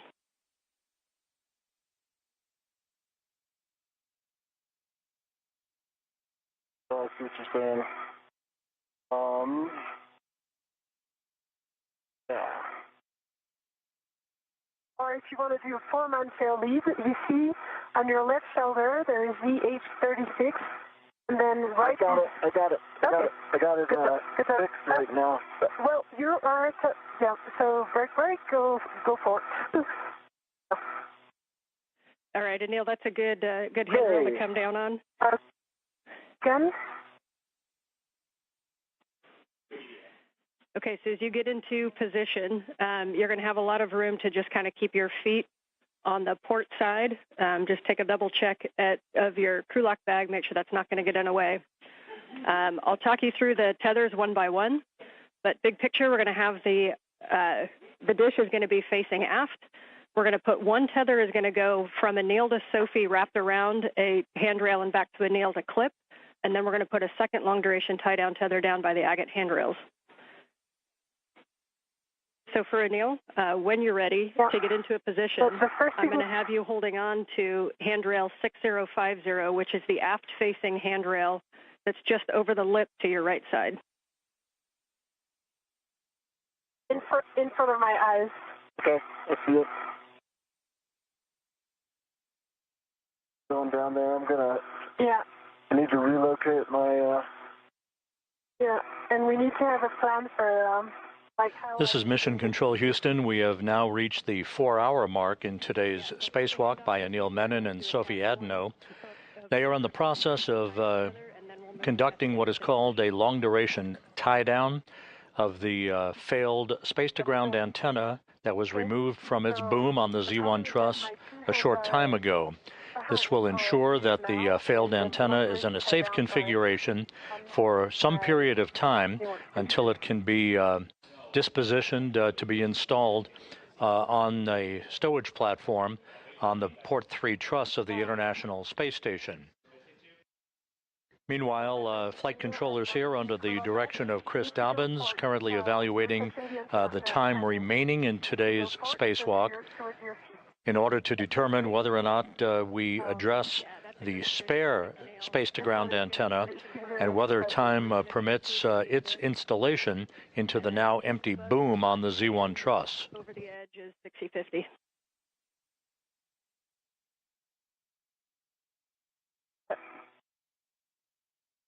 Yeah, I got 6050. Phenomenal. Right in front of you, there's a long-duration tie-down tether on Sophie's MWS. We need to grab one hook of either of those, and that hook is going to go to the wine glass stanchion on your side, Anil, of that 6050. Right. So if I could give you some advice, no, take the one that is attached to the hook, like the one that is closest to the trunnion. I'm going to take them. You want me to take this one? Yeah. Right here. Yeah, this one. Okay.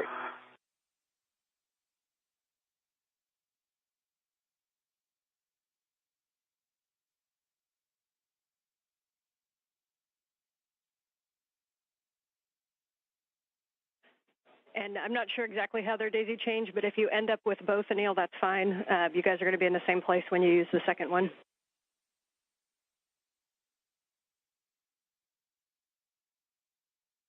So he has one hook.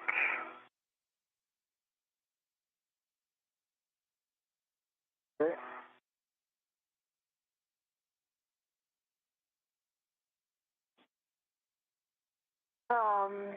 Yeah, so you need to put it on your right.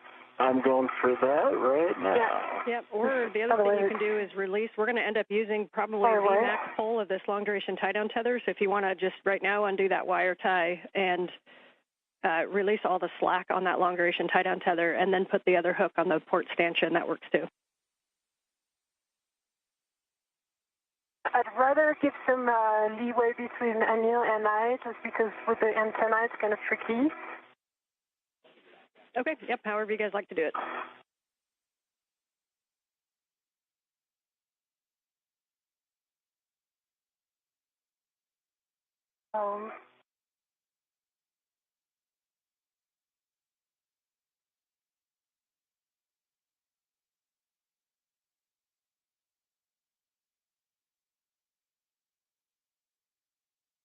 Up.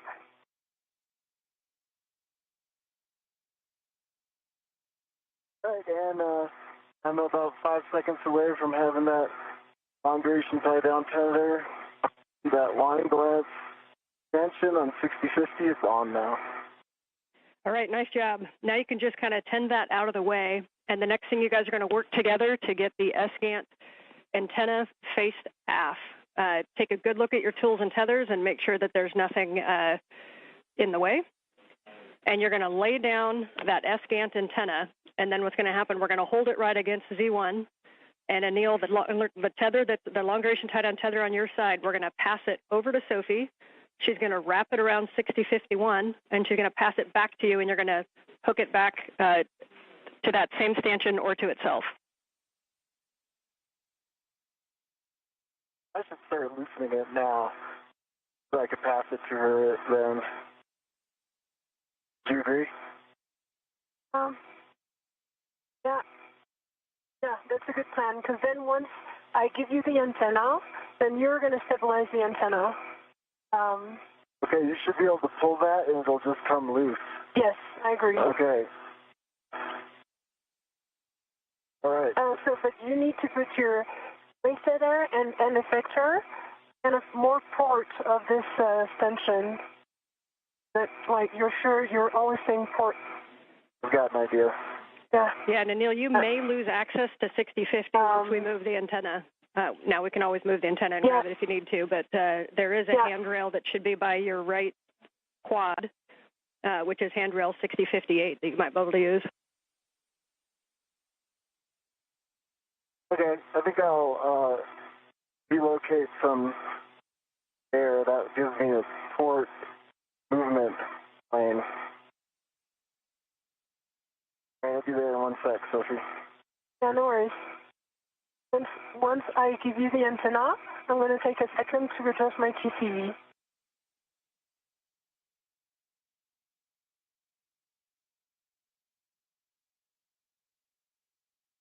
Yeah, that's great. Great location. All right.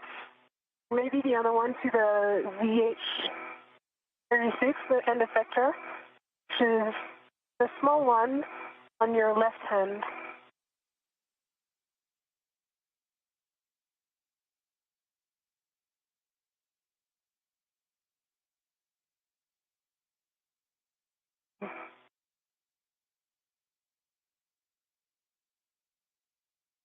John?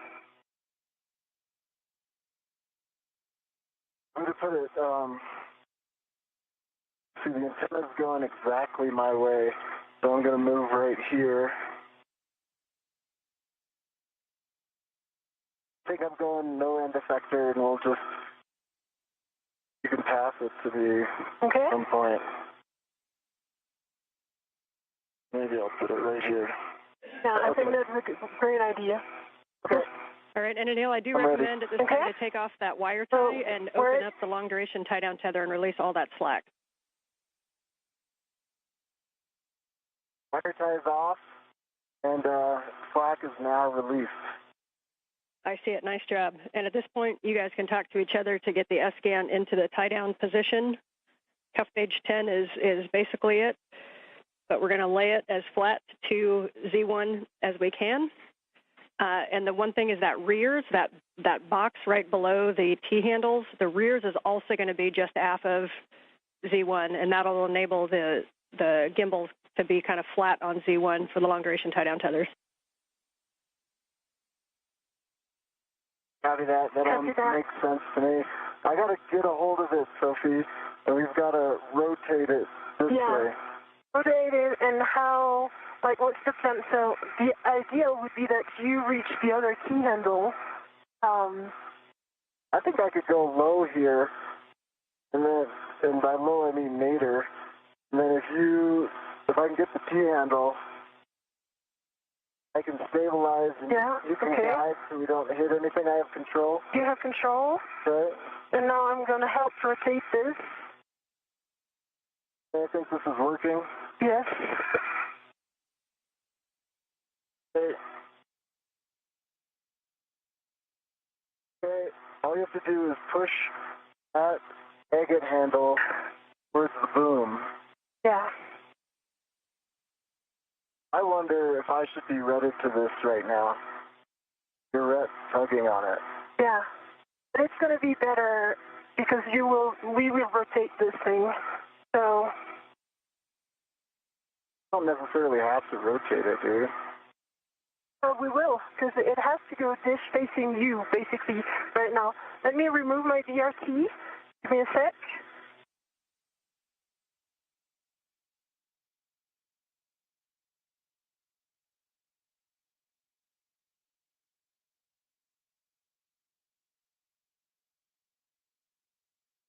All right, when you said rotate, I thought you meant turn it around to the dish axis. Yeah, I'm on the same page as you. The dish needs to go aft. Yeah. So I'm going to take care of the agate handle. You might want to...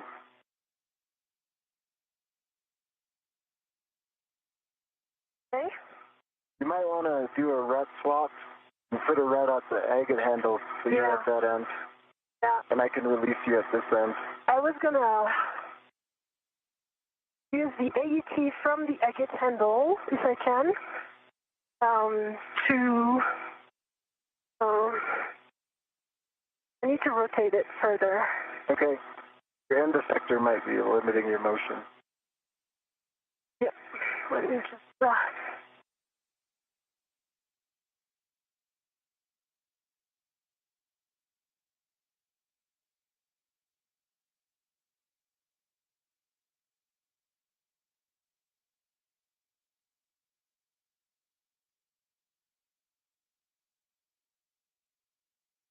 All right.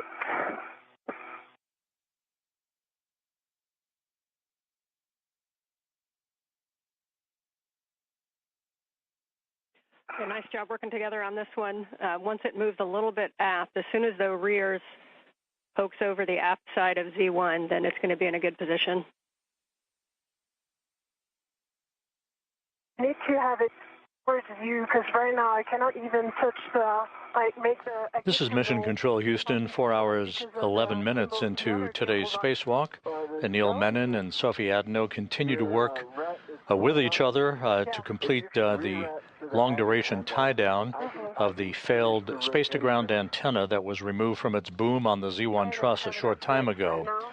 The time required to demate electrical connectors and to undo bolts holding this antenna in place on the Z1 truss will now prevent any ability to take the spare space-to-ground antenna out of its stowage platform on the P3 truss of the station and install it during today's spacewalk. We simply ran too far behind in the timeline to enable time available to complete the installation today, at least, of the spare space-to-ground antenna.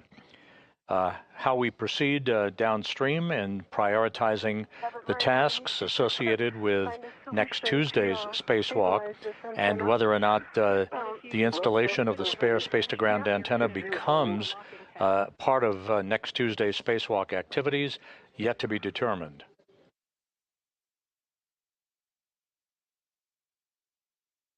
Yeah, it has a ratchet. It has a working tab right now. Okay, in that case, you can release your RET from that. That's a legal spot for your ratchet without a tether. Oh, I have my VRT, sorry, RET. So I'm going to use my VRT RET, even easier. But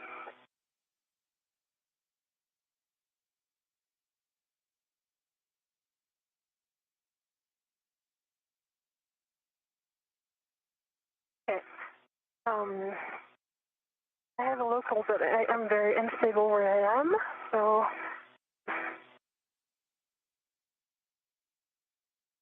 Right.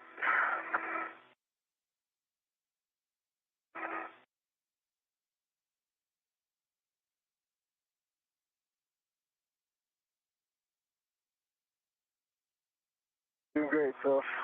Yeah.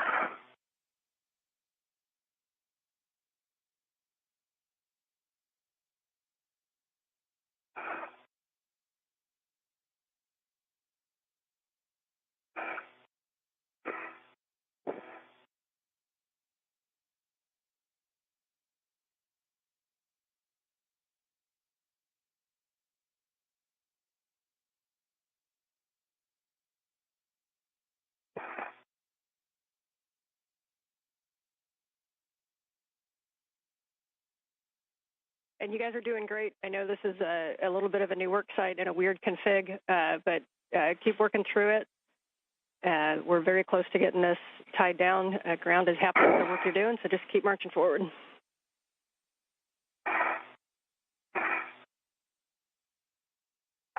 And well, Sophie's working that. I'll just give you what I think my plan is to get this dish facing aft. It's to rotate the agate handle towards the boom, and then I think I can go body nadir to get this dish in the rear part of it past the aft part of G1, and I think I can do that all from this particular position.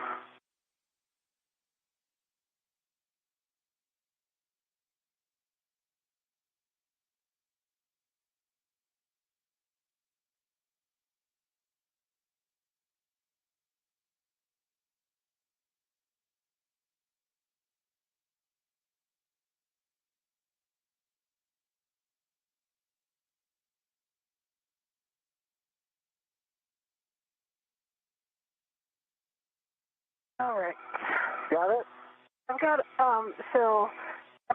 RET, which is on the AET of the agate handle. Is that good enough? I think it is for sure to end.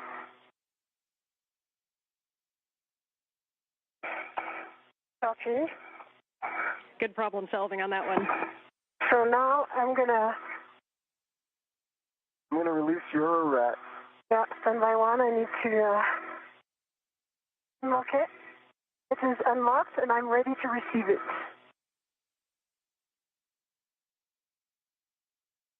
Coming. Got it.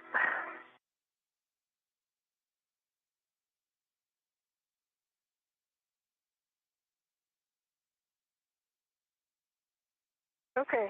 All right, if you're squared away, what we're going to do is move that the agate handle zenith and port. Copy. Zenith and port. I'm in work. That's the right direction. Good direction. A little port. That thing port. There you go. Good direction. Now we just need to lay it flat. I'm going to get out of the way here. And the rear is past the aft side of V1. And for orientation, so all I need to do is get out of the way. The one thing that matters is that the gimbal locks are, either one of them is faced zenith up.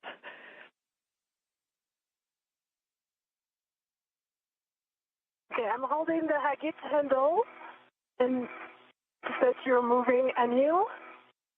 I see you're clear of the T handle. So with your, yeah, that's good. Okay. Great job, Anil. Awesome. Now I can hold it in place stably while you put those long duration tie down tethers on, okay? Yes. All right, so I have for the one first tether, we like that here. position. Nicely done. Anil, if you can take the tether that's on your side of 6050 and pass it over the ESCANT to Sophie. The one thing is that we need to make sure that the long duration tie down tether is routed in between the gimbal lock bolts. So I'm sending it to you. You see this hook that is coming? 1, 2, 3. And coming into a handover. 1, 2, 3. Okay. See? See it coming, Anil? I see it coming. Okay. But I've got a hand on the ESCANT. You got that?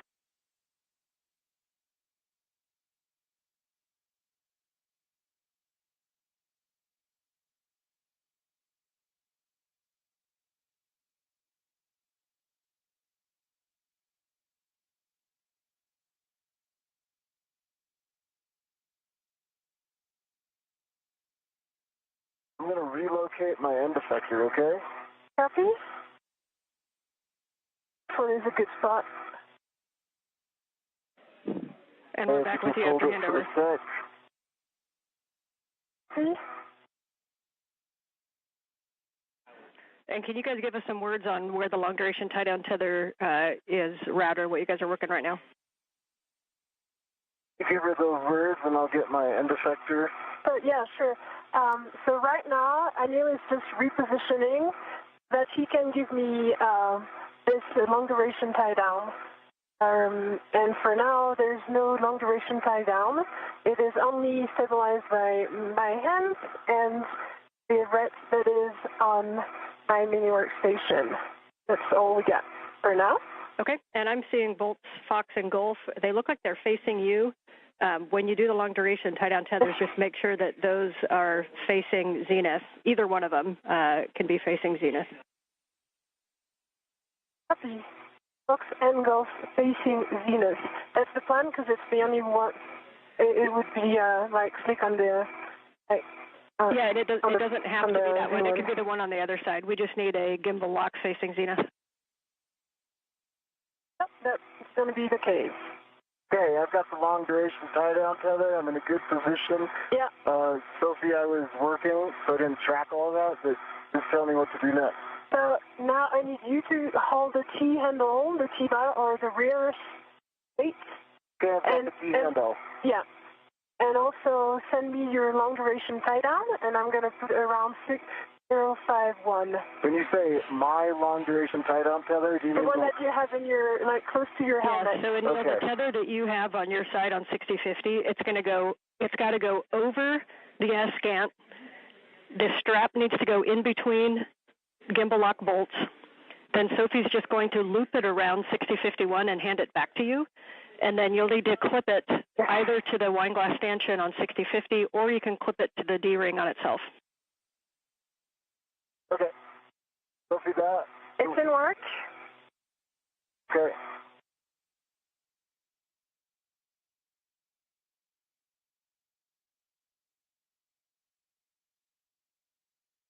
Okay, it is right now looped around 6051. There are some twists on the cape on the long duration tie down, but does it reach? Yes, it will reach. Mm-hmm. Yep, it should reach all the way back as long as it's all the way released. It'll reach back, and you may need to kind of move the escant so that it can fully reach. Twists are okay. The one thing you want to think about is if you're twisting next to where we're going to tighten it, you don't want to get a twist into the actual mechanism of the long duration tie down tether. Yeah, sure. Okay, so now we are, we need to put both straps above Fox and Elf. Yeah, I'm supposed to put this on the handrail, though, right? Yeah, it can go back to the handrail, or it can go back to itself. Itself. The hook, but there is not enough. Okay. Oh, okay, I see why. Because it was looped around once. See that? Okay, maybe take a look under the escant to see if it's caught on something, and make sure that the full rears is aft of the Z1 platform. Full rears is aft.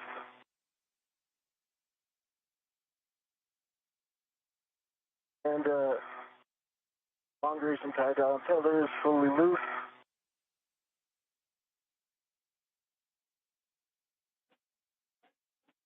Yeah, that's better. I can give you more. The one thing is that we want to be above Fox and Gulf. One of the wire ties is in a... Yep. So you guys mentioned that the rears was aft of the Z1 platform. Make sure that it's not very aft. Like the rear should almost be up against 6050 on the aft side of Z1. Yeah, it is on the aft side of 6051, so that is really good. The one thing that we need to correct right now is that it would need to go above some Gulf, but in work.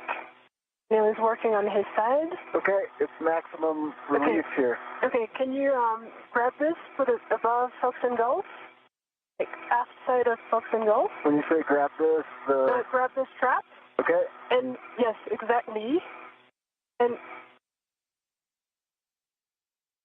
there it is. That's it. And now I'm going to give this to you. And I think, wait, it needs again to be above.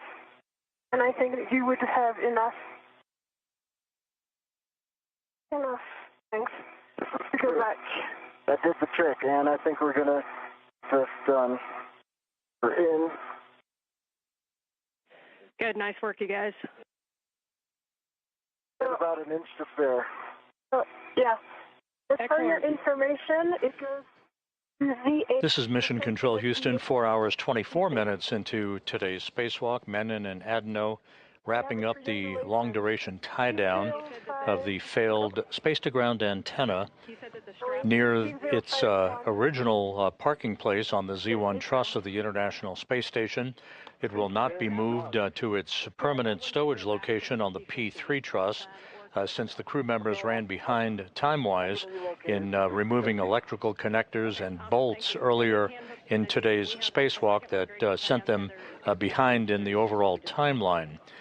We do not expect to remove the replacement space-to-ground antenna from the spare parts platform on ESP3, the external stowage platform number 3 on the P3 truss.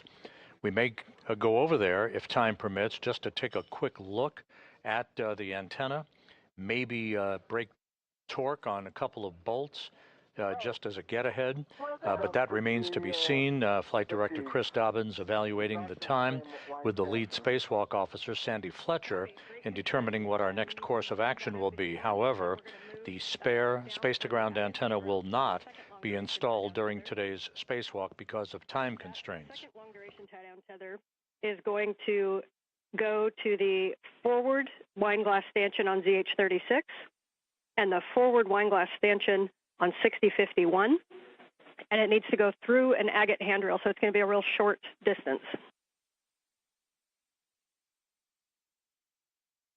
Copy. Anil, I'm going to give this to you. Okay.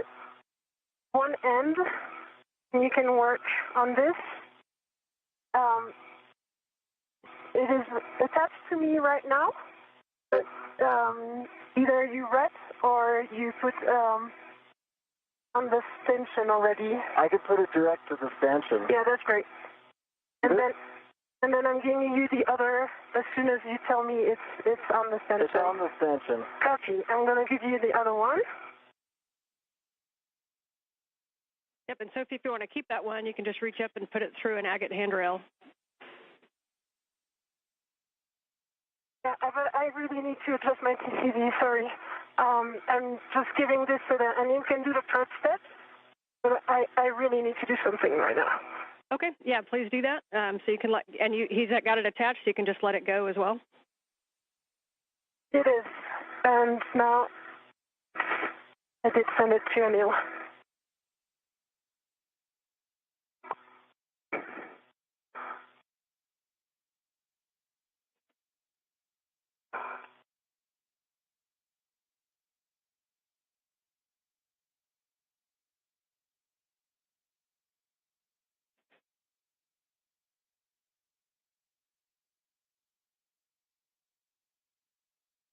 Okay, and want to talk me through this? So Sophie's getting set up. Yeah, definitely. Just a couple words for Sophie. Reminder that if you're trying to go warmer, go to lower numbers. If you're trying to go colder, go to higher numbers. If you're cold, reminder that you've got glove heaters as well. Yes, I am cold, so I'm going to go to, right now I'm 7, I'm going to go to 5. Okay, that's a good plan. And if you'd like your glove heaters, you have those available to you too.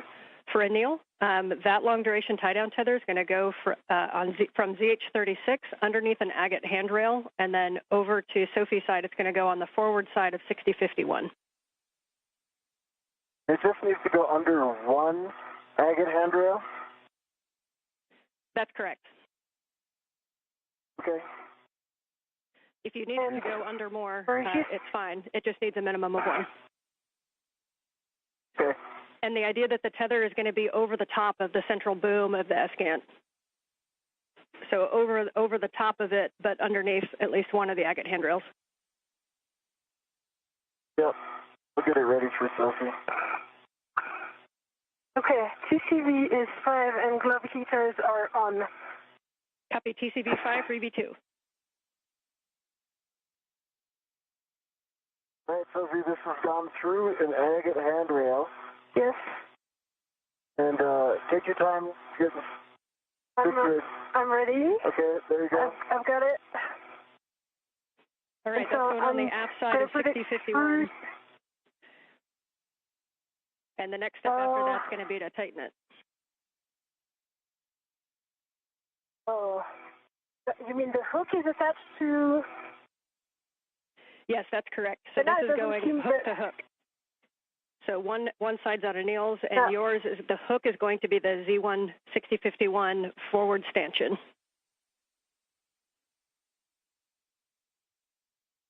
And just want to check that. Looks like it's going underneath the ESCANT. We want that to actually go over the ESCANT, but underneath one agate handrail.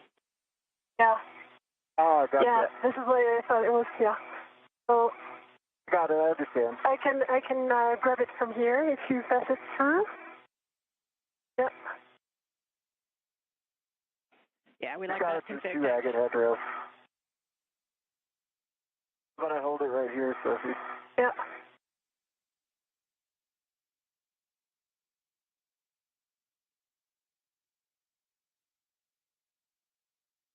You go. Okay. All right. Now I'm going to give it back to you, and I'll slightly... Got it? Yeah, you got it? And now, if you lift this, do you see the handrail? Where it goes? It's here. The one... I see it. There. It's there. The one right in front of the gimbal. Yeah, the other gimbal. Yeah, Right. good words. Okay, so for right now, we just need to cinch this up really strong. So first, we want to really double check those hooks to make sure that the gates are fully closed on those wine glass stanchions. Then we want to tighten the long duration tie-down tethers and set it to low profile. You can move the S-gant around a little bit. We want to make sure it's pretty solid against the top of Z1. And Anil, given the location of the hook, if you give me the strap... This is Mission Control Houston, 4 hours, 31 minutes into the spacewalk by Anil Menon and Sophie Adenot. The failed space-to-ground antenna, which began to exhibit degraded performance in being able to track NASA's Tracking and Data Relay Satellites constellation of satellites late last year. That failed antenna has been removed from its boom on the Z1 truss of the station as Menon and Adenot are in the home stretch of tying it down, what is called a long-duration tie-down, using a series of tethers. It is being tied down on the truss of the station near its operational point at the Z1 truss. What we will not be performing today is the installation of the spare space-to-ground antenna because the crew members ran behind earlier in today's spacewalk due to the time that was required to remove electrical connectors and bolts regarding the failed antenna that held the antenna in place on the boom. Give me the strap from... Okay, here it is. this one, yeah. The team is currently looking at perhaps one or two get-ahead tasks just to take advantage of the time outside of the void of space today. But the work to install the replacement space-to-ground antenna to restore full redundancy in the high data rate communications capability for the International Space Station will wait for another day. There will be some meetings that will be held to determine the priorities and the further course of action coming up on next Tuesday's spacewalk and other activities associated with downstream spacewalks.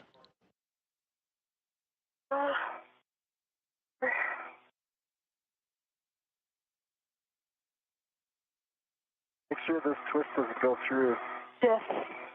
So I'm going to turn it before and actually pass this excessive strap under.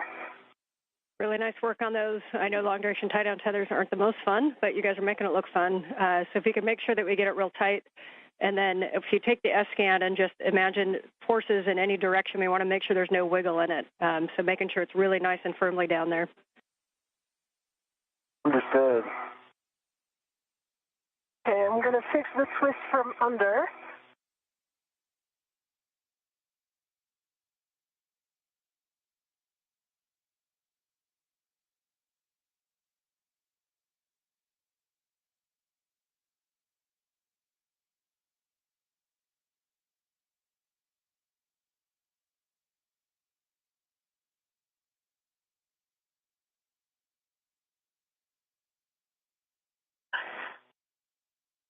Okay, pulling again. Okay, it's blocked. Go back.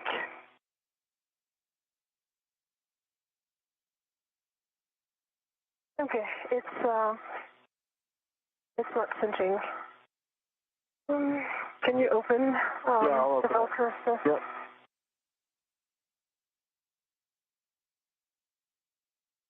And based on that angle, it may actually be more of a zenith pull to tighten it instead of over towards Sophie. I don't know if that would make any difference. Let's see. Let me try. I think Anne's right. Yeah. Pull it Yes, there you go. Okay, right words.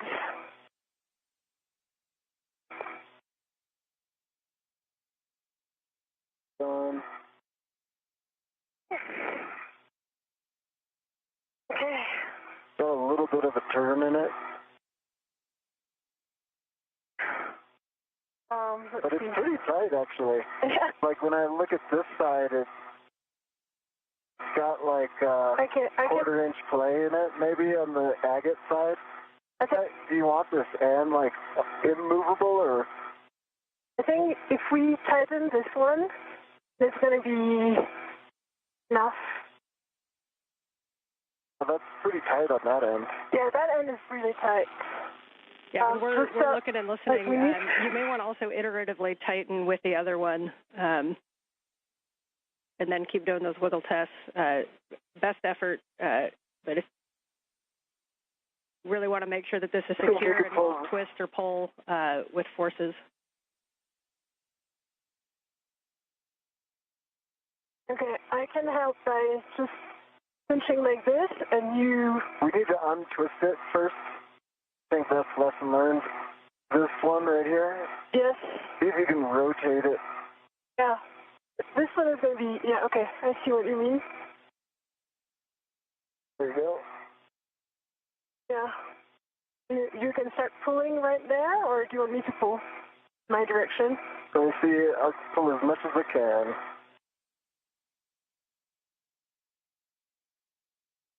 Good pull.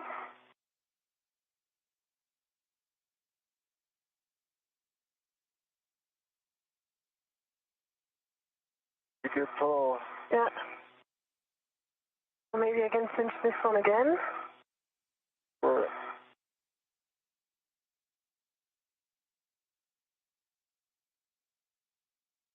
no, it doesn't work. End of it.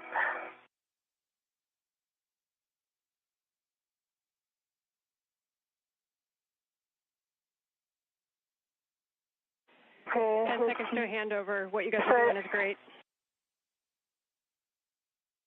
it's pretty secure, Sophie. What do you think? Yeah, I think.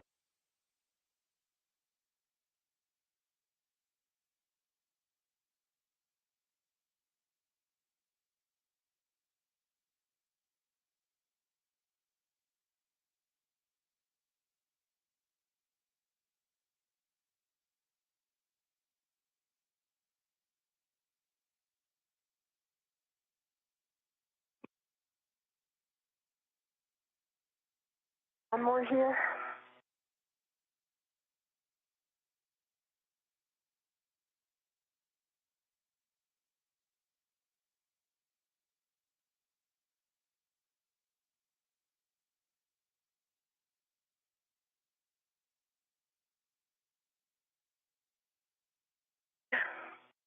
What do you think? Pretty good. And are you with us? I am back with you. Audio, no video. Okay. I think we've got it max tightened. Because of the long duration tie down tether config, maybe quarter-inch movement capability in it if you apply direct force.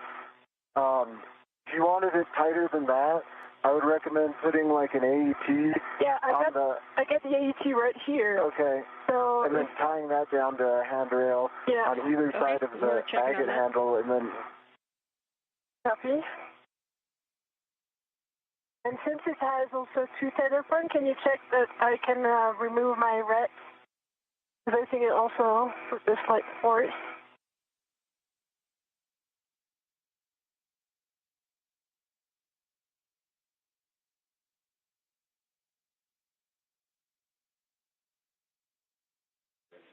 Also the report. Yeah, go ahead. All right, you guys can stand by for 1 second while we talk about it, so you can give your hands a rest. Copy.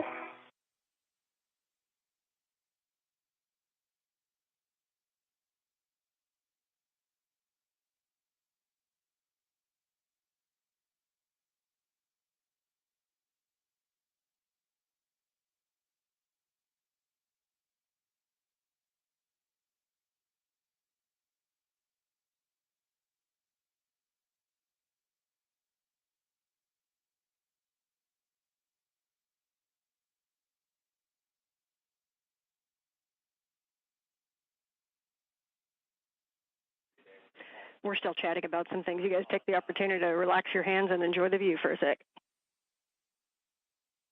Nice. The view is Anil. I enjoy. See if I can get my camera for you. Oh, yeah, I can do that too.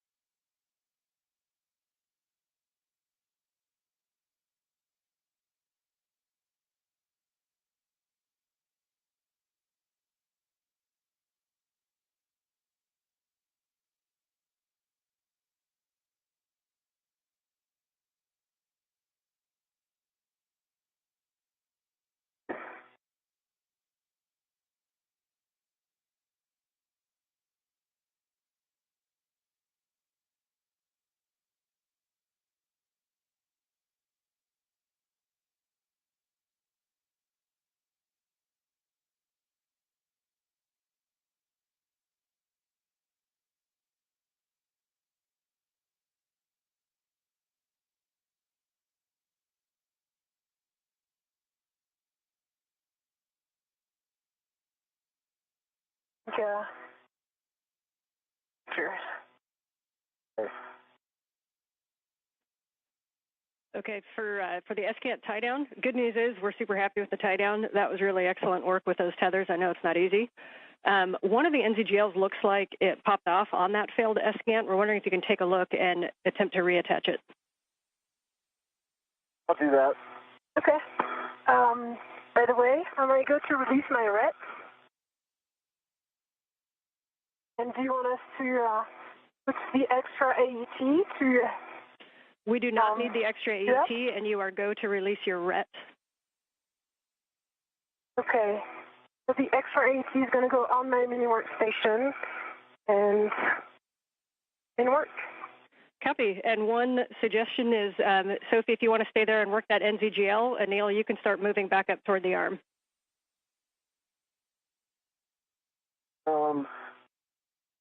Okay. Unless the NZGL is on your side and it's easier access, up to you guys. Yeah, that's what I see what you're saying.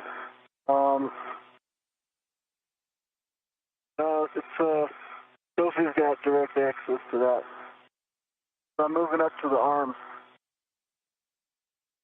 Copy. And Anil, when you get up there, if you wouldn't do us a favor and just look back down at that whole work site for a HECA scan, that would give us a really good top-down view of the tie-down. Okay, I'll do a HECA and take a couple photos. Copy. So, Sophie, we'd love you to take care of that NZGL, and then when you have time, either before or after, a glove and hab check. Okay. I'm just taking care of my share lead, which went away. This is Mission Control Houston, 4 hours, 44 minutes into today's spacewalk. Anil Menon and Sophie Adenot, they are in the process of cleaning up the work site on the Z1 truss of the International Space Station after having removed a failed space-to-ground antenna from that work site, that antenna having experienced a degradation of performance last November, rendering it unable to properly track NASA's Tracking and Data Relay Satellite System constellation of satellites. That antenna, which was removed, has now been tied down in a safe configuration on the truss of the station for future disposition. You're looking at the operational space-to-ground antenna, that's ESCANT number 1, that remains on the Z1 truss. Time simply got away from the crew today. They spent a longer period of time than had been expected in locking down some locking pins called gimbal bolts onto the failed space-to-ground antenna to prevent its inadvertent motion during its transport. That, coupled with the time required to demate electrical connectors and other pieces of hardware, put them quite a bit behind the timeline today.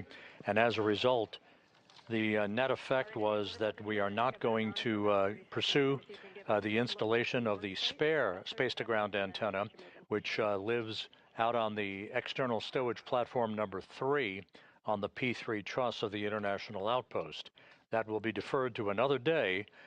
Future discussions will be held to prioritize tasks associated with next Tuesday's spacewalk and to determine whether or not we pursue the failed or the replacement space gant activities next Tuesday, or wait for another day to take that task under consideration.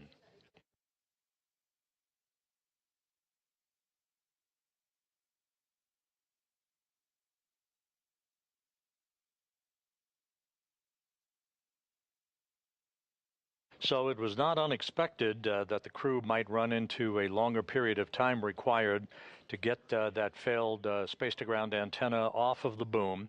That had been anticipated all along, and it did turn out to be the case today.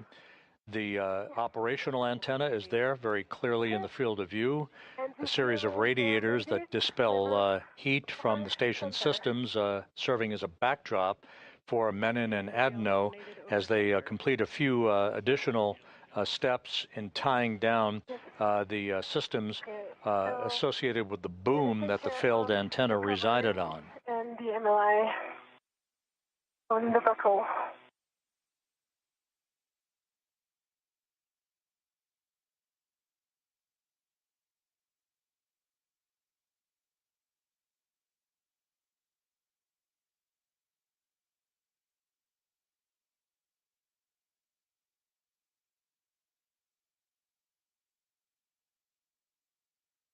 And Sophie, just confirm, I heard you say made it over center. Are you talking the NZGL by your right hand? Oh, I was talking about the other one. The one that was fully demated. Yeah, that's true. This one was also demated, like not number over. The flight control team here is currently determining whether or not we will pursue a few get-ahead tasks and what those tasks would be to take advantage of the crew's time outside. Today's spacewalk began at 7:29 a.m. Central Time, 8:29 a.m. Eastern Time, and has resulted in the removal of the failed space-to-ground antenna, which has been tied down in what is called a long-duration tie-down configuration, but a very safe configuration for that antenna on the truss of the International Space Station. Yeah, acting. Small one is aft, over center. Yeah, they were aft. Connected. Connected, yeah.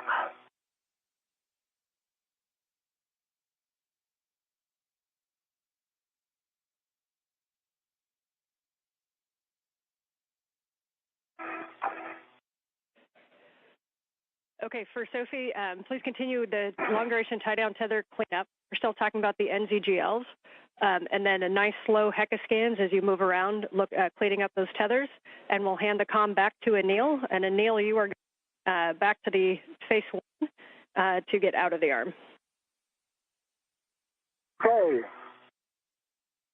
Picking up comm. Jessica, how copy?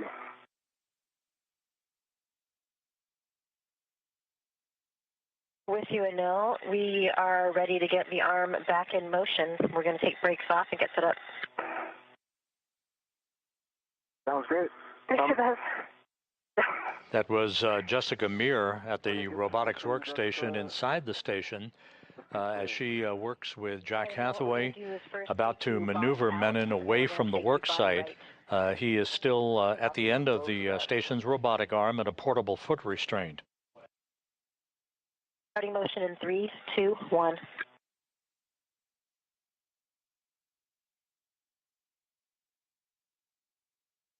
Good motion, good motion.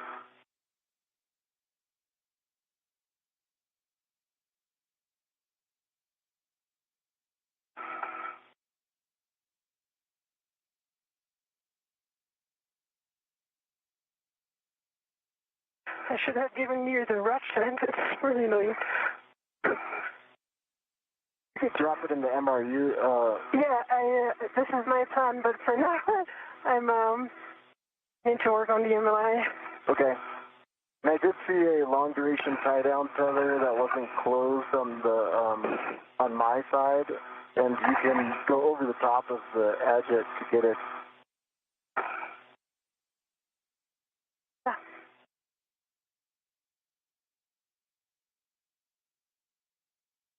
This was indeed my plan.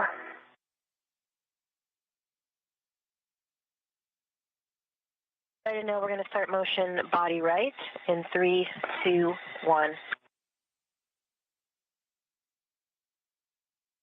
Motion, good motion, Jessica.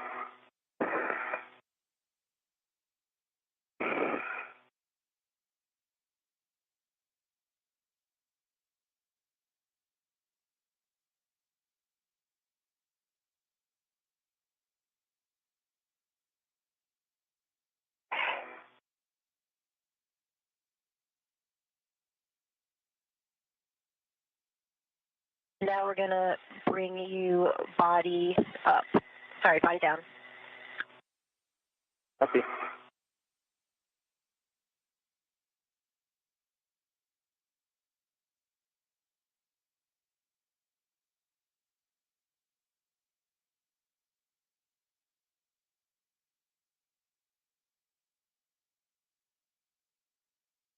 Now this is the Z1 back-off position. We're going to get set up for your JoeCast ESP3.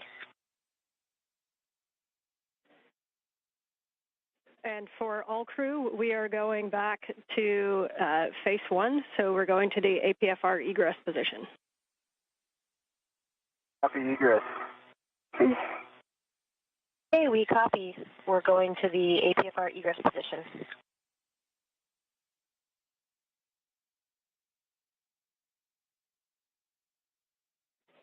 So for big picture, to sync folks up, Sophie, we got you cleaning up that work site. We want to make sure that it is in a really good configuration to be out there for a while.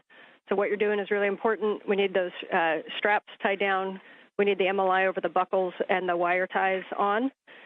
We need a really good HECA scan, and then we'll be having you scan, including the dish, as much as you can.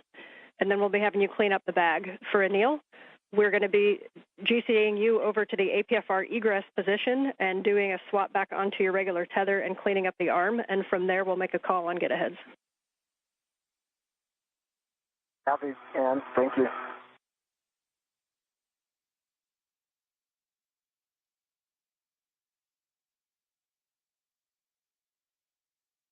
I've got a good photo range of all of this. I'm just kind of blanketing the area. Let me know if there's anything in particular you want me to target.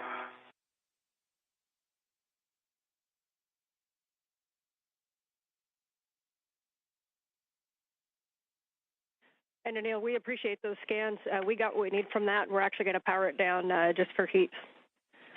And one go back for you, Sophie. We are going to take a look at that NZGL that you noticed the back shelf back. We're basically going to have you demate it and remate it and see if we can't get that over center. And then we may need to do a wire tie. Copy.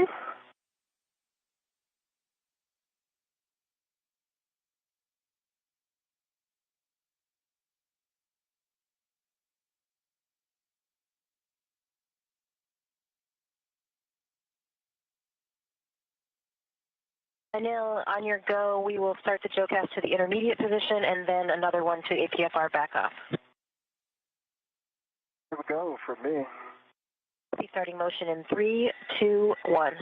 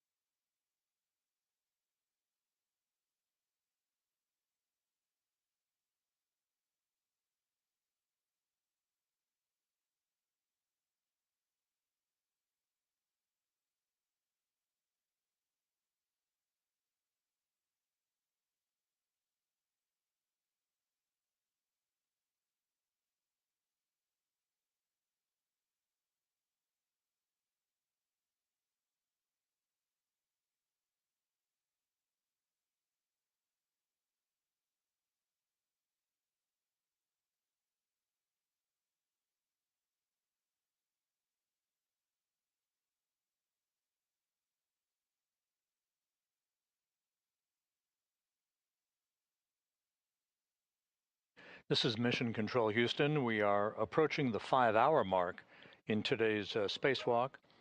As previously mentioned, the forward plan now calls for Anil Menon at the end of the station's robotic arm, as you see here in this view, wearing the suit with the red stripes.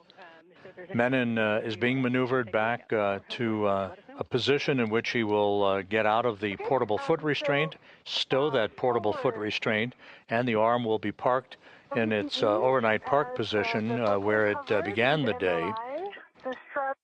There is some additional cleanup work, gathering tools and tethers, and we'll see whether or not time permits a couple of get-aheads, perhaps a swab of microorganisms from one of the modules near the Quest airlock, and possibly a swap of portable foot restraints along the Z1 truss of the International Space Station. The failed space-to-ground antenna was removed and tied down in a safe configuration near its parking place, normally, on the Z1 truss. However, time will not permit the retrieval and installation of the replacement space-to-ground antenna, which will remain in a safe configuration, a safe slot in external stowage platform number 3 on the port truss of the International Space Station. It will be installed on a future spacewalk. Just when that will happen will be a matter of discussion by NASA managers and flight controllers. Okay, so for that wire tie, basically what we want to do is we want to prevent thermal loading to the inside of that cable, since we will be coming out at some point and touching this again. So we want you to have it kind of in that half-connected position that you had it, and then use a wire tie. Be creative to somehow pull that connector down onto the other side of the connector, and so that it just stays touching and stays mated. Still starting motion in 3, 2, 1 for the next maneuver. Ready for motion. Understood, M.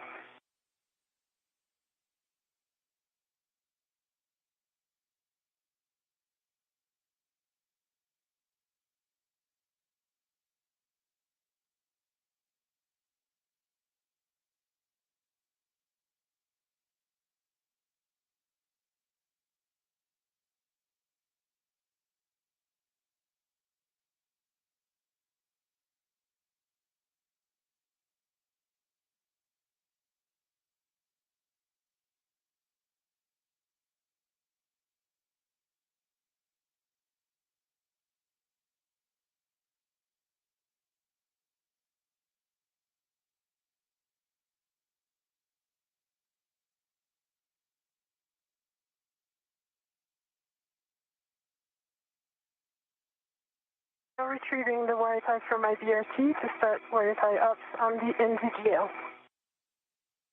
Okay, copy, and you can put that through the bail if that's easiest.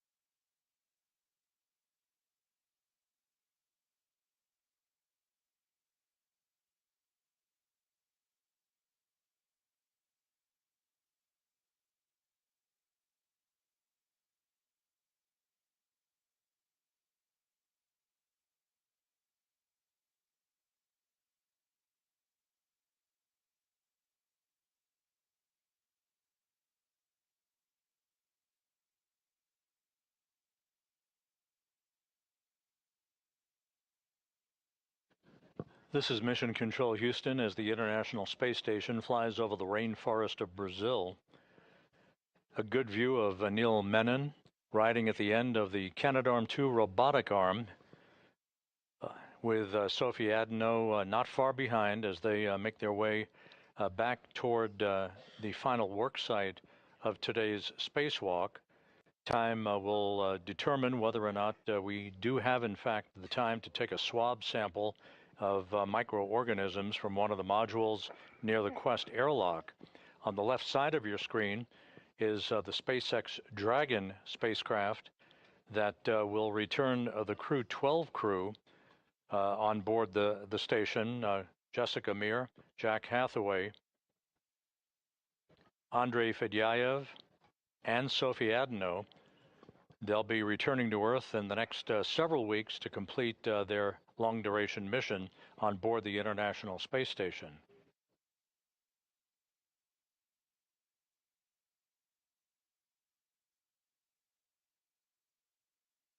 And so if we still don't have Heka, once you do have that wire tie on, if you have a camera with you, if you wouldn't mind snapping a bunch of photos of that whole area, it'd be great. Copy, will do. I'm just adjusting my body position right now. Working on the wire tie. So.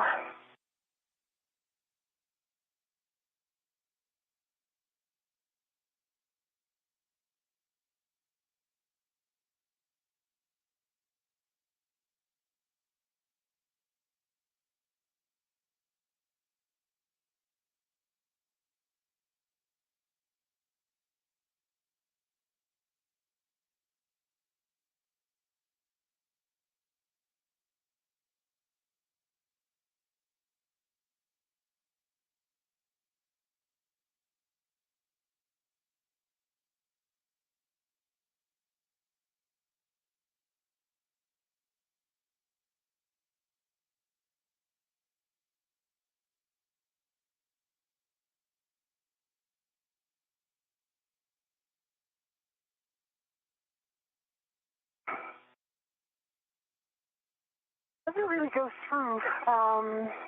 Wire tie is too thick. This NZGL, the gap between the bail, the lever, and the body of the NZGL itself is very thin. Yeah, you may have to pinch it if you can. Pinch it and make it small, or if you have if you think a long one would work with a smaller loop. But pinching that loop is small. Yeah, it's not the loop. The loop is already in. It's a white plastic thing that is kind of protecting the free end. And this one doesn't go through, so I'm trying again. So, yeah, the risk is that this white thing is going to go apart, and then once it's apart, then it's going to expose one sharp edge. Okay, yeah, just best effort on however you think it can hold it to not disconnect. Okay. Yeah, I've got an idea, and that will be good.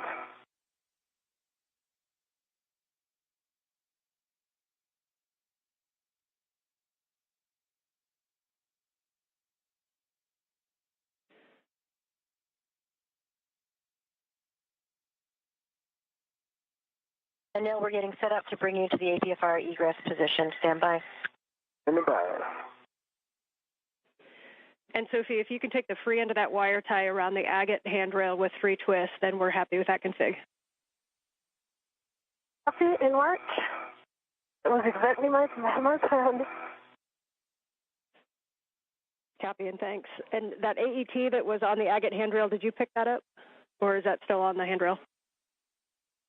No, I did pick that up, according to what I understood, was the sun, right? Yep, no, that's exactly correct. We're just making sure. Okay.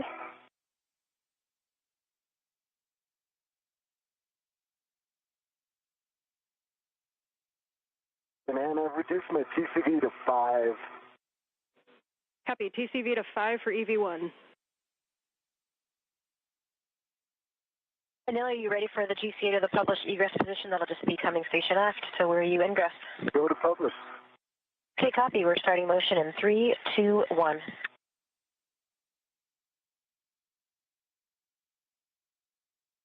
I see motion, good motion. Got good clearances here, and I know you have an orthogonal view, but I can also give you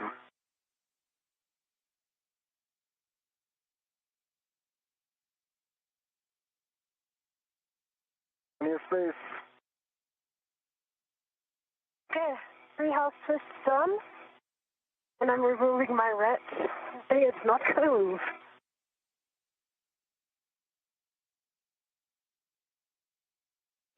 Okay, we copy. All right, you have happy people down here. Well done, Sophie. Okay. I need to work on the other MLI, though, and take a few pictures before I change location.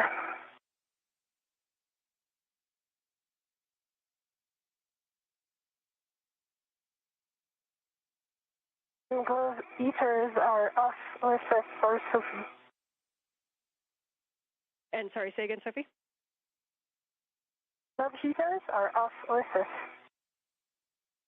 Copy, glove heaters Oh, off. Working will warm you right up. Ramping out, we are at the published.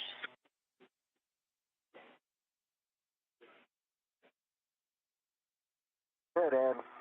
I believe the NG stop GCA. GCA complete.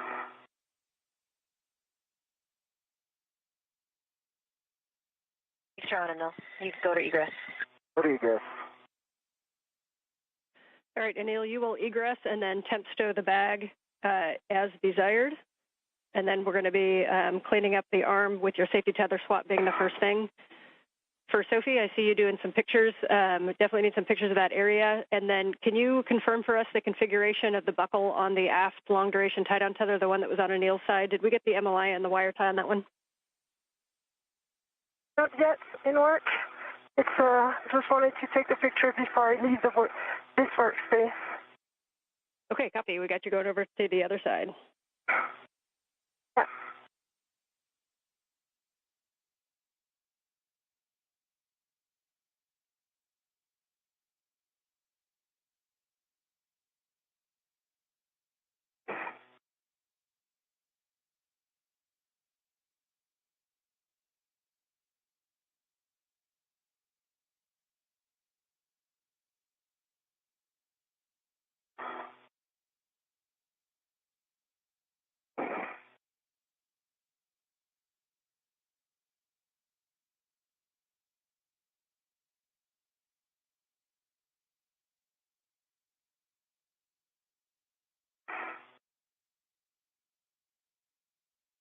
And Anil, once you're in a good position and ready to work the tether steps, we'll take the comm over and I'll walk you through that, including when you have your waist tether down.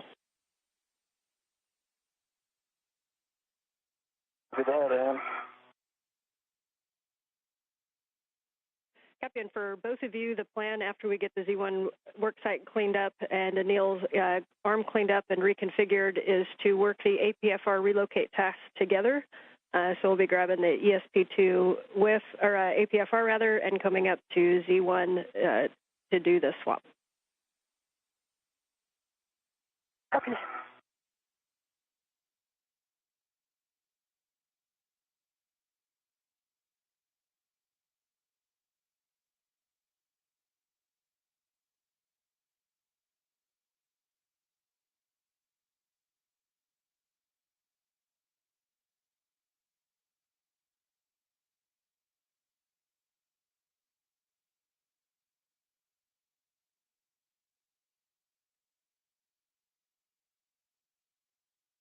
And you said to put the bag down. Did you want me to leave the crew lock bag on the truck? Or am I bundling Checking. it with the APFR?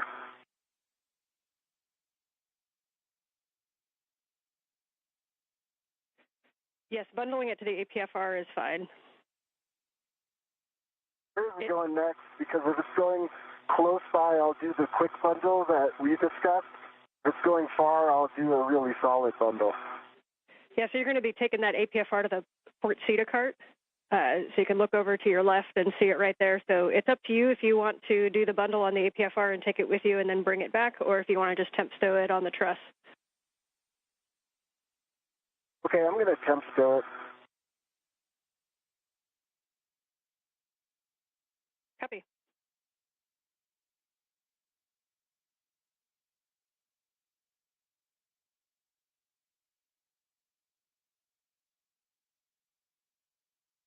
And Sophie, as you get set up over there, it looks like your hands are empty for a sec. If we could get a glove and hat check, please.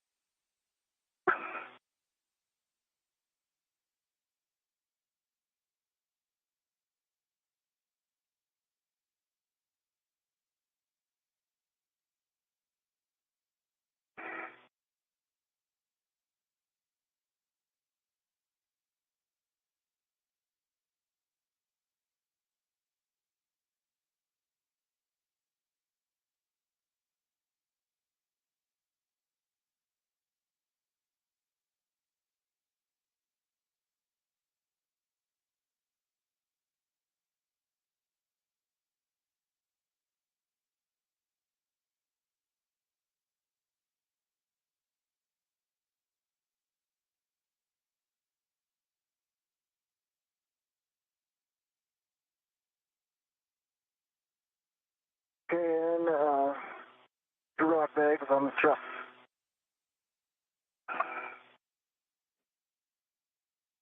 Okay, copy. And are you ready for your tether swap steps?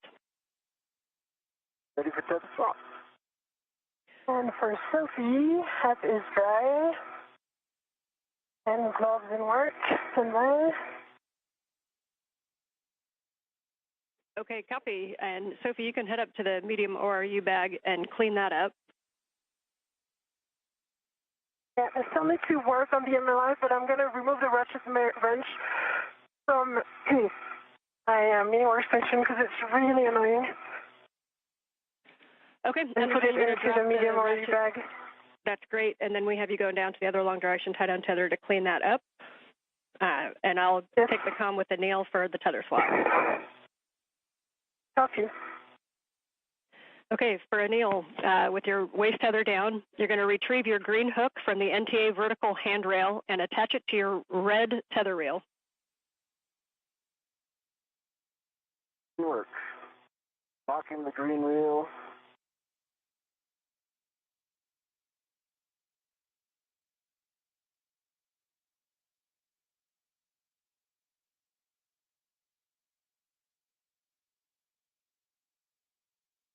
Green hook is on the red reel and locked.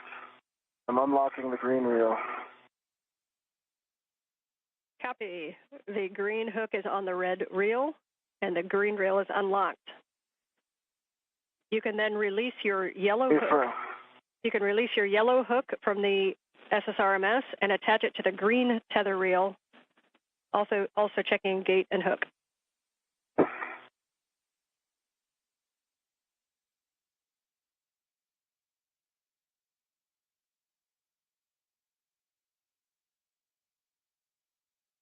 This is Mission Control Houston, 5 hours, 15 minutes into today's spacewalk. Anil Menon and Sophie Adenot are in the home stretch of today's excursion, the 282nd spacewalk in support of ISS assembly, maintenance, and upgrades. This was the 5th spacewalk conducted out of the International Space Station this year, the 2nd for Expedition 75 crew members, the 2nd for Menon, and the 1st for Adenot, who today became the first French woman to conduct an extravehicular activity. You see Menon with the suit and the red stripes there in the field of view. He has conducted the work today as EV1, or extravehicular crew member number 1. Adenot, alongside him, has been EV2, the unmarked suit, with no visible markings on that suit. Extravehicular crew member number 2. The crew began their spacewalk placing their suits on battery power at 7:29 a.m. Central Time, 8:29 a.m. Eastern Time. Copy, thanks. And if that long duration tie down, the major activity for today was the removal of a failed space-to-ground antenna on the Z1 truss of the station. There are 2 such antennas that sit side by side to provide redundancy for high data rate communications through NASA's Tracking and Data Relay Satellite System. The crew ran into some time constraints. It took longer than expected for them to install locking pins on the failed antenna that first encountered swiveling or gimbaling problems to track the TDRS network satellites last November. They also spent more time than had been anticipated in demating electrical connectors on the boom that the failed antenna resided on the Z1 truss. Because it took much more time than had been expected to get the failed antenna removed, the decision was made to tie the antenna down with tethers right there on the truss of the space station in a safe configuration, but not to pursue the installation of the spare antenna that is housed on an external spare parts platform on the Port 3 truss of the International Space Station. Both reels are unlocked. So with the failed antenna tied down, future meetings are to be conducted to determine the next set of priorities for the upcoming spacewalk that is planned for next Tuesday. Going to rent to the APSR, then remove it. That'll be the third spacewalk of the month of August, the third to be conducted in a 19-day period. We are expecting a couple of get-aheads for the crew as they make their way back to the Quest airlock, the swabbing of surfaces on the outside of the station to collect microorganism data, and an exchange of portable foot restraints out near the Quest airlock.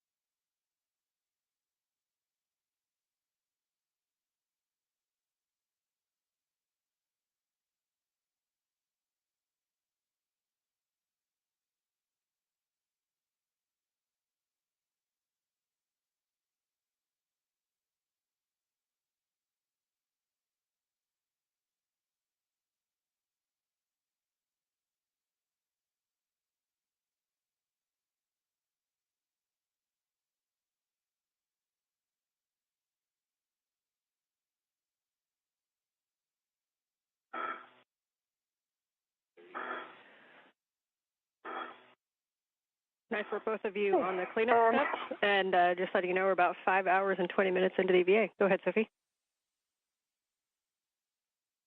Copy, 5 hours, 20 minutes. So the last VTV buckle is covered with amina and 3 helps with the wire tie. We see that config. Beautiful.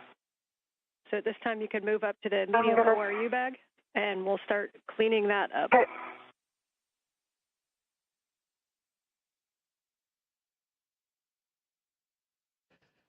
So the bottom line of today's spacewalk is that Menon and Adenot were able to remove the failed space-to-ground antenna. It is in a safe configuration in what is called the long-duration tie-down configuration with tethers on the truss of the station. However, as occurs from time to time during these spacewalks, there were bolts and electrical connectors that proved to be more bulky than had been planned. So it took longer than expected to undo those bolts and remove the electrical connectors to demate them so that the failed antenna could be removed from its boom on the Z1 truss. The net effect, we ran out of time, and so the spare antenna will remain on its stowage platform on the P3 or Port 3 truss. It will be addressed on a future spacewalk. There will be some meetings by program officials to determine a set of priorities for the next spacewalk that is targeted for next Tuesday. And yes, we will take pictures of that that angle of the stow. Thanks. Copy.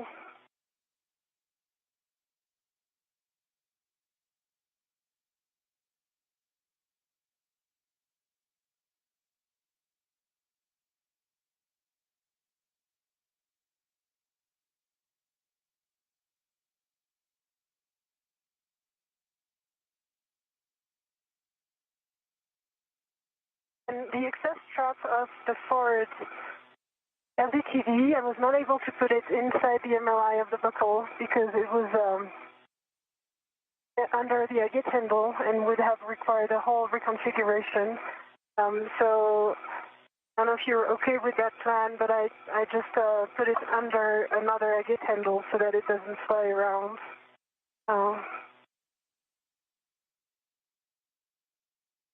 Okay, that is a good config. We're happy with that. Thanks. Okay.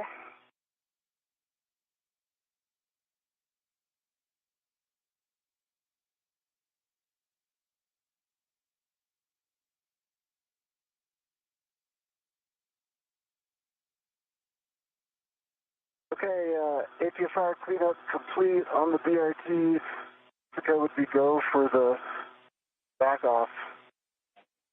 Okay, we agree. If you just give one more copy, we'll scan get to set make up for sure, that. and I'll pass you off to Jessica.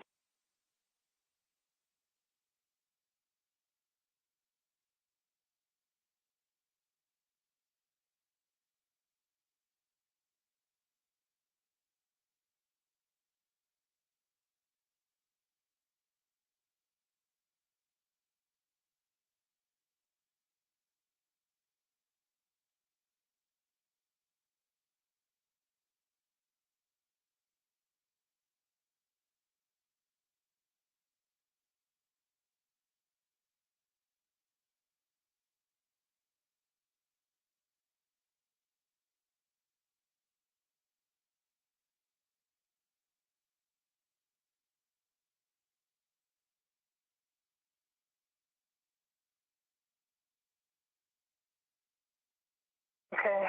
Nighttime is not the best time to do the pictures, but I did my best. Now starting motion in 3, 2, 1 with the arm coming station forward away from you. Copy, starting motion.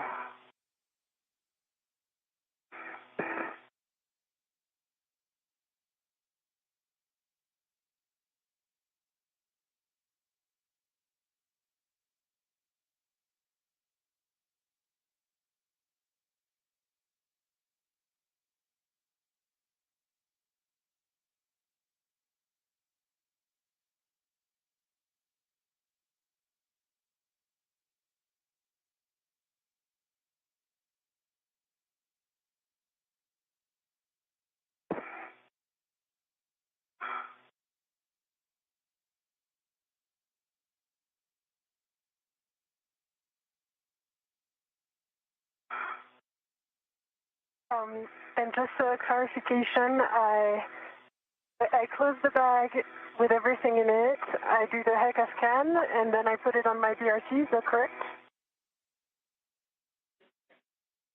That is correct. Yeah, we're happy with that. So you can put that on your BRT.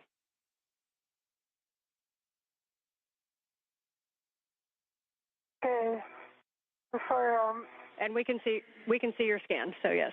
So if you just want to go through everything that's in the bag and show it to us, we will okay. right now. Okay. Inventory metal segment with a scoop on it. The ratchet wrench.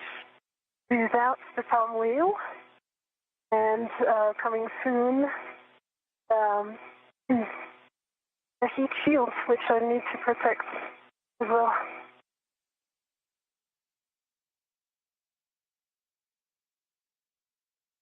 That's a good inventory, so you can pack that one up and get it on your BRT. Okay.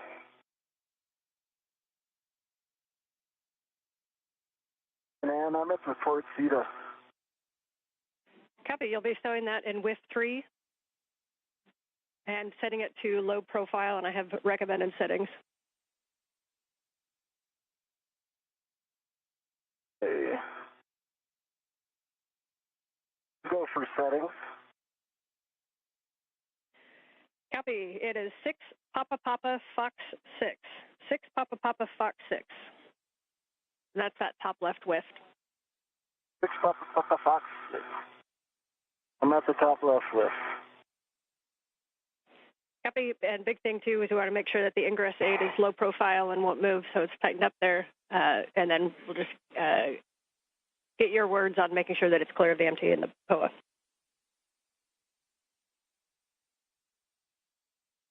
Copy all. And for Sophie, once you have that packed up, we're going to have you put that on your BRT, and we'll have you start heading toward the airlock. Copy airlock.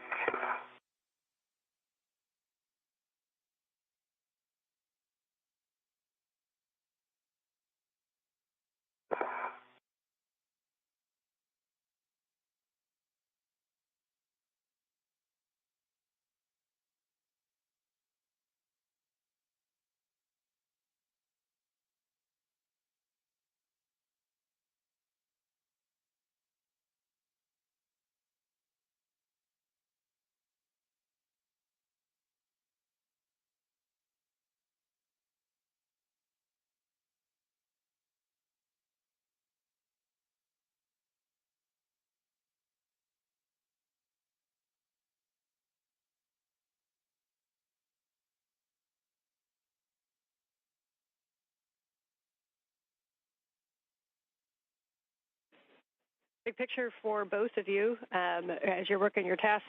Sophie, we see you working the bag, and Neil, we see you working the APFR. When we're done, we're going to have Anil head down to ESP2, and pick up the APFR that you previously gave us the inspection on, and we're going to have you relocate that to Z1. And for Sophie, you're going to grab that medium ORU bag, and you'll be heading back to the airlock. And we don't have any further tasks, so you can take your time and enjoy the view while you do that.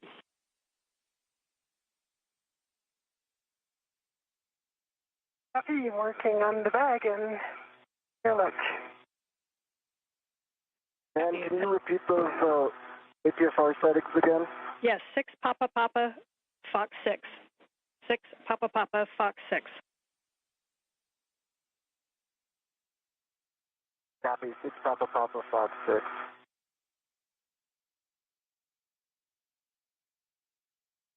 And for a picture in your mind, the boot plate should be kind of facing toward the MT.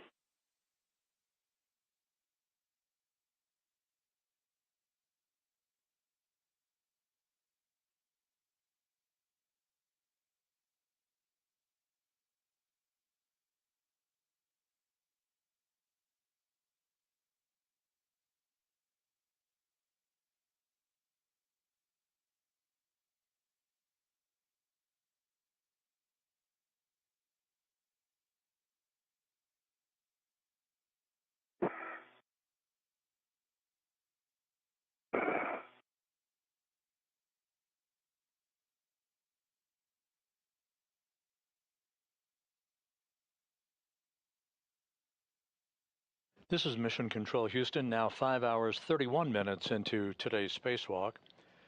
Sophie Adenot is cleaning up her part of the spacewalk paraphernalia that she has operated with throughout the course of today's excursion outside of the Quest airlock. Anil Menon will relocate an articulating portable foot restraint from one of the stowage platforms right outside of the Quest airlock to the Z1 truss nearby, and we'll join Adenot back in the airlock. We will not pursue a get-ahead task involving ISS microorganism swabs today. That'll be deferred to another day.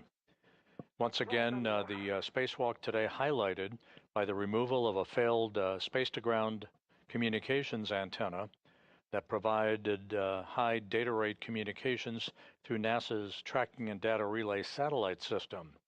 It has been tied down in a safe configuration known as a long-duration tie-down with a number of tethers on the truss of the station, but time ran out, not permitting the removal and installation of a spare space-to-ground antenna to provide redundancy for the high data rate communications capability on the International Space Station.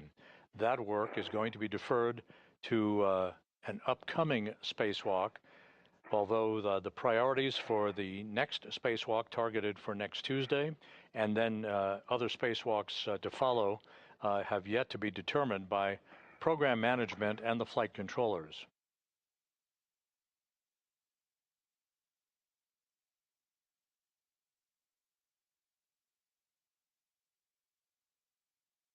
Okay, 6, Papa, Foxtrot 6, sets in whisk 3, locking collar, black on black, good pull and twist test, and it does look low profile. I'm sure you can see it in back up. Copy, that's a good config.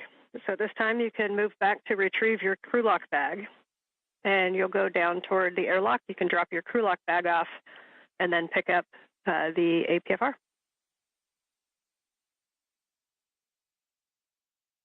Hey, going for crew lock, then APFR.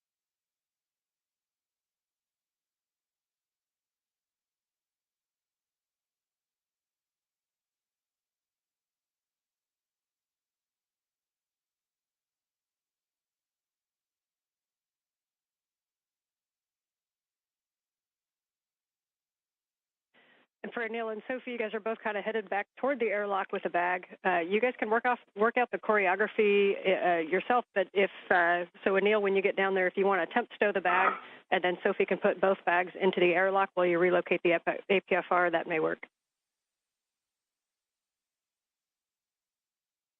Okay. Looks like a great idea. If the timing works out.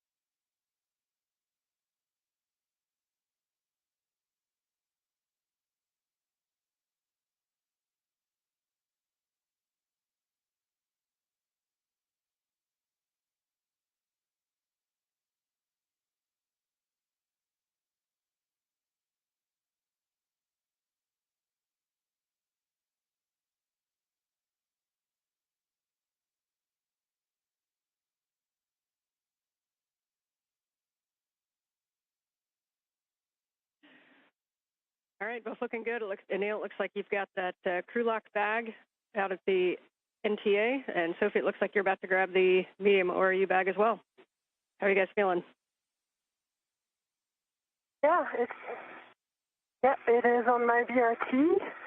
I'm about to do a final check before heading back to the airlock. Okay, copy. And for future reference, as you go down, if you want to give us any words on the forward or the aft translation paths, I know there was a lot of discussion as we were planning the CVA because we haven't had a lot of people do it. So if you have any thoughts on your way down, we'd take them. All right, let me wait before, and I'll give you the information.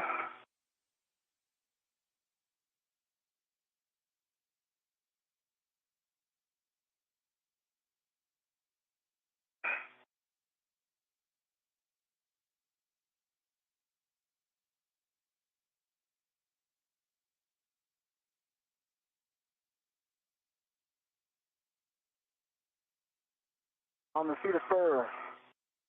Cap on the seat of spur.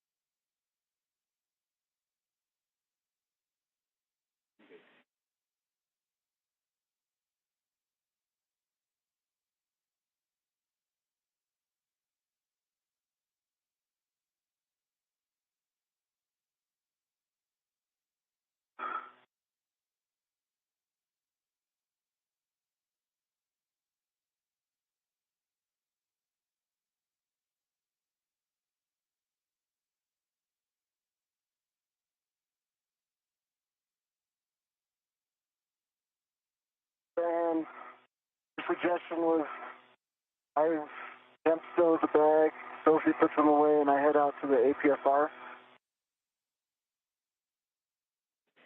And Anil, can you tell us where you temp stowed that?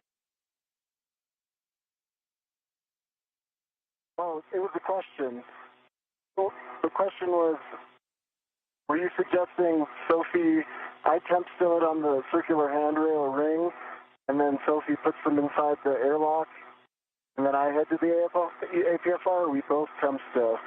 Yes, that outside was, the airlock. If that works for you guys, you can temp stow the crew lock bag right there at the circular handrail or somewhere in that area, and then go forward on ESP2. Sophie has just headed that way with the medium ORU bag, and she can stow both bags inside of the airlock.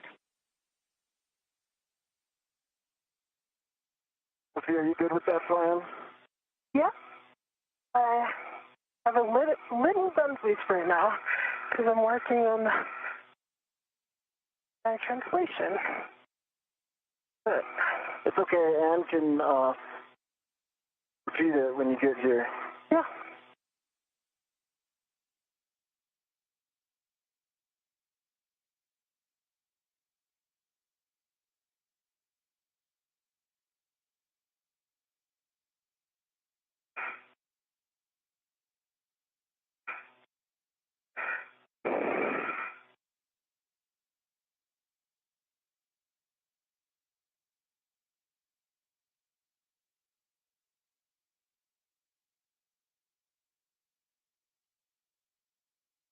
And Sophie, you came down the forward side of Z1, is that correct? Yes. because the antenna was on the aft side, and so now I'm still working on it. Okay. Yeah, so you'll come down, as you get down to the bottom there, you'll see 6024 and then WIF 9, and at that point you could either kind of reach over to the high-pressure gas tanks, or you can go more zenith, and you'll see handrail 6005, and you can get the high-pressure gas tanks from there. Yeah, I have 6024 in hand. Just Okay. as you bag is a giant thing. Yeah, so from 6042, getting down to 6052, you can either go, or sorry, you said 6024. So from there, you can kind of go starboard to the gas tank, or if you go down nadir to 6005, then it's a little bit of a shorter reach over to the gas tanks. Yeah, I'm trying that.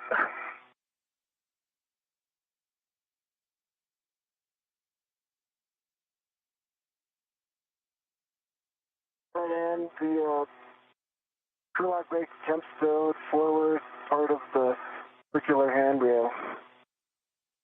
Copy temp stow. So you are going to translate to ESP2 WIF 4, which is the one that you passed before. That's on the most starboard side of the forward side of ESP2.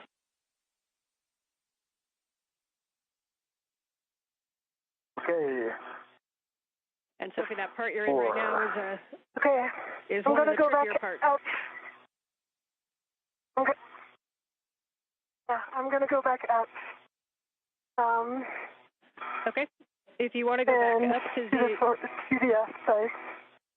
Okay. Yeah, if you want to go right back up, you'll go up, you'll hit 6039, and then on the triangle on the forward side is handrail 6041, and then from there it's where you were before. And if you get into position kind of almost where you were in the handoff, from the aft side of that triangle over to the handrail that's below the trunnion pin is a pretty close reach.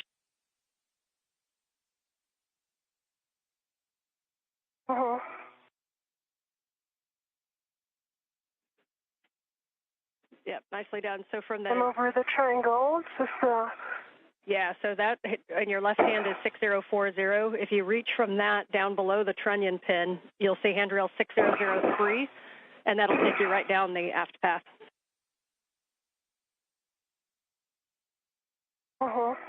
Yeah, just need to take a second to put my tethers in front of my feet.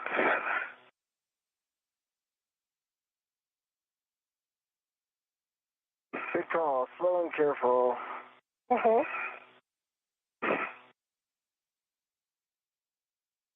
actually, they're good.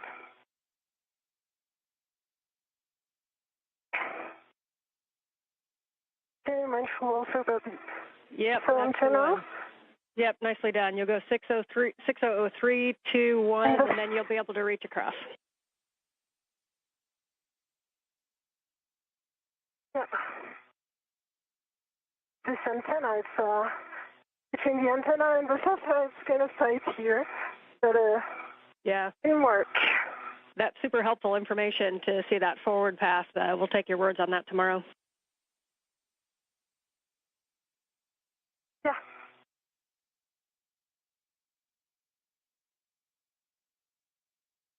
This is Mission Control Houston, 5 hours and 47 minutes into today's spacewalk. Anil Menon and Sophie Adenot are making their way back toward the Quest airlock. The work all but complete for the day, except for some cleanup work that the two spacewalkers are involved in. The failed space-to-ground antenna, the ESCANT-2, was removed from its boom on the Z1 truss of the International Space Station and tied down in what is known as a long-duration tie-down with tethers by the Z1 truss where it resided. However, time ran out on the clock that would have enabled the two spacewalkers to retrieve a spare space-to-ground antenna from a stowage platform out on the port side of the truss structure of the International Space Station to install it on the now empty boom that the failed antenna occupied for all the years that it provided its service. So that work will be deferred to another spacewalk We will determine through a series of meetings what the priorities are for dispositioning the completion of the space-to-ground antenna spare installation. It will be conducted, it's just a matter of when, and other work yet to be determined in the next spacewalk that is tentatively scheduled and actually targeted for next Tuesday, August 25th. Boxes. And I see your tethers, Anil. This was the second spacewalk for Anil Menon. He ventured outside back on August 6th with Jessica Meir to complete the construction of the bracket platform upon which the final IROSA, or ISS rollout solar array, will be installed after it is delivered to the space station later this year on a SpaceX resupply mission. Yeah, I remember that from the... So Menon is in the home stretch of the second spacewalk of his career. This was the first spacewalk for Sophie Adenot of the European Space Agency, the first spacewalk by a French woman in history. And again, the determination of the priorities for the upcoming targeted spacewalk for next Tuesday, along with determining when we will complete the installation of the spare space-to-ground antenna, which we could not get to today when time ran out. The two spacewalkers simply ran into a longer than expected amount of work to disconnect electrical connectors and to remove bolts holding the failed space-to-ground antenna in place. So as we approach the 6-hour mark in the spacewalk, the two spacewalkers soon will be making their way back inside the Quest airlock. You see them right there at the hatchway to Quest. They will close the hatch, and the end of the spacewalk will be officially marked with its elapsed time at the point that the repressurization of the spacewalk of the Quest airlock begins.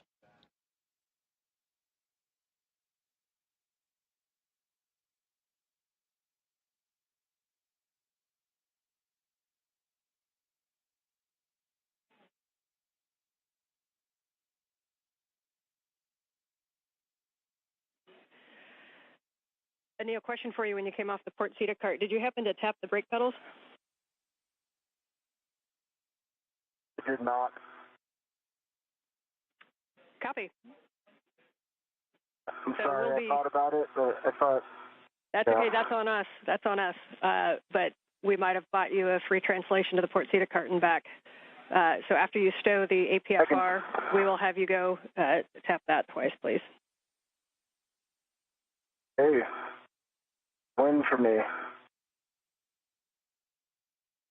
Anil, your tethers look good. It's not in my way, so opening the thermal hatch now. Okay, sounds good. I'm heading down. Thermal cover, sorry.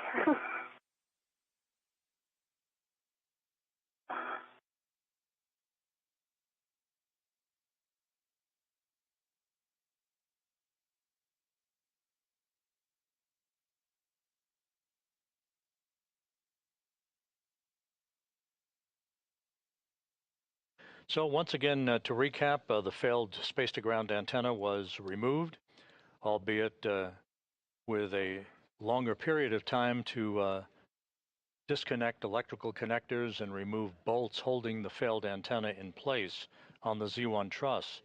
It is now in a safe configuration, securely tied down to the truss on the International Space Station.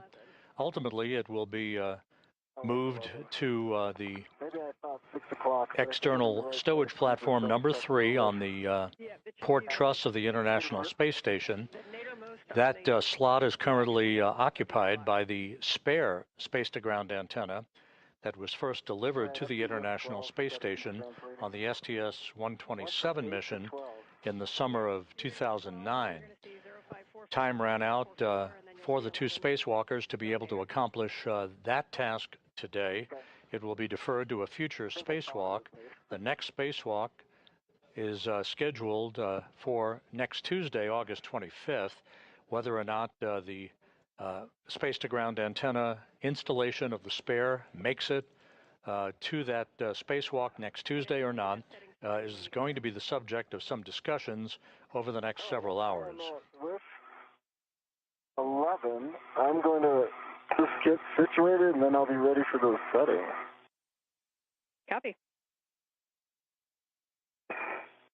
And Sophie, you are go to open the thermal cover when you need to. Yeah, I just verbalized it. Did you get it? Like it was yes. like 5 yes, minutes we ago? see that now. Yep. Okay, great news. And then you'll see your tethers.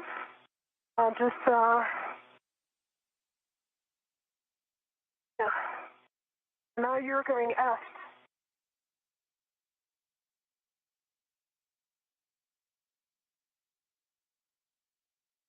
Okay, ready for those settings, Ann? Your settings are 12, Papa Papa, Fox 9. 12, Papa Papa, Fox 9. Oh, Papa Fox 9, got it.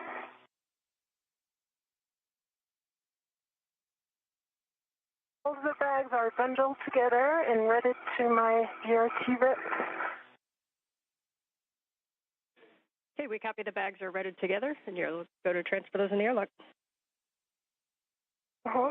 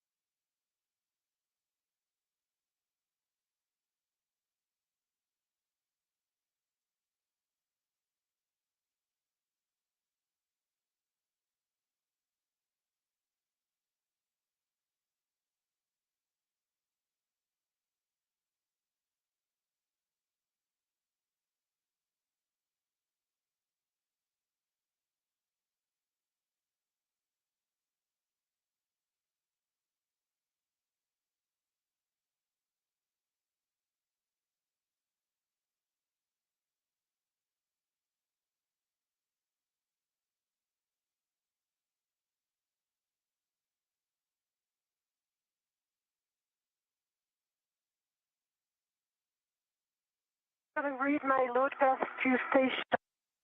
Right. Base tether is small hook gate close lock back on black. Large hook gate close lock back on black. On the airlock waist tether, gate close lock black on black for the big hook and small hook. Gate close lock black and black as well. So I have a good load pass to station, and I'm retrieving my local from the and going back in. Okay, we concur that that is a good load pass. Hey, And 12, Papa Fox truck. Copy, 12, Papa Papa, Fox 9. Twist. Off depressible, black and color, black on black. Copy, good calls. You are go to translate to the port seat occurred. And Sophie, we see you about to get in the airlock. You might want to pause there and take a view. It's going to be a little bit before you're back. Uh-huh. But nicely done.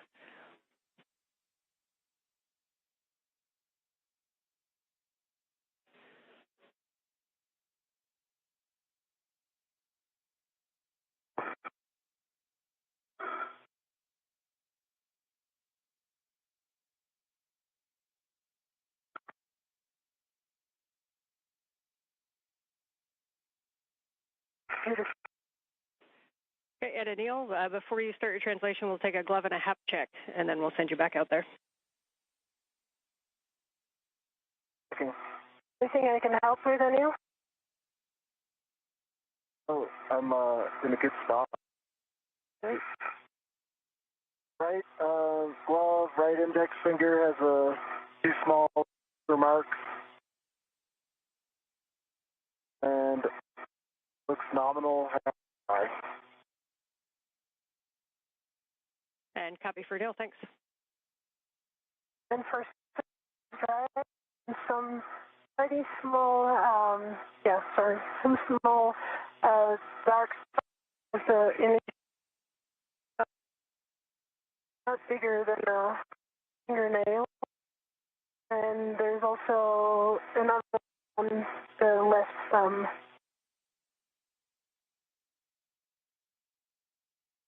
Really, just.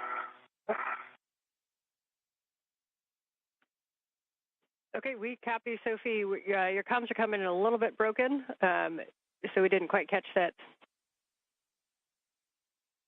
Copy. Some for the gloves, I can observe is dark markings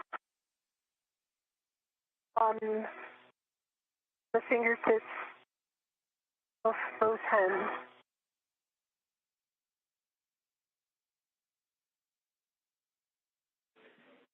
Okay, we copy, thank you. You're welcome.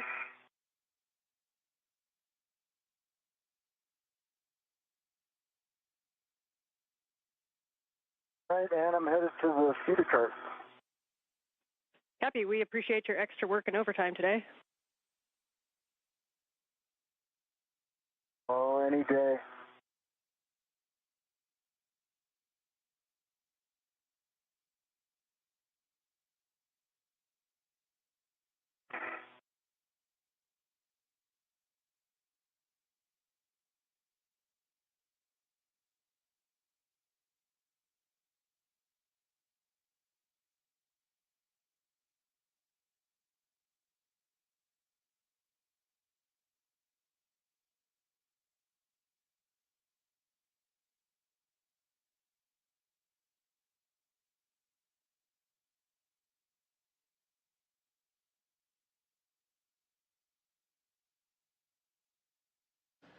This is Mission Control Houston. We've just passed the 6-hour mark in today's spacewalk. Anil Menon and Sophie Adenot soon will be back inside the crew lock section of the 2-compartment Quest airlock. They will close the hatch behind them and begin the repressurization of the airlock to mark the end of today's spacewalk, highlighted by the removal of a failed space-to-ground communications antenna. Although time did not permit the installation of a spare that continues to reside on a spare parts platform on the port truss of the International Space Station, that work to be deferred to a future spacewalk.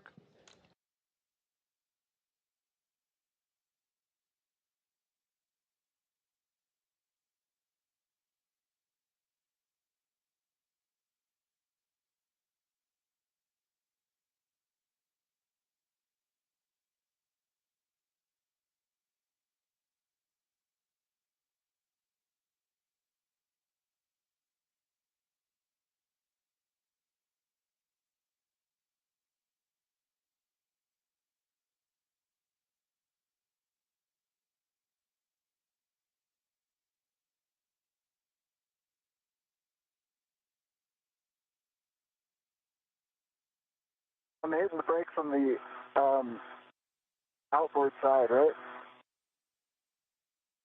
Inboard. Yes, that pedal that's right in front of you, that's correct. 2 pumps a day keeps the myrrh away.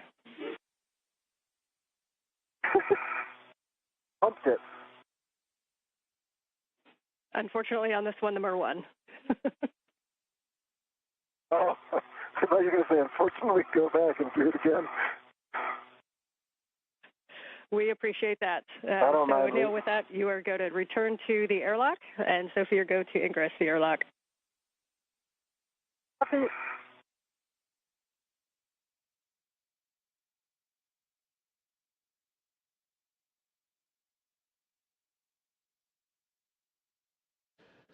Once the airlock repressurization begins and we stop the clock, we'll give you the official time for the elapsed time of today's excursion and other statistics associated with today's spacewalk.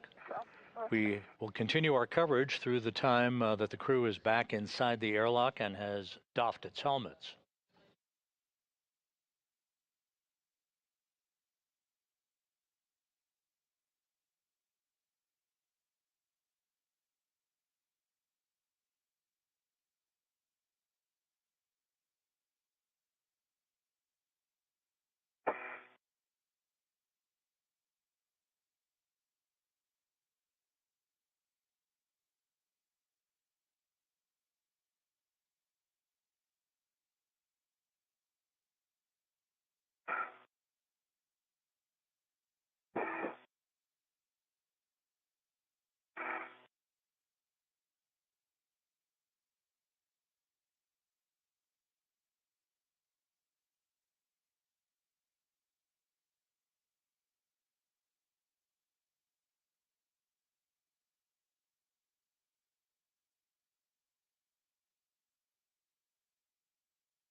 And at the end of the feeder spur. Copy.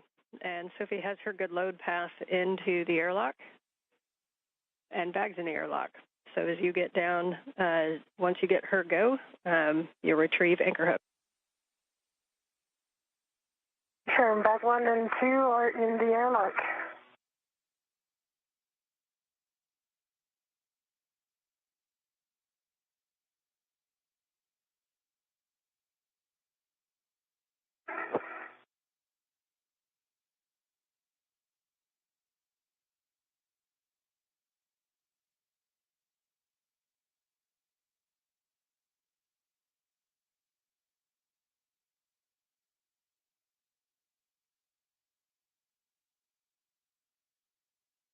All right, Ann, I'm going to verbalize everything so I get this last part right, okay? Copy. We'll take it. Let me know if you'd like any steps.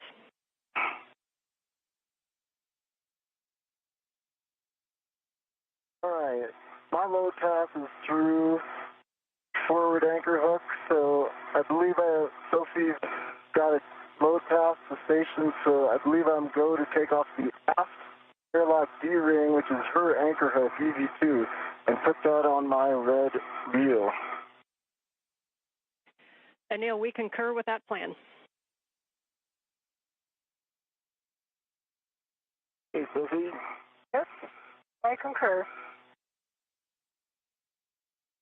And I prepared all the bags really aft so that you can ingress.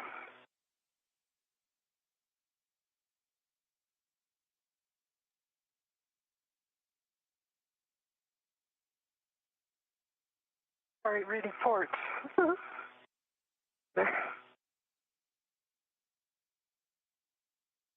right, your anchor hook is on EV1's red reel, closed lock, black on black. Now I have a load pass through you, Sophie. Yes. So I'm going to pick up my anchor hook and put it on my NWS. We concur. Agree? Yeah, concur.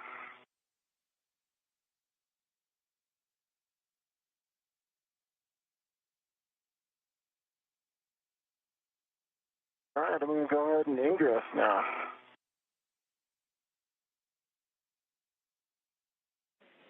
Copy. You go to ingress, and if you want an end effector on your thermal cover, you can. I'm going to do the feet first ingress, and then come back for the thermal cover. Okay, and I'm ready to guide your feet.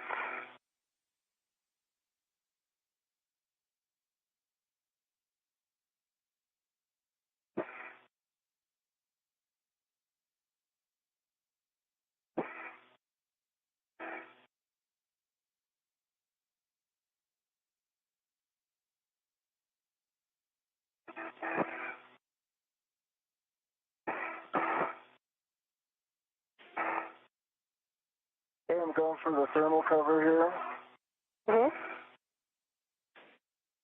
Copy. You can close the airlock thermal cover, and we'll be attaching the integral strap to the magnetic plate D-ring and cinching until snug.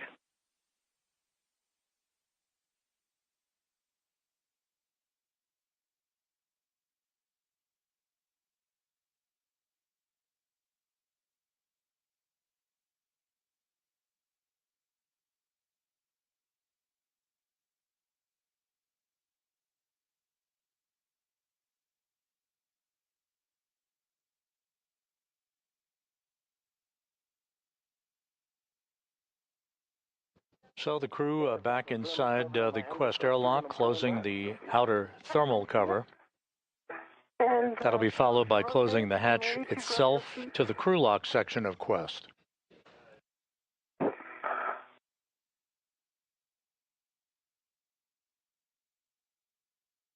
cover is closed.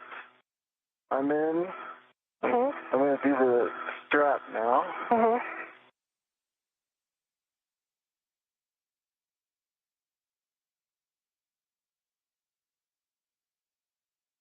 Okay, and once you have the strap cinched, we'll take the number of Sharpie lines visible, expecting 6.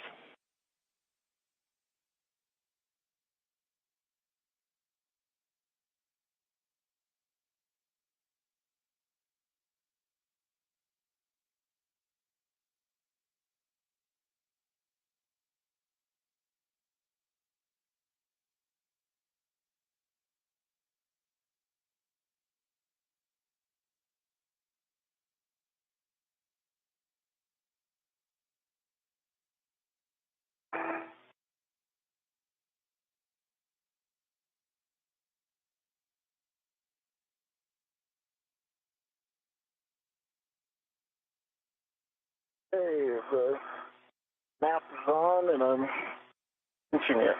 Okay. I'm pulling your feet towards. All right, 6 Sharpies. Copy 6 Sharpies. You are both go to remove the SCU from the stowage pouches, remove your DCM cover, and connect your SCU to DCM and check locked. Copy.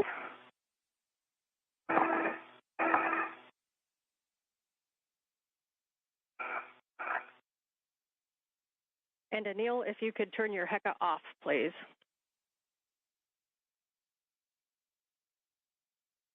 ECA is off.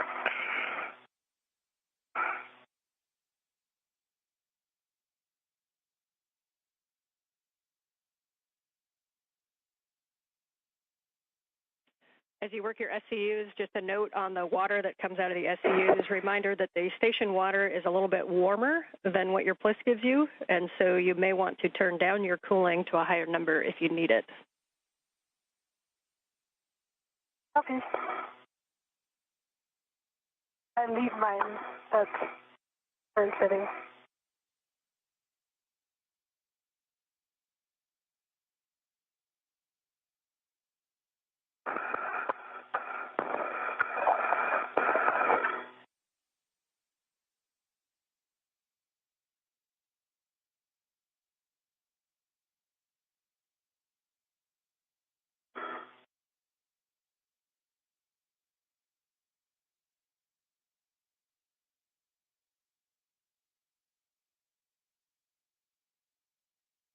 Hey, EV1's SCU on. EV2 SCU on. Connected. Copy. SCU for EV1 and 2 are connected. We are in the pre-repress cue card. You can now switch your water to off OFF.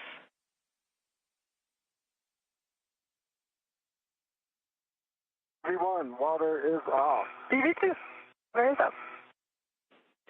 Copy. And we have a 2-minute wait here. Today definitely showed how well you guys can adapt. The strength of the plan is in the planning. And while we did a lot of things that were not on the nominal timeline, we did nothing today that we had not already planned for. Your ability to adapt and change to the plan is what made today successful. So thank you. And if it's, for the team, we went into this with a mindset of we wanted it all to go perfectly, and I think that's a great winning attitude. Things were a lot different than expected, but I would say that what I'm really impressed with is that all of those contingencies were well thought out, and I heard those plans by the ground team, Sandy Fletcher, Chris Dobbins, Lucas, the whole team had thought through all those scenarios. And it just, I think that the success of today really rests to you all there and MCC and everyone who put in some work planning this, because you really thought through everything, and I felt like we always had a clear pathway ahead, and I had even heard that pathway and studied it, so thank you all for that, and I'm just so grateful to work with you all today. And Sophie, if you'd like to add anything, please go ahead. Yeah, thank you. Yeah, what a day. I concur with everything you said. I would say that my deepest gratitude goes to everyone who made this possible, pioneers who came before us, but also the incredible teams working behind the scenes today in this preparation, like being ready for the unknown. Took a whole amount of people to be able to think everything through. And in the end, although it was a lot of unknown and unplanned, in the end, everything was kind of rehearsed and prepared. So well done. I would like also to thank you, Anil, for not only being an awesome EV1, but also a great friend. Jessica, Jack, thank you for helping us getting ready, paying attention to every detail that counts for such a big adventure. And finally, to everyone in Houston who made today's EVA a success, thank you. Because yes, even if we had a lot of unplanned things, it is a success. We are safe and the hardware is safe. You make us fly, you keep us safe, and you make moments like this possible. And finally, a very special thank you to you, Anne. From the very beginning of the preparation to every minute of today's EVA, your calm voice was always there to get us. You are simply outstanding, so thank you.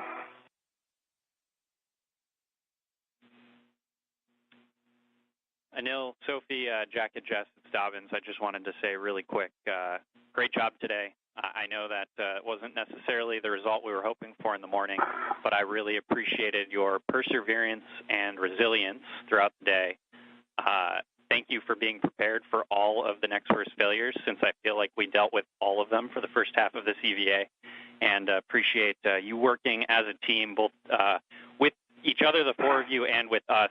Without that, ESCANT would have been in a worse configuration than it is. We'll get back out there and finish this up sometime, hopefully before at least one of you comes home.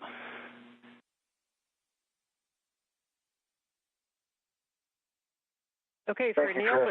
Thank you, Chris. And you, Anil, you are go to close the hatch, verify that the outer hatch is clear of hardware, and the handle position is per the decal, and you can close and lock the hatch. Handle position per decal. With that, a round of congratulations from our two spacewalkers, Anil Menon and Sophie Adenot. Menon wrapping up his second spacewalk in just 12 days. For Sophie Adenot, the first French woman to walk in space, this was her first spacewalk of her career. And the lead flight director for this spacewalk, Chris Dobbins, acknowledging the work that the crew did out there, especially when the crew fell behind due to difficulty demating some of the electrical connectors on the failed space-to-ground antenna, and working with some of the bolts that were balky throughout the course of today's spacewalk. The failed antenna was removed, and it was left outside in what is called a long-duration tie-down configuration, safely on the truss in a good config. The work yet to be conducted will be the installation of a spare space-to-ground antenna that will be on an upcoming spacewalk that will restore full redundancy to the high data rate communications capability on the International Space Station. Sometimes an end effector on that handrail helps. Yeah, I thought maybe my arms were long enough to reach the hatch key, but I needed the anchor hook. In any case, the hatch is down. Menon and Adenot are in the process of configuring their suits to airlock systems before the repressurization of the Quest airlock begins to mark the official end of today's spacewalk.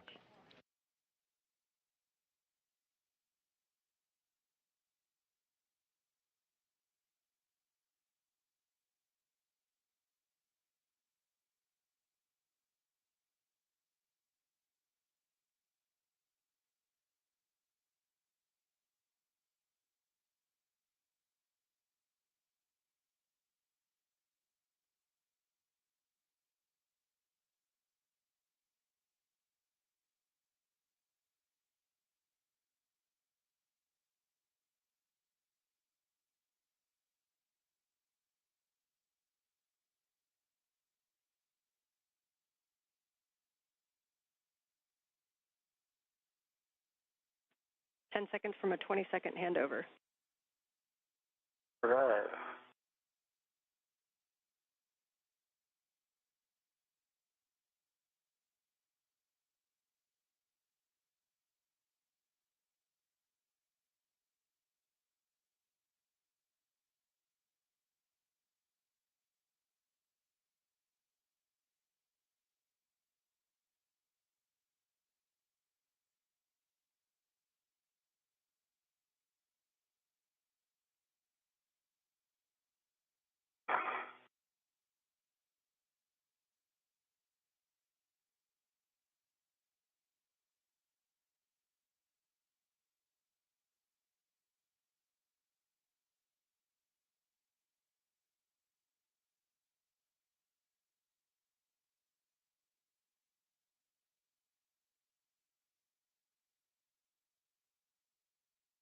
Looks like we got S-band again. You can repeat it now. Hatch is locked. The locking mechanism is in place. Okay, I confirm, Houston confirms that the EV hatch is closed and locked. With that, I'll pass you off to the dream team of Jack and Jessica. All right, it's great to have all of Expedition 75 back inside the hull of ISS again, and we just got a few minutes to get you guys at the same pressure. Sophie, if you're ready, on the UIA, check that the oxygen EMU 1 and 2 valves, two of them, are open. Oxygen EMU 1 and 2 valves are open. All right, take the power for EV1 and 2 switches, there's two of them, and take that to on, ON. In work?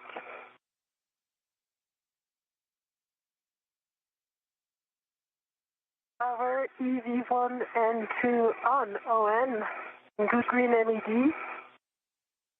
The ON and 2 LEDs, can you verify the voltmeters on 1 and 2 for me? 18.8 and 18.6. So that's great. EV1 and EV1 only, take your power switch to SCU, expect a warning tone. EV1, pushing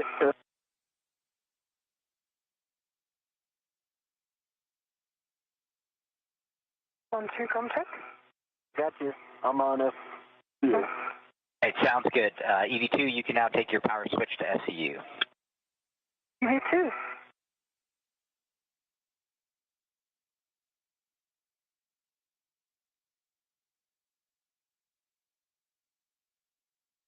Power to SCU. Both EV1 and EV2 are on SCU power. All right, for both EV1 and EV2, take your O2 actuators to press. Okay. Please verify on the DCM that it does say O2 position to press.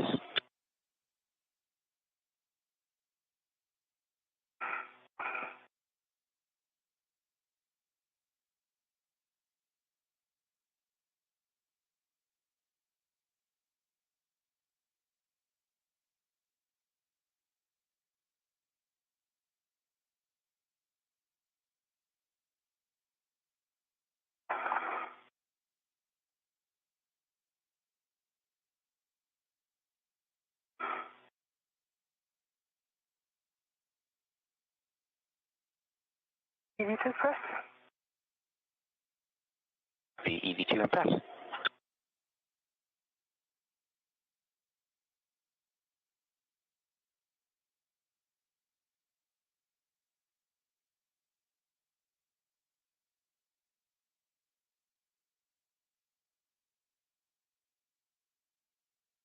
EV1 press. Right, EV1 press. We copy both EV1 and 2 in press. Awesome. Anil, would you check that the EV hatch MPEV is in the closed position? MPEV is closed. All right, we are going to take the IV hatch equalization valve to start the repress. You guys should get an alert tone as we start.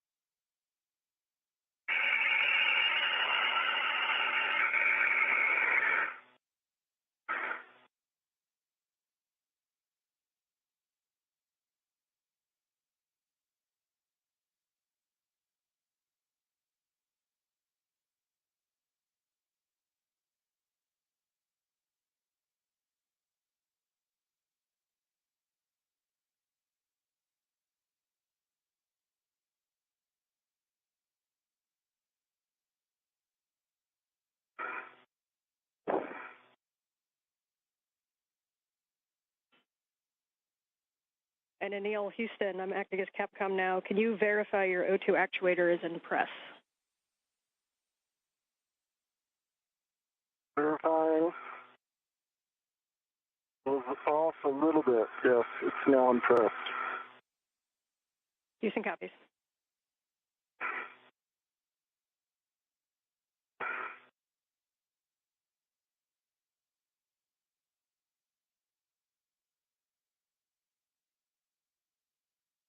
Jack, can you go down the rate? Going down the rate.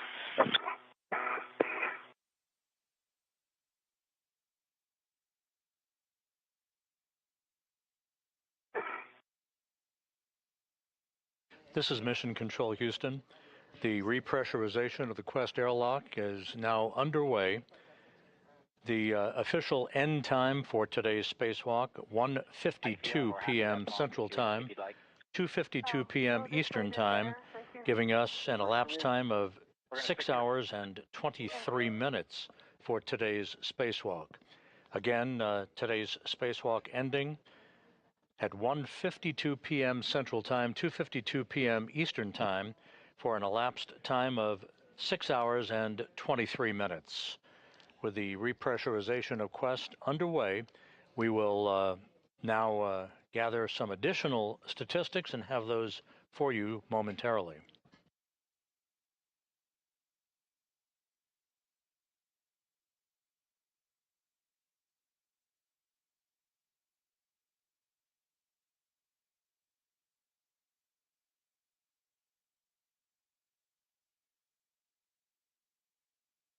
Right, we're passing up through 2 PSI on our way to 5. Copy.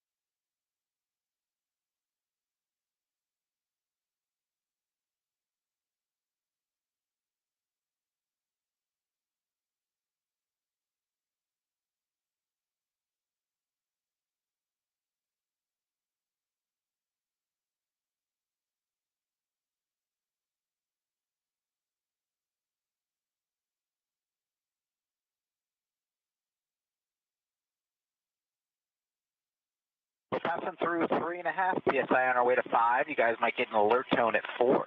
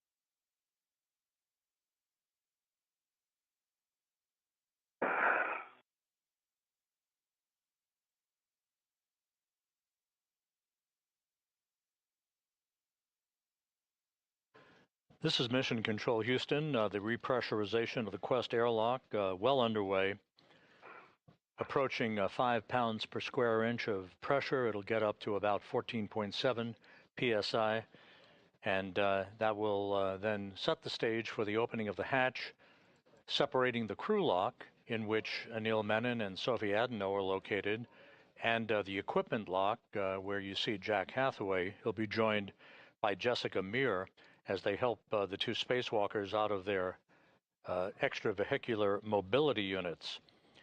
The spacewalk today was the 282nd spacewalk in support of space station assembly maintenance and upgrades, the 5th spacewalk out of the ISS this year, the 2nd for Expedition 75.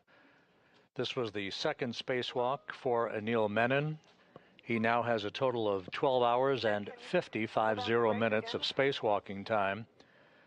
For Sophie Adenot, this was the first spacewalk for her and the first spacewalk by a French woman, 6 hours and 23 minutes. The spacewalk, by the way, began at 7:29 a.m. Central Time, 8:29 a.m. Eastern Time, and ended just a few minutes ago at 1:52 p.m. Central, 2:52 p.m. Eastern Time. The 282 spacewalks in support of space station operations have now totaled 1,786 hours and 44 minutes. That is the equivalent of 74 days, 10 hours, and 44 minutes of spacewalking time. And we'll continue with our coverage through the time the crew is back inside the airlock and have doffed their helmets. The two spacewalkers removed a failed space-to-ground antenna from a boom on the Z1 truss of the International Space Station, but in doing so, ran behind the timeline because of some difficulty with electrical connectors and stubborn bolts. That resulted in the crew running out of time to be able to retrieve a spare space-to-ground antenna for its installation on the boom on the Z1 truss. So that other portion of today's major objective will be deferred to a future spacewalk.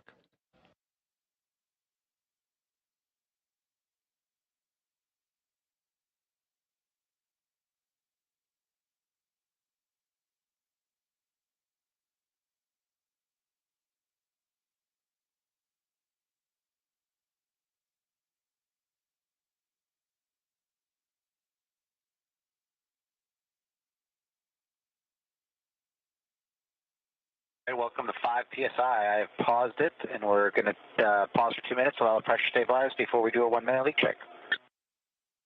Okay. Copy.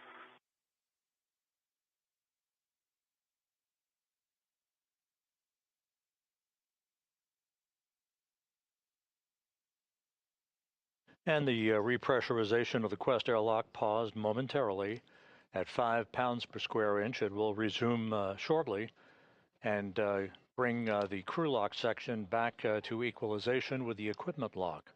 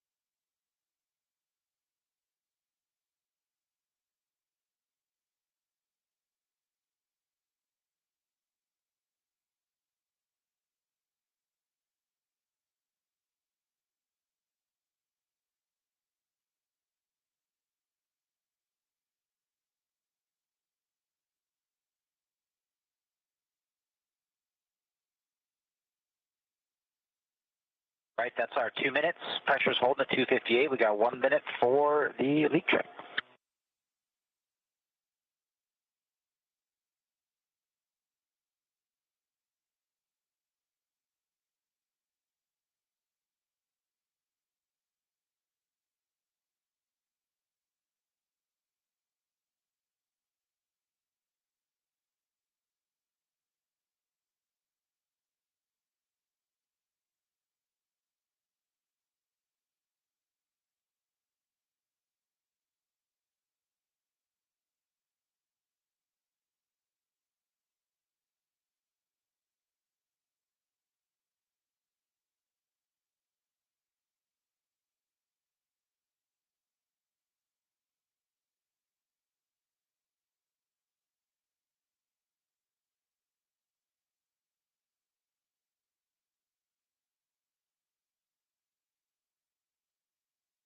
Right, that is our minute wait, and the pressure is held steady, so that's a good leak check. All right. EV1 and EV2, will you check your gloves?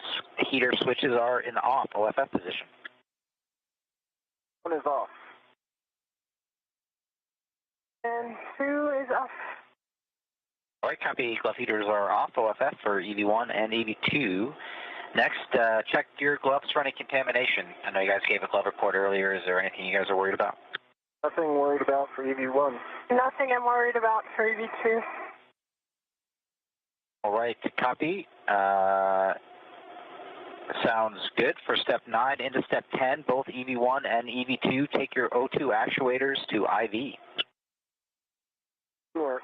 Good work.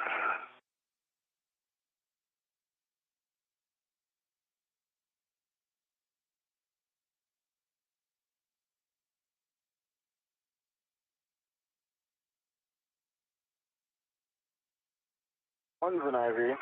2 IV. Great work, guys. I hear EV1 and EV2, O2 actuators, and IV. All right, next up, I'm going to take the equalization valve back up to start repressing, and we'll continue at the nice slow rate we've been at. Thank you. One copy.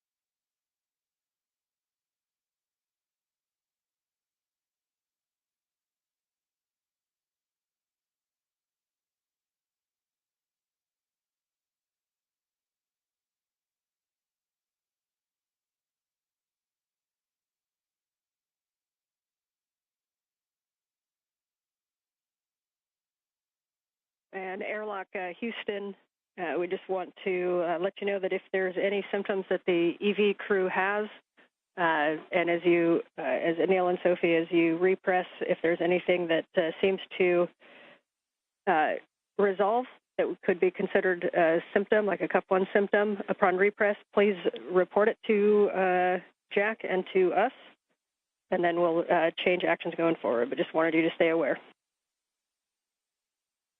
Copy all. Okay.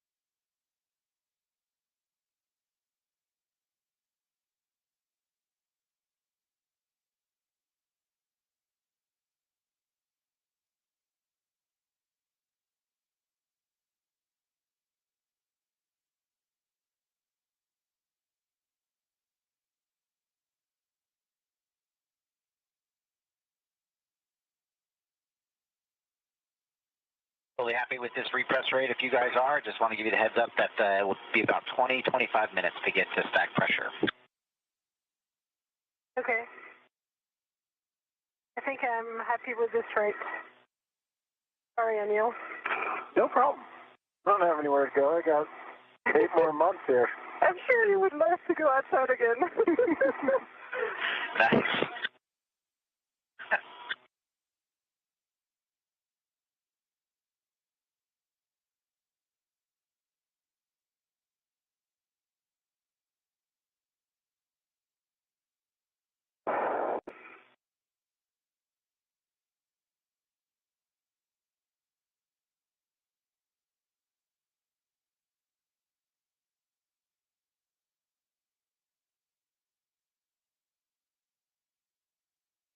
The repressurization of the Quest airlock is continuing.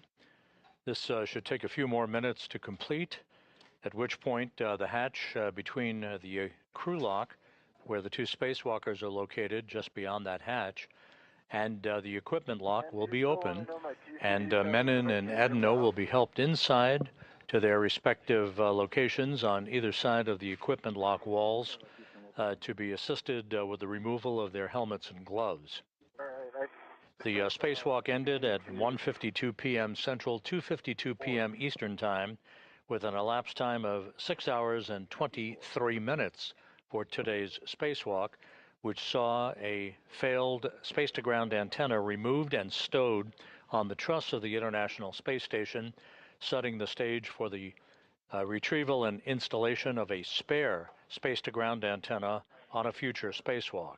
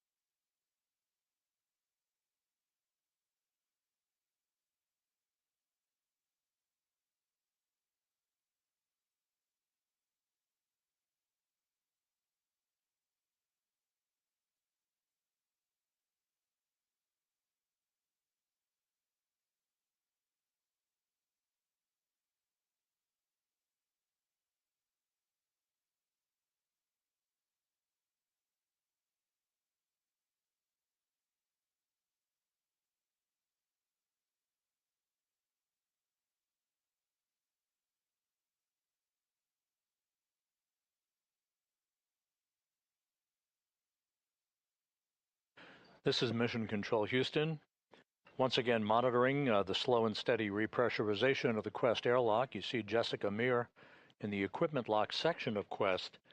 She and Jack Hathaway awaiting the full repressurization of the crew lock section of Quest so that they can open the hatch and bring the two spacewalkers back inside.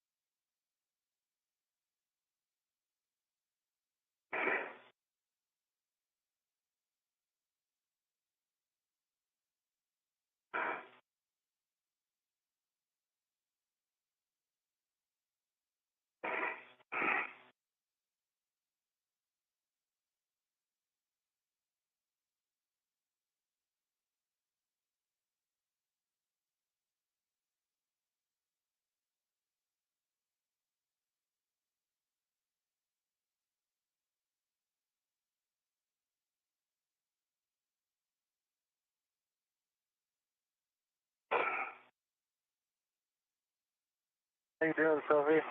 Yeah, good. Sorry, I think this is really the max rate I can handle. Oh, no, I'm just checking in, that's all. Yeah, thanks. Thanks for checking in.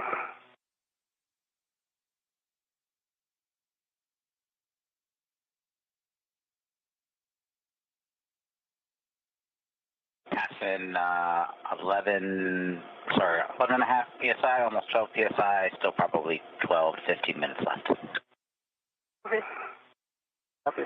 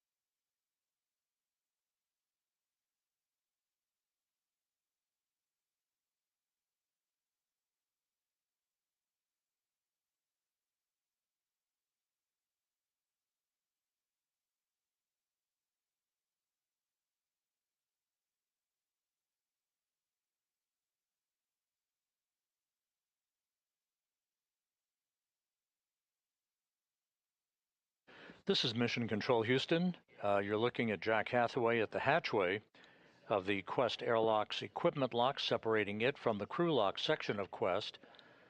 As we are almost complete now with the repressurization of the crew lock section of Quest, that will lead to the opening of the hatch, and Hathaway and Jessica Meir guiding Anil Menon and Sophie Adenot of the European Space Agency back inside the International Space Station's habitable volume. The 6-hour, 23-minute spacewalk concluded a short time ago. The major objective to remove the failed space-to-ground antenna was completed. That antenna was tied down with a series of tethers to a truss structure near where it resided on the Z1 truss of the station. However, it took longer than expected to undo electrical connectors and bolts holding the failed antenna in place, and the clock ran out on the two spacewalkers, so we did not complete the installation of a spare space-to-ground antenna, which remains on a spare parts platform on the Port 3 truss of the International Space Station. That work will be done on a future spacewalk.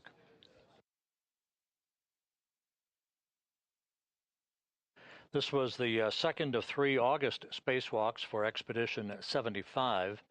The next one is targeted for next Tuesday, August 25th.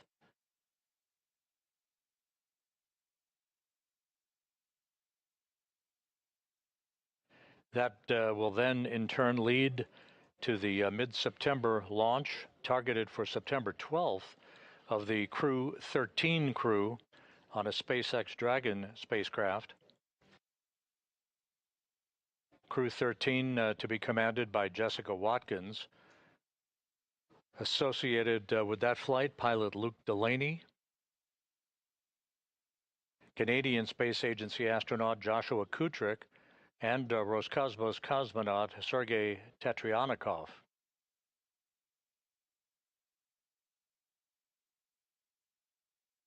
The Crew 12 crew will conduct a short number of days of handover with Crew 13 once they arrive on station, and Crew 13, led by Jessica Meir, that you see there in the sweatshirt, along with her pilot, Jack Hathaway, Roscosmos cosmonaut Andrei Fedyaev, and Sophie Adenot, will return to Earth to complete their mission on board the International Space Station.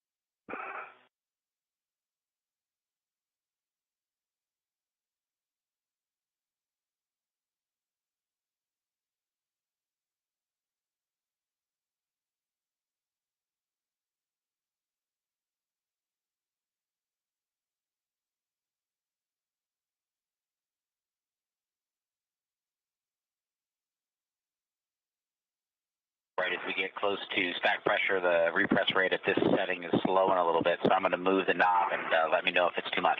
Okay.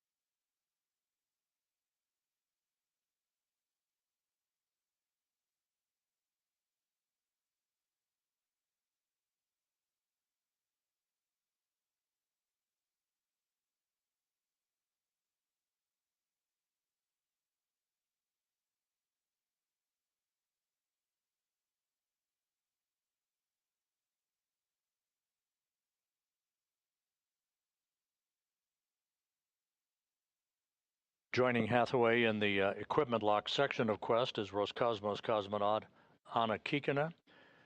Well into the second mission of her career, she launched with Anil Menon and Station Commander Pyotr Dubrov to the International Space Station.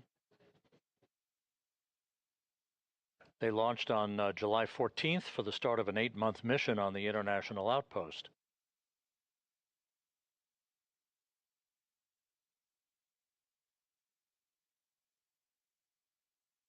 We're just moments away from the completion of the repressurization of Quest.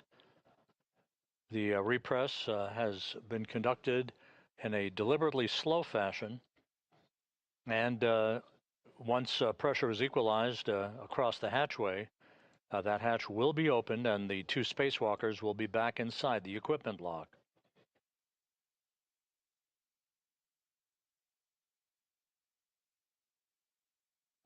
And we're hearing from flight controllers that we expect the repress to be complete about a minute or so from now.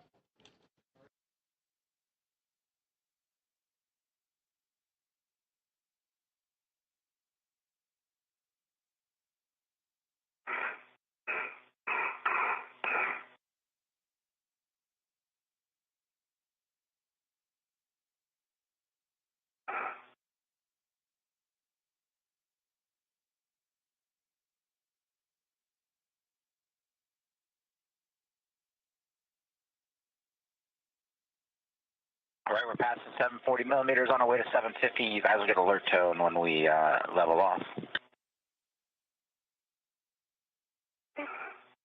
Oh, yeah.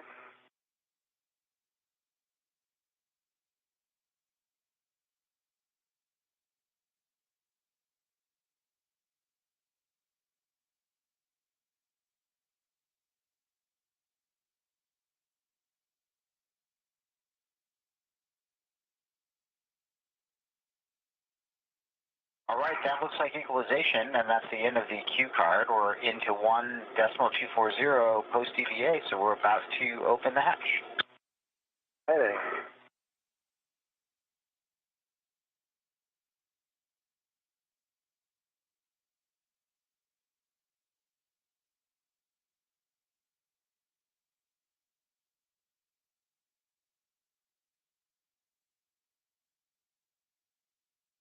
Hathaway now opening the hatch.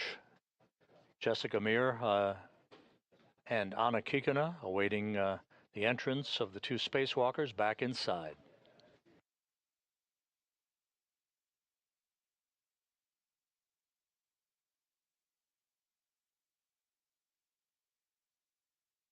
And the hatch is open.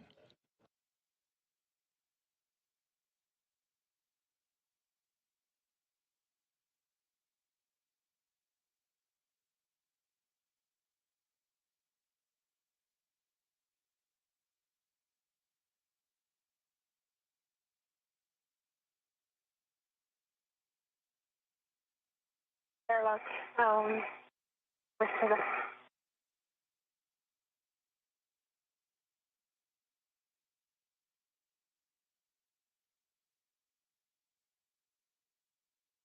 And your go for step 4, reconfiguring public calls.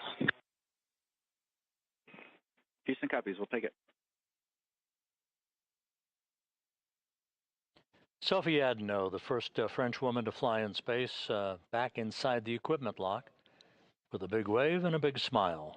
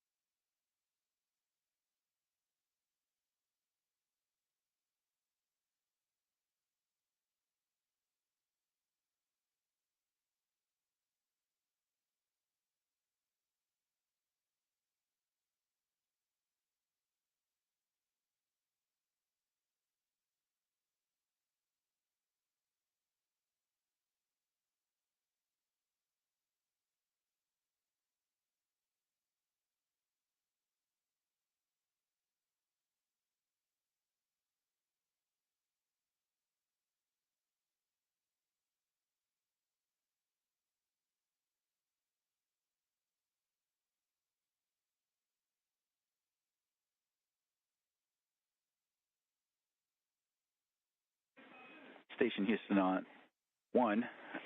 Just a heads up that we have configured comm back to nominal, and you are no longer hot mic. Anil Menon back inside the equipment lock, having completed the second spacewalk of his career.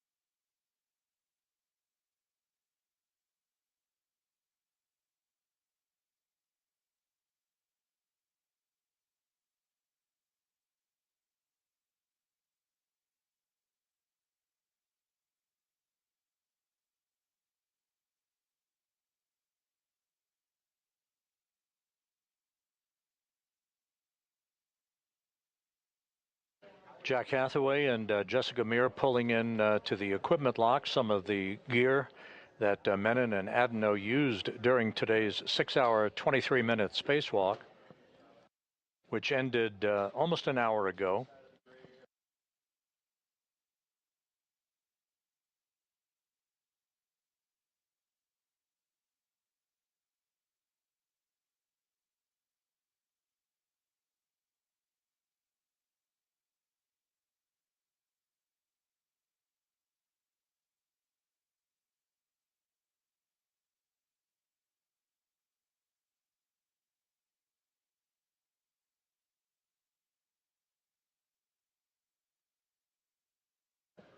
We're in a handover between satellites on our tracking and data relay satellite system. We'll regain our downlink capability from the station through the functional space-to-ground antenna that resides on the Z1 truss of the International Space Station.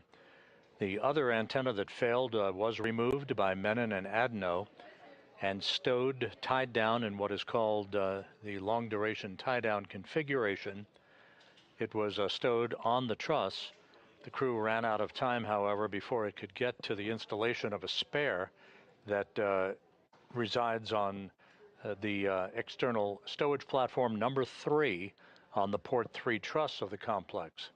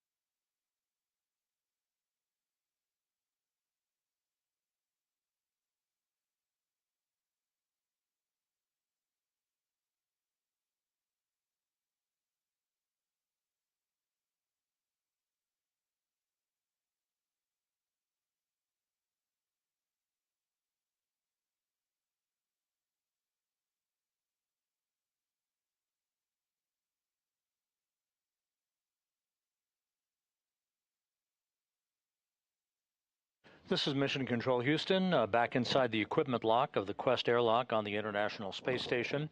Sophie Adenot on the left, Anil Menon partially obscured by a laptop computer on the right. Their helmets now doffed, their work for the day complete. A 6-hour, 23-minute spacewalk to remove a failed space-to-ground antenna from the boom it resided on the Z1 truss of the complex. The installation of a spare that has resided on a spare parts platform on the station since 2009 is forward work that was originally intended to be completed today. It will be deferred to a future spacewalk as officials will gather to determine the exact complement of work that lies ahead for the next scheduled spacewalk that is targeted for this coming Tuesday. In the meantime, the two spacewalkers, Adenot from the European Space Agency and Menon from NASA, their work complete for the day. They completed a 6-hour, 23-minute spacewalk, the 282nd, in support of space station assembly, maintenance, and upgrades. We appreciate your attention throughout the day. Thank you for joining us, and for now, we'll sign off. This is Mission Control Houston.